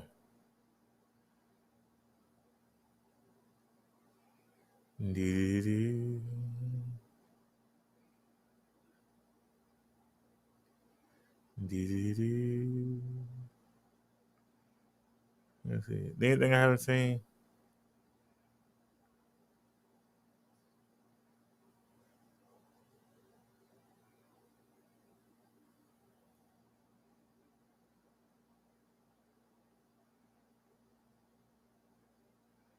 That's 2020. What is it? All right. I know we can't afford nothing on here. Google Fi.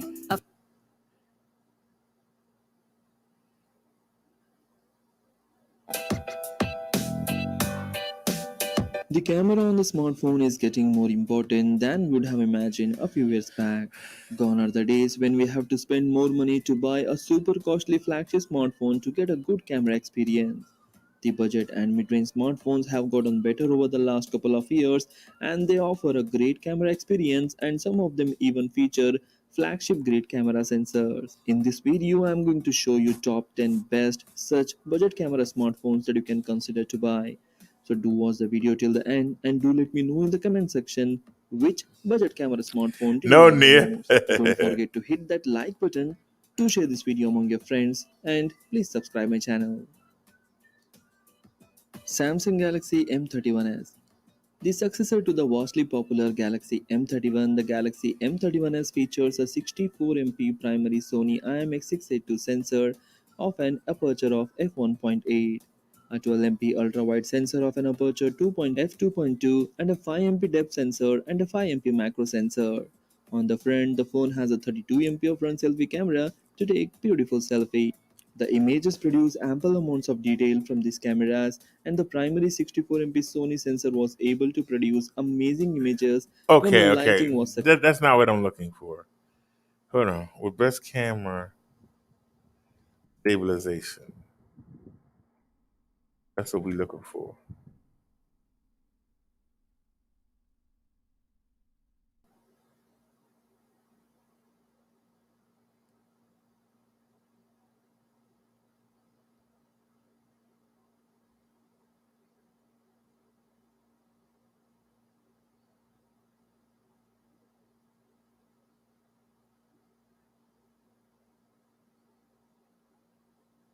Let's try this. Because I'm not seeing what I want. Video. Oops.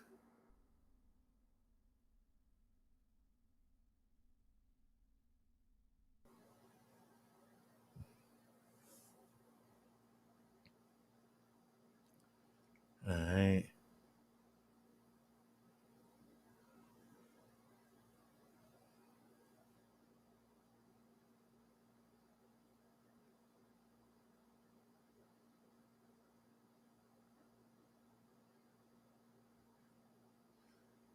I never heard, or there's a Note 10.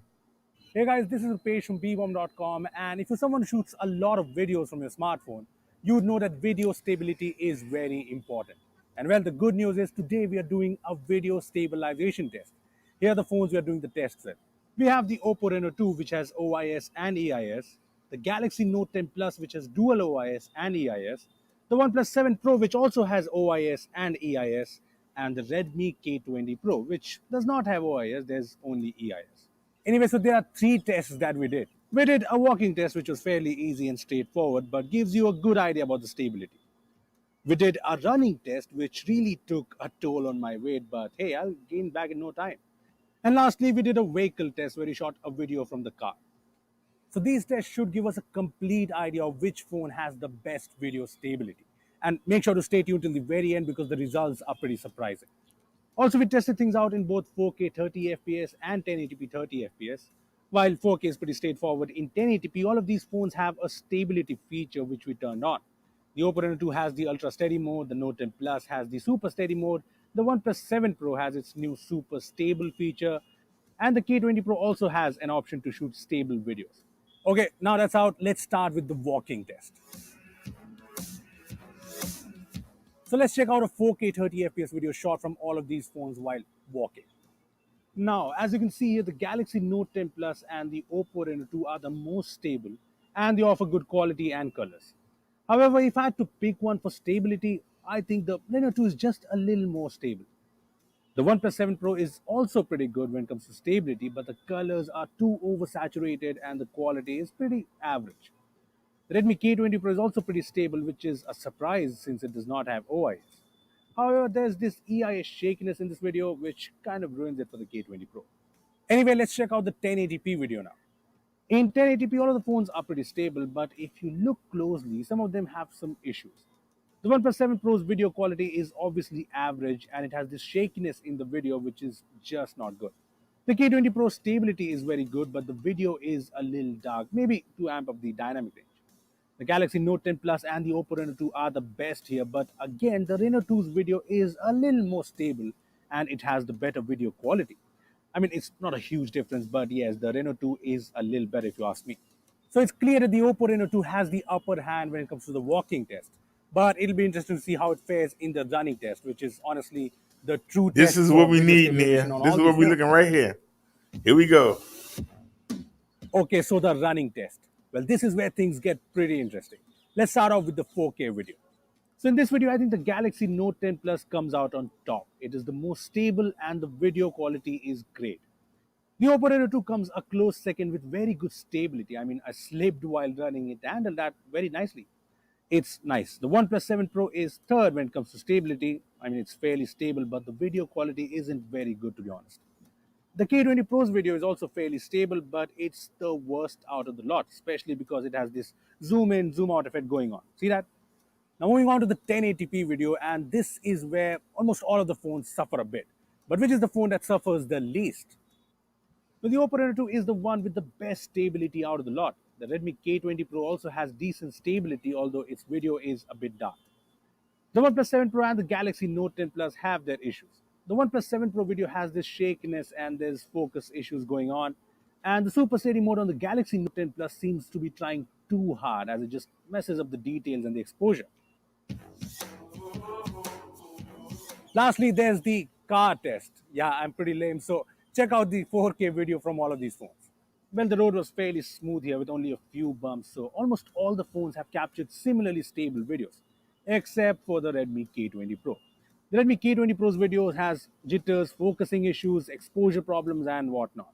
When it comes to video quality, the Galaxy Note 10 Plus is the best with the perfect colors and dynamic range.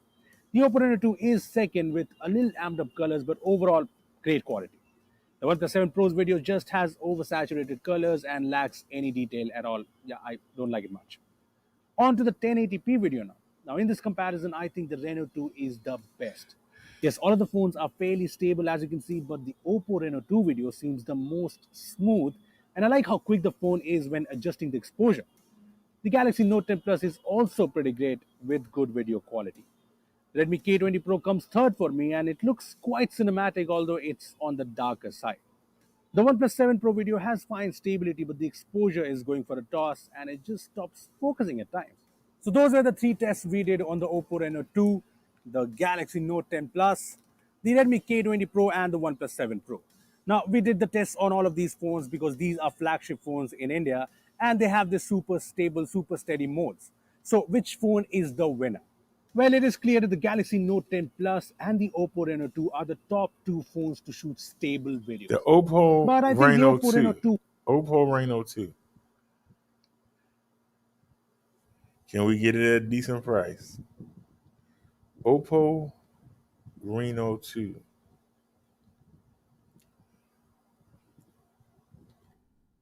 Oppo Reno 2.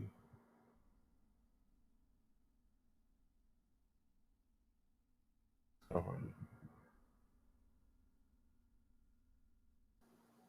I never heard of that company before. Amazon got it for $400.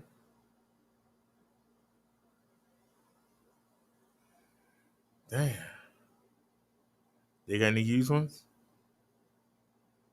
Nope. See, this is just like with the e-bikes. All the expensive phones get pushed.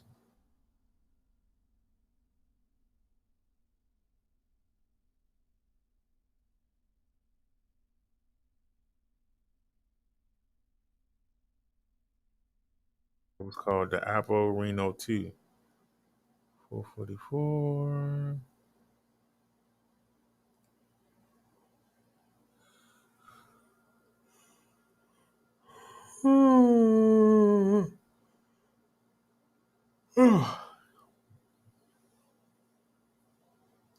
$607.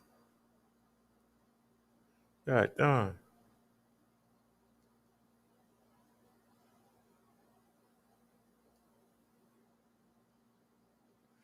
It's hard to find a used one. Nobody never heard of it. That's gonna be the problem. Nobody never heard of it. So how would somebody buy it to get it used? And they're asking way too much money. Do do do do do do do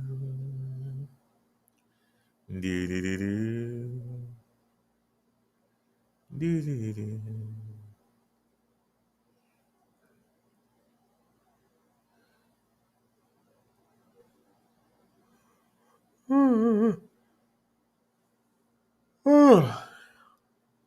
Who? Was this like $1 million? This ain't what we looking for, but Nah.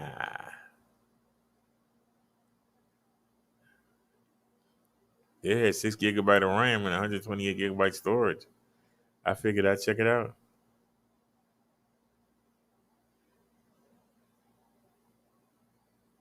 Really?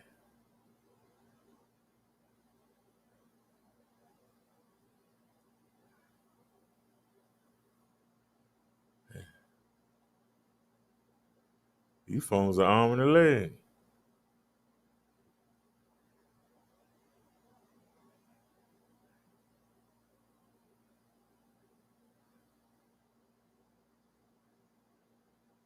Nope.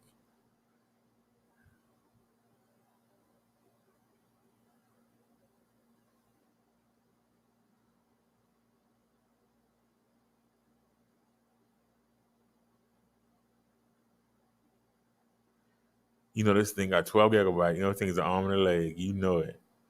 You wasting your time. Yep, $2,400. God darn for a cell phone.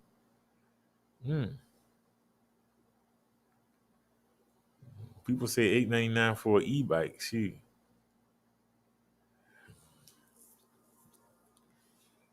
$2,000 for a cell phone?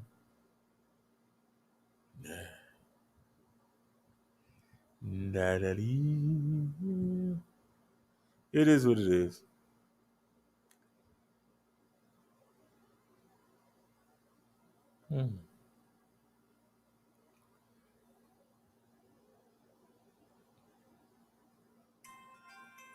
There it is. Hello? All right, coming downstairs now. I got a red shirt and tie on. Come on down right now.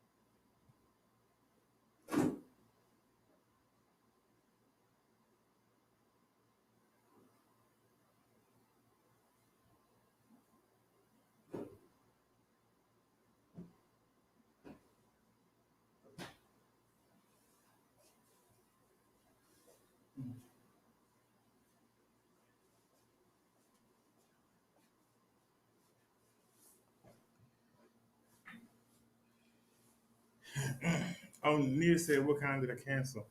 I canceled the Pixel 2 XL.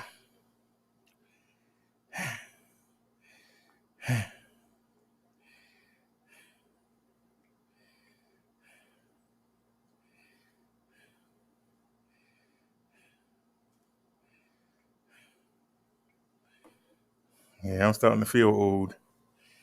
All right, I'm back, y'all. Sorry about that.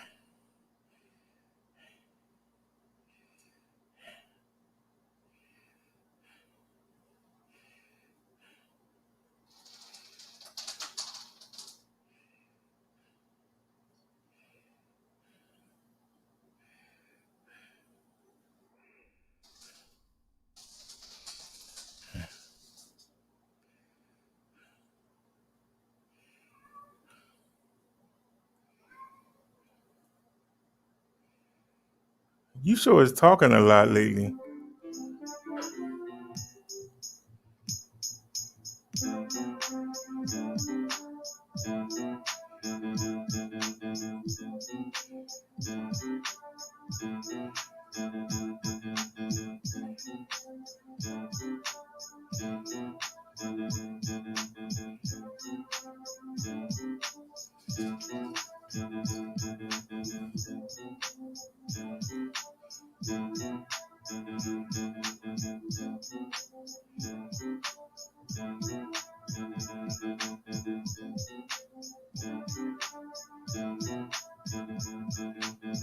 We still shopping.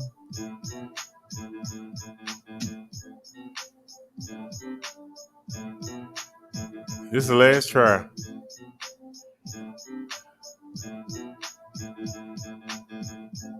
All right, I'm done. Phone's an arm and a leg.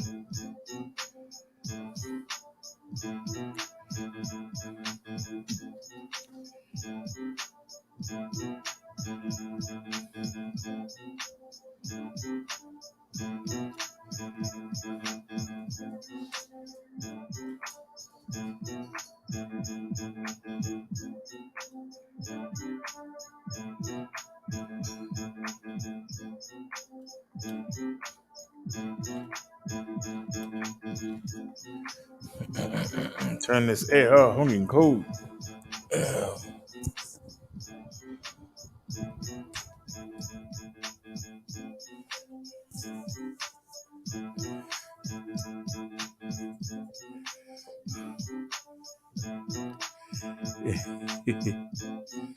Nia says hi, Davey.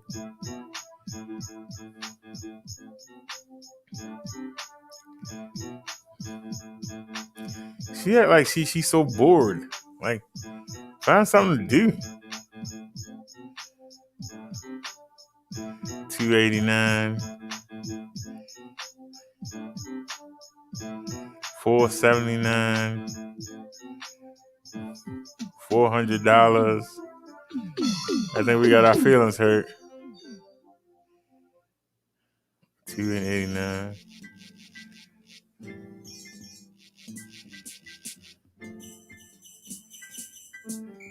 $189. Come on and hold me tight, but all you wanna do is fuss, cuss, argue, and fight. See, all ain't right. All I wanna do is hold you tight, but all you wanna do is fuss, cuss, argue, and fight. I can't help you out with that, but check this out. Take it easy and take it slow. Welcome to the BD Show. Take it easy and take it slow, and welcome to the Bubba Derek Show. You other YouTubers, y'all straight greasy. Your act beef videos sound cheesy. Please, somebody release me. Take it easy and take it slow. Welcome to the BD Show. Take it easy and take it slow, and welcome to the Bubba Derek Show. I ain't stressing. I'm here to teach a lesson. I ain't stressing. I'm here to teach a lesson. I ain't stressing. I'm here to teach a lesson. Keeping you other YouTubers out there guessing. So take it easy and take it slow.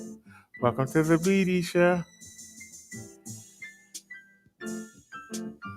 Take it easy and take it slow. And welcome to the Bubba Derek Show.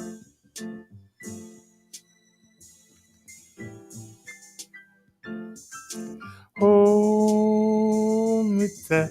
Hey, don't turn off the light. Come on and hold me me tell, don't turn off the light. Take it easy and take it slow. Welcome to the BD Show. Take it easy and take it slow, and welcome to the Bubba Darren Show. You other YouTubers, y'all straight greasy. Your whack beef videos sound cheesy. Please, somebody release me. Take it easy and take it slow. Welcome to the BD Show. Take it easy and take it slow, and welcome to the Bubba Darren Show. Hold me tight, don't turn off the light, don't turn off the light. Hold me tight, don't turn off the light, don't turn off the light. But take it easy and take it slow. Welcome to the BD Show. Take it easy and take it slow, and welcome to the Bubba Darren Show. You other YouTubers, y'all straight greasy. Your whack beef videos sound cheesy. Please, somebody release me. Take it easy and take it slow. Welcome to the BD Show. Take it easy and take it slow, and welcome to the Bubba Darren Show. Bubba Darren Show. Take it easy and take it slow. Welcome. Welcome to the Minister Brother Derek Show.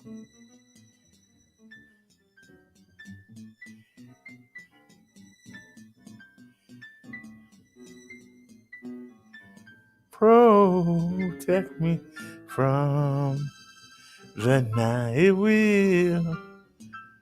It'll be alright. 'Cause tonight I'm going to perform for you.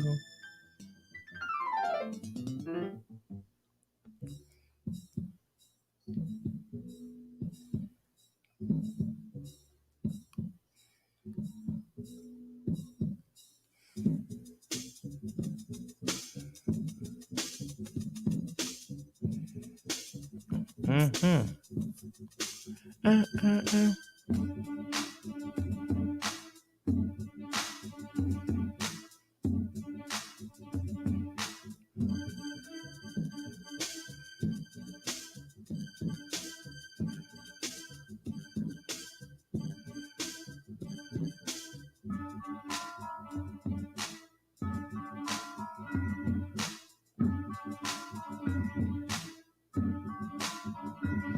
Hit it.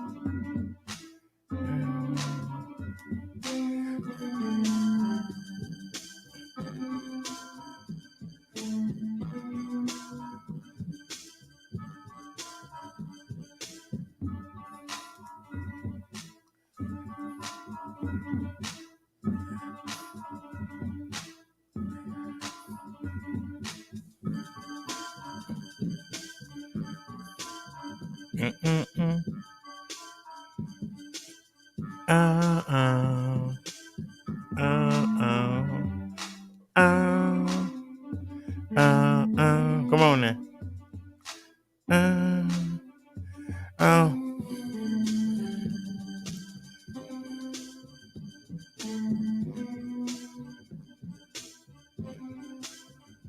uh, uh, uh, uh, uh.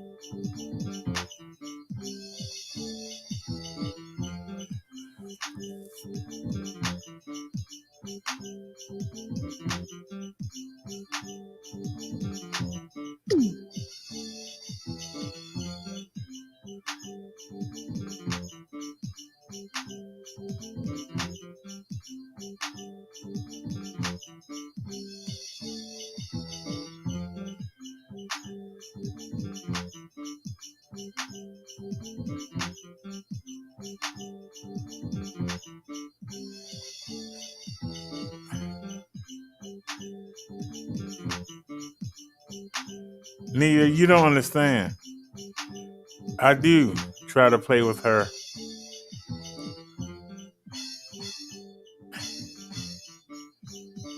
You know,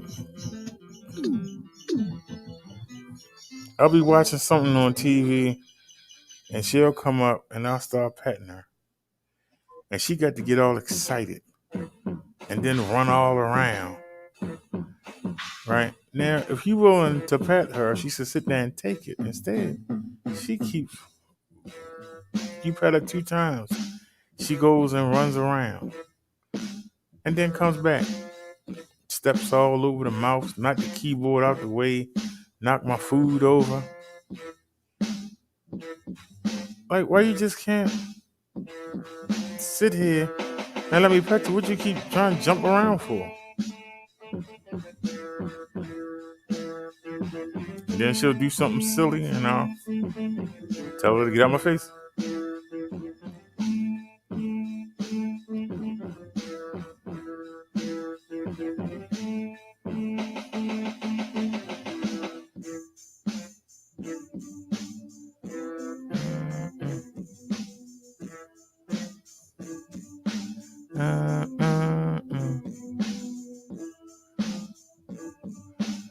Oh, they got a Pixel 4?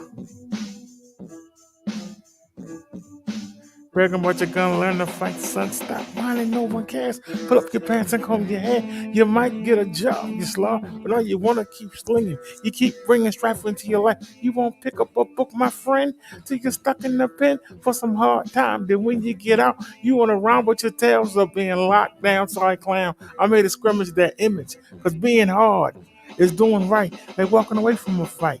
Go back to school, find a church, maybe you won't wind up in the back of a hearse. By the way, how does porn lick on the ground help you get their homework? When I check on the widow, the kids, they might be lonely. If you got a girl, why not commit instead of banging everything from the strip? Because remember,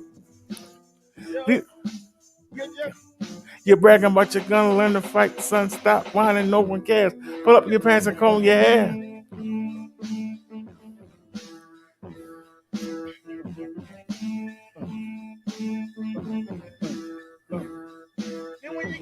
You want to run with your tails up being locked down? Sorry, clown.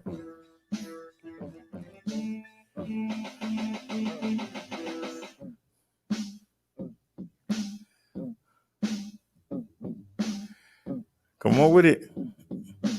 Brother Derek on the beatbox. Let's get it. Come on.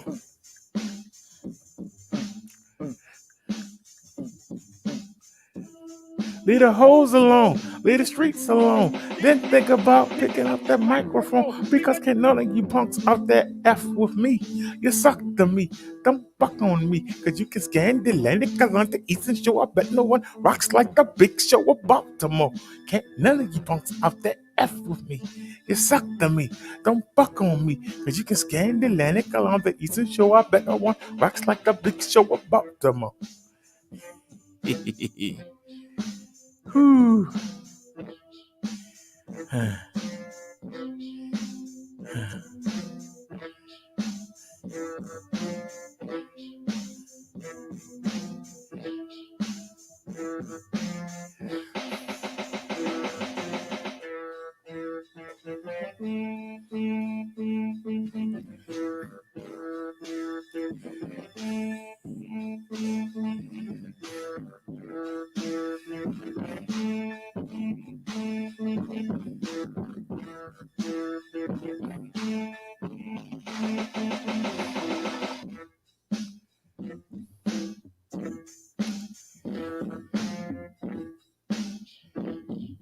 It's hard to believe that Mint Mobile can be good.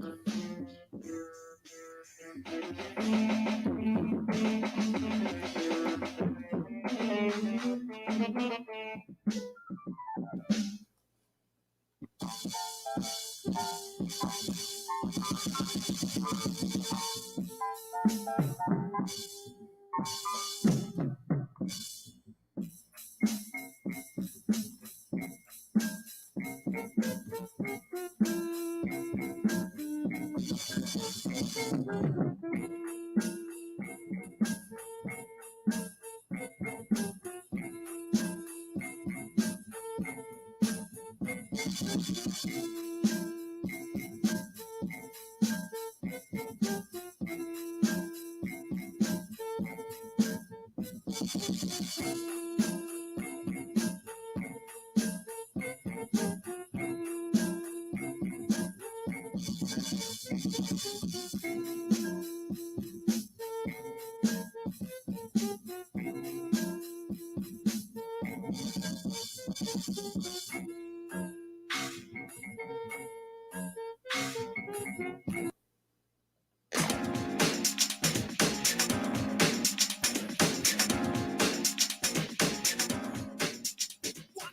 Grant here. Welcome back to another camera comparison video. Today I've got the battle of the pixels. We've got the Pixel 3a, the Pixel 4, and the Pixel 4a. So if you're wondering if you have a Pixel 3a, should you upgrade to the Pixel 4 or the 4a just for camera performance? Well, I hope to show you in this video and help you out with that decision. Like I always do, I'll show you a bunch of photos and videos in both good and low light conditions, and I'll show you the auto mode, portrait mode, different video resolutions, and try to give you as many samples as possible to help you decide if it's really worth your hard-earned money to upgrade from the Pixel 3a to the 4 or the 4a just based on its camera performance. I think a lot of people are wondering, does that telephoto lens in the Pixel 4 give it an edge over the A series devices?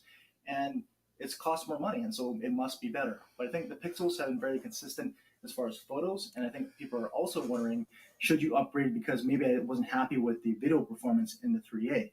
So today I'm going to show you, I'm going to compare them all side by side so you can see for yourself how much more advanced, is there any more differences in the Pixel 4 series than the 3a? Should you upgrade or should you just hold on to that Pixel 3a if you're just looking for camera performance gains?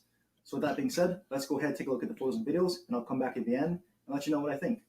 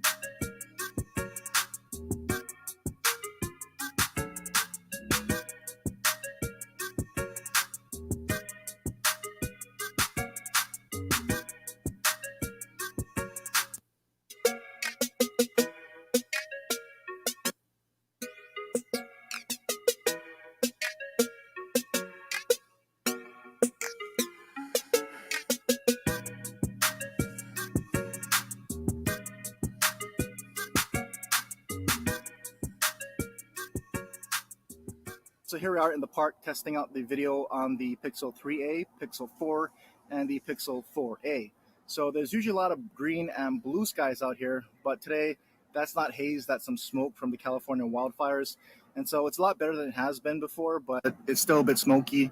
The Napa County region, they have some really big fires going on right now, so that's not haze, that is smoke, and that's just the color that it is right now. That's why there's no really blue skies. It's not the video capabilities of these cameras at all. So let's go over here and pan over to the right at the cell tower, and we'll test the zoom on each. So let's start with 2x zoom on all three phones here. So that's what that looks like, and we can go zoom in all the way 5 times on the Pixel 3a, 8 times digitally here on the Pixel 4, and 5 times again on the 4a. So that's what they look like at full zoom. Pretty fairly clear and stable, at least in the viewfinder on each. So if I back all these out, we can go ahead and test some autofocus here. We'll move over to the post. So first with the 3a, pretty quick autofocus there and refocus. And one more time. There you go. And Pixel 4, quick autofocus from the Pixel 4 and refocus, and one more time. Okay, Pixel 4a, there we go. There you go. Also pretty quick autofocus and refocusing here on the Pixel 4a. So let's go ahead and test some stabilization as we walk down the stairs. So video stabilization is on all three, and at 1080p, they all should be doing pretty good here. But take a look and let me know. We'll do one more pan around the park here so you can kind of see how it handles into the changing afternoon light and up into that sun there. Okay, and let's do one more test here, this time at 4K, 30 frames per second on each phone. So again, 4K testing here.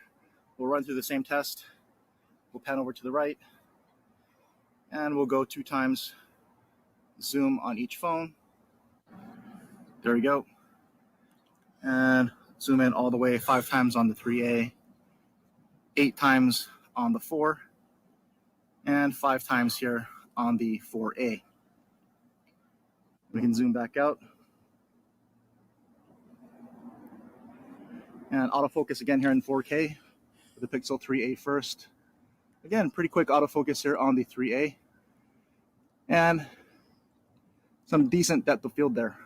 So here going 4. I think the 3a almost has a little bit more of a depth of field, a little bit more blurry background, at least in my eyes. But all 3 are pretty quick to focus and refocus. Here we go with the 4a. One more time. And last time with the 4a. So really quick to focus and refocus there on all 3. And we'll test stabilization here at 4K. Again, walk down the stairs and see how all these are holding up as far as stabilization here in 4K. So again, one more pan around the park. Check out how it handles that changing light and directly up into that sun there.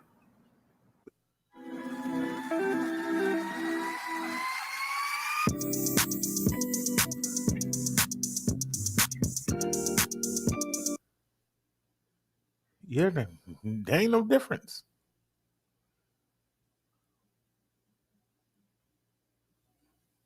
There ain't much difference between the cameras.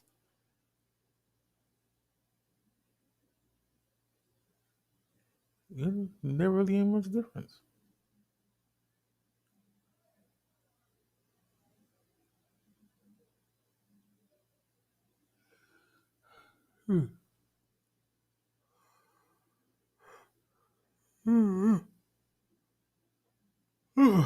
Excuse me.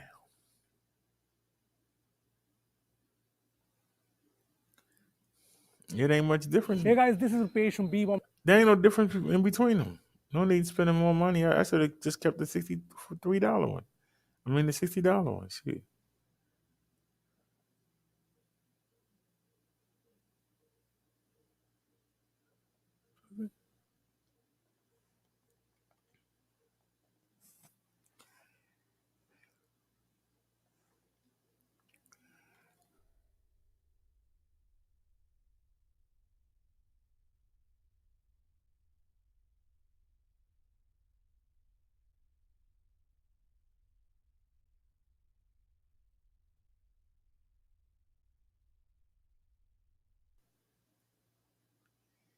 Boom, boom, boom.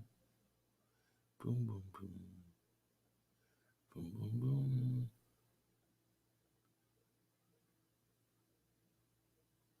123.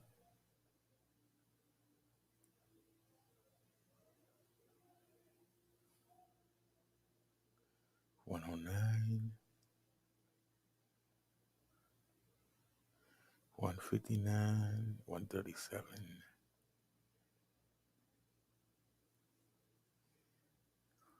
Who had this? AMB phones.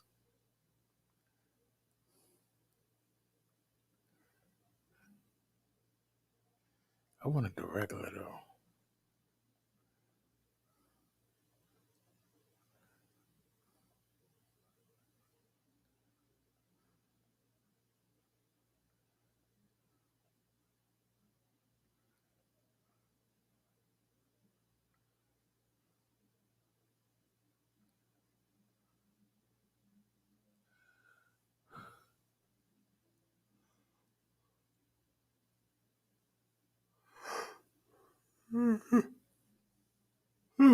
Excuse me.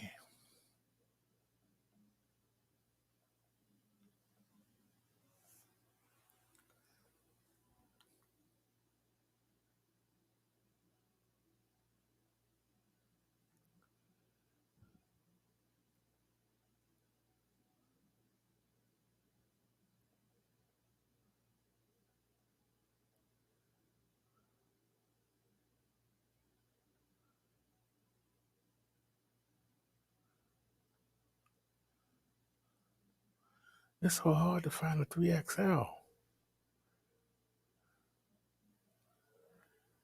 I don't even know why I even want it.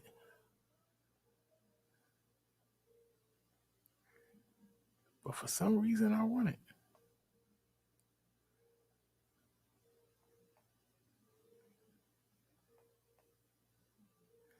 It's Verizon, though.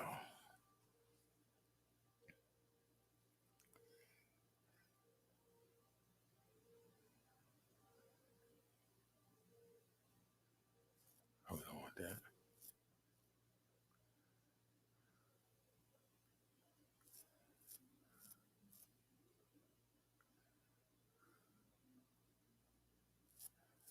What was that? That's a Pixel 3, but it's Verizon.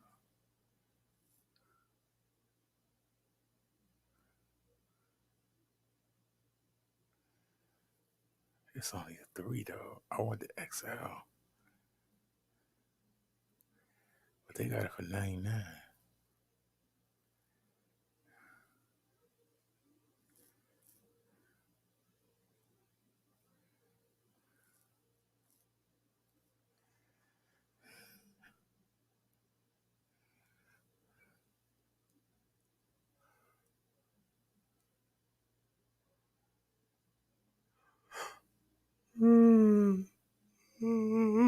Excuse me.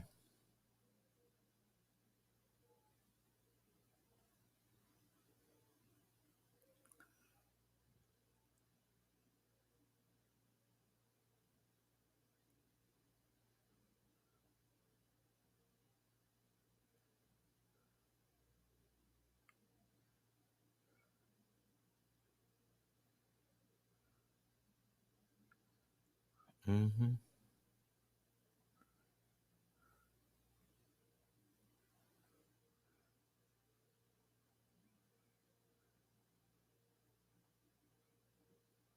This the one I canceled now.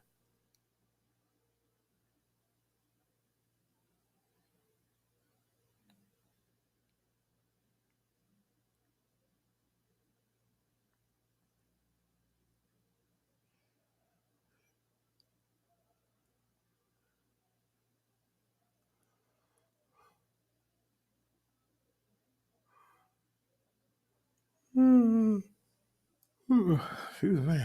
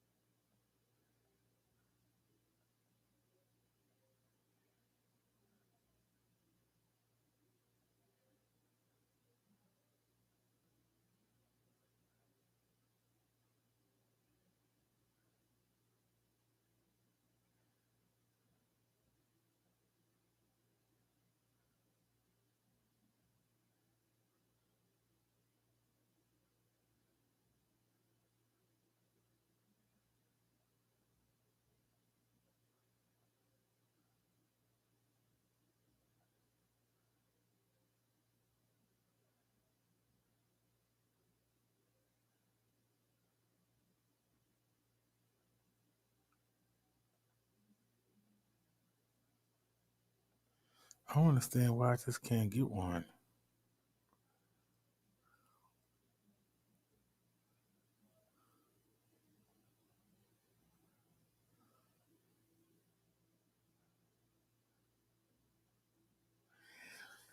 Well, anyway, it's 12:35, y'all. Let me get ready to get out of here. All right, Ned. This time I'm getting out of here for real. Hey, where am I at?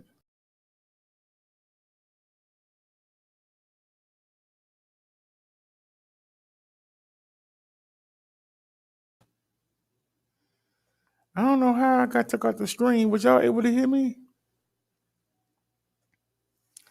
I have no idea.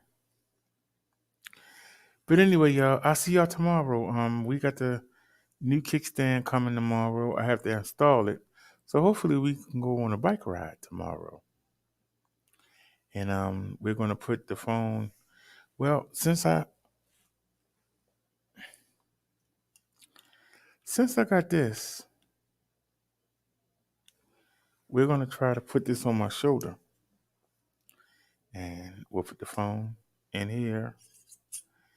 And we'll have it on my shoulder. And we'll see. You say she's up late.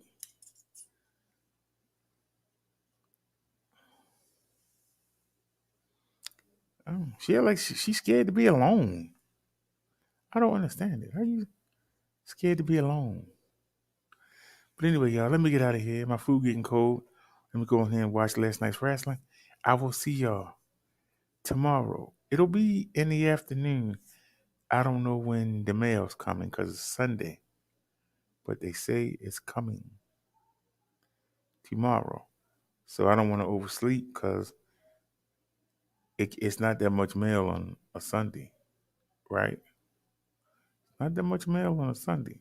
So hope y'all enjoyed the sermon. And I will see y'all later on. As Nia would say, see you soon. As I say, I'll see you tomorrow. Y'all have a great night. Thanks for watching. Peace, everybody. God bless you all. And we out. Thank y'all for watching.